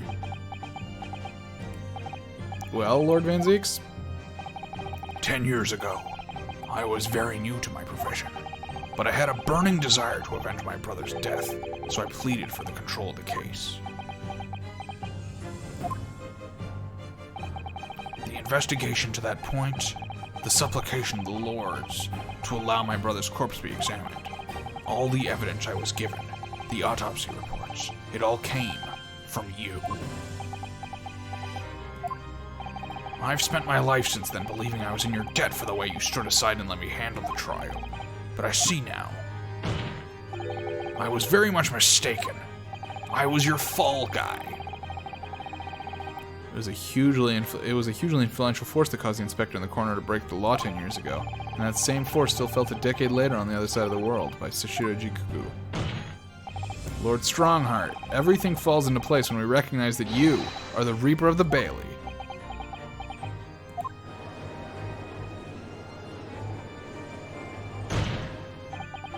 The court awaits your response, my lord. This may very well go down in British judicial history, but I assure you, it is no joke. Consider this a formal accusal by the defense. It doesn't warrant a response. A formal accusal? Don't be absurd. The defense's claims are utter nonsense, a wild fantasy at best. You're not gonna defend yourself? You claim there was some wrongdoing with Lord Clint Van Six's autopsy. That's utterly untrue. Objection. But I heard it from Gregson's own lips. He admitted to it. And where is your evidence? Here we go. Only the bad guys are allowed to fucking ask for evidence. What? Gregson's dead now, unless you were thinking of summoning a ghost to the stand. Oh, that's a reference to the future games. Haha. You mean to say? I forget how the system works in your little backwater country, but in the courts of the British Empire, without evidence there is no case. I have no intention of entertaining some wild fantasy that can't possibly be substantiated by anyone or anything. Yeah, because they're all fucking dead, because you killed them all. You killed everyone involved, bro. Wait. He killed the Strongheart killed the wrong guy. Strongheart killed the wrong guy. Because we know from the fucking Iris dad debacle, fucking Wilson didn't actually write the report. He just fucking signed it. Fucking Mikataba fucking wrote the report. He's still alive. We know the truth. You fucked up. You killed the wrong man because someone took credit for someone else's work. Boop-a-doop boop. Following Inspector Gregson's murder and in the light of Dr. Wilson's death as well, you thought you had an airtight alibi, but you forgot. People take other people's work as their own. No one left to testify about the events of 10 years ago, is there? So that was the real purpose of the assassin exchange. This court has no business raking over the coals of a case that was concluded a decade ago. The accusal brought by the prosecution and the defense is categorically denied. I take it there are no objections. Kazuma, he's more or less waited his whole life for this moment. Is there really nothing else we can do now? Is there no other avenue we can go down in pursuit of the truth about what happened all those years ago? If only there was someone who could testify about Clint Van Ziek's autopsy. There is someone. He's gone to extraordinary lengths to cover his tracks, even so far as dispatching an assassin all the way to Japan to ensure Dr. Wilson's silence. And Dr. Scythe won't say anything against Strongheart. But there's still one ray of hope.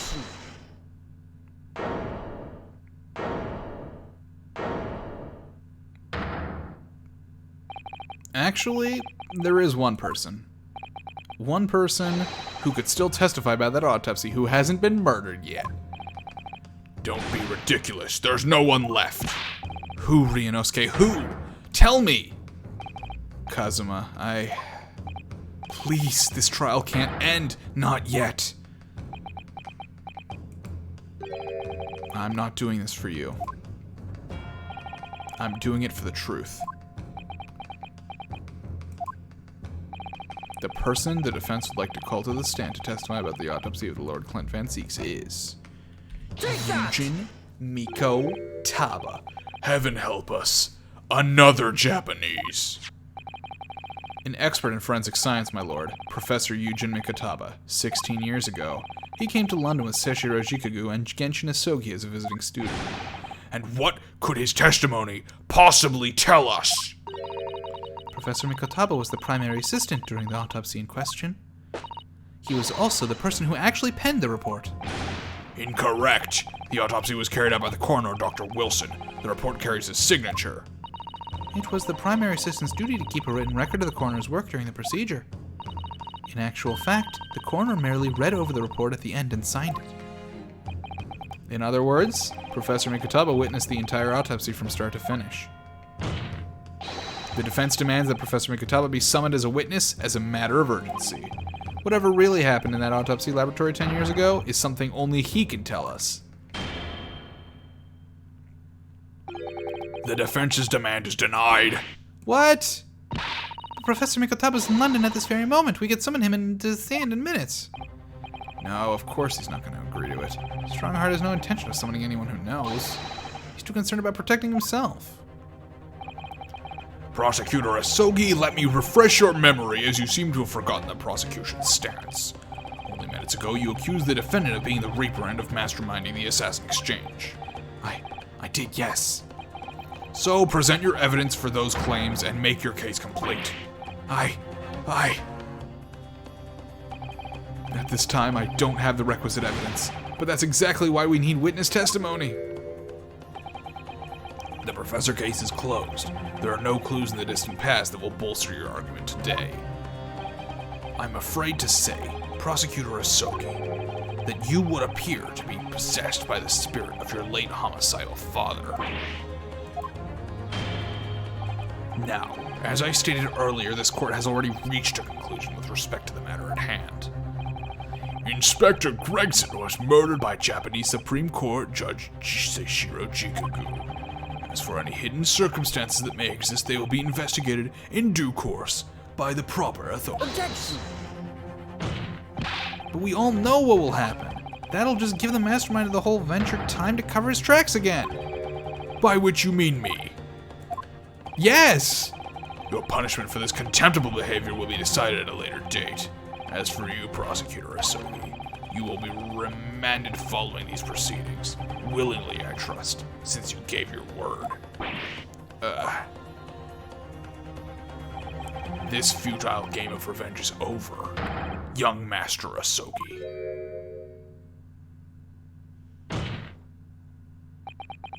Grrf.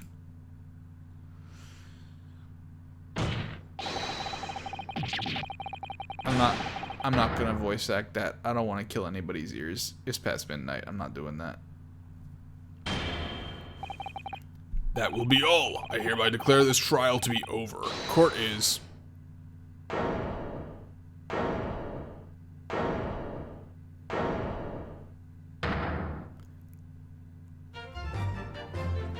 Is it time for a surprise? But Mr. Sholmes!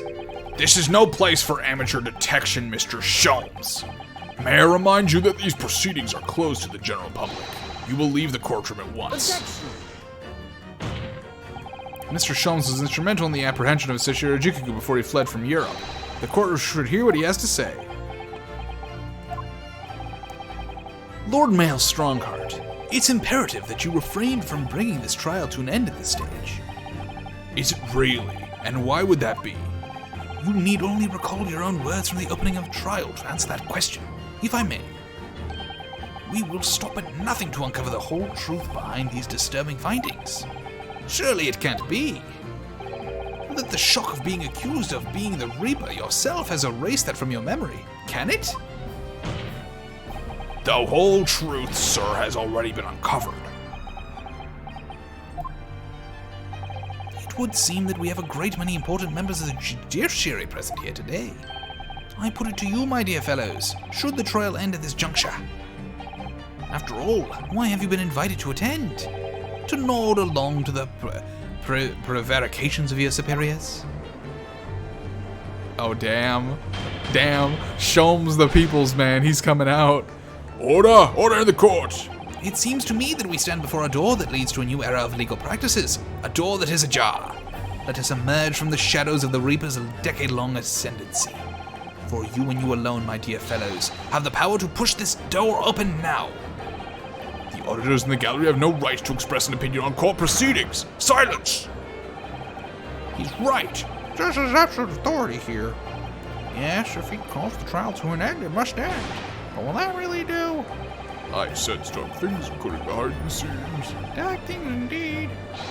Is there a single person here present who can honestly say he doesn't deserve to sense the same? What's... The trial should go on. Summon the witness. That's right. We need to clear this up before that young Japanese fellow is remanded in custody. The racism has been abolished? No more racism? We're doing good things for the Japanese? My lord, you assured those present that you would uncover the whole truth here. Vindicate yourself of this outlandish accusation. The truth, the whole truth, and nothing but the truth. That's the very foundation of British law. Please drink this time, please. A post. A toast to my dependable colleagues in the gallery. On with the trial. On with the trial. Testify. Testify.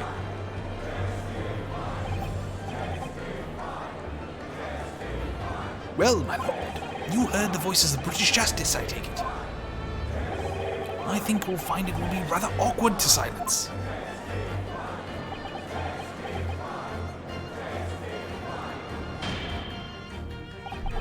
The court will recess briefly.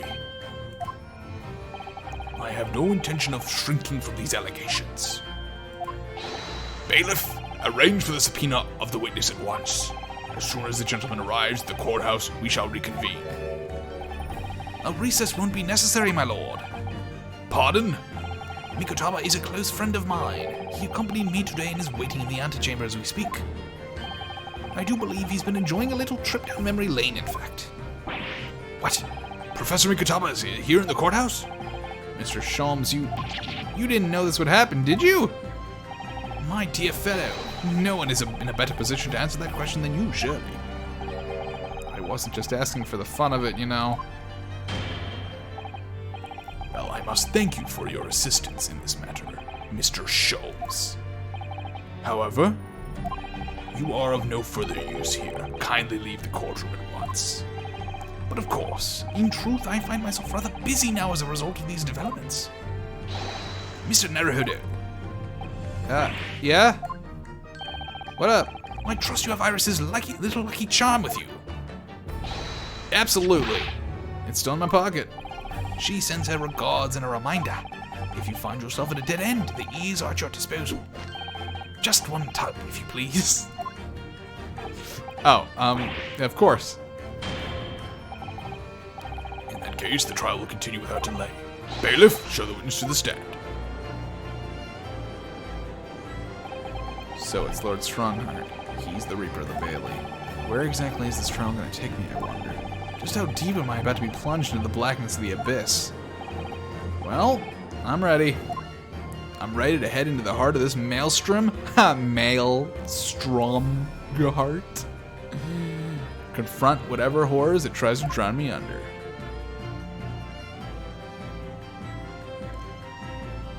Hell yeah. That's gonna cut it.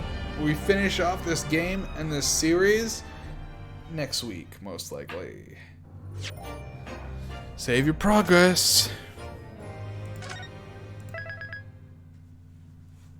Alrighty, well, thank you all so much for joining. This has been a wild one. Just over 4 hours. Very nice breaking point, I think. Next time, we have, obviously, the final part of the trial, which is probably going to be pretty long. And then we have the ending to take care of. So this is, I think, the perfect place to cut it. I'll see you, hopefully, assuming all goes well, next Friday with the finale of The Great Ace Attorney Chronicles. It's been a fucking wild one. I'm really excited to finish off this game. It's been a blast. And with that, I bid you all a doo-doo. That's right, I called you all pieces of shit. Fuck you! Get out of here. Go sleep.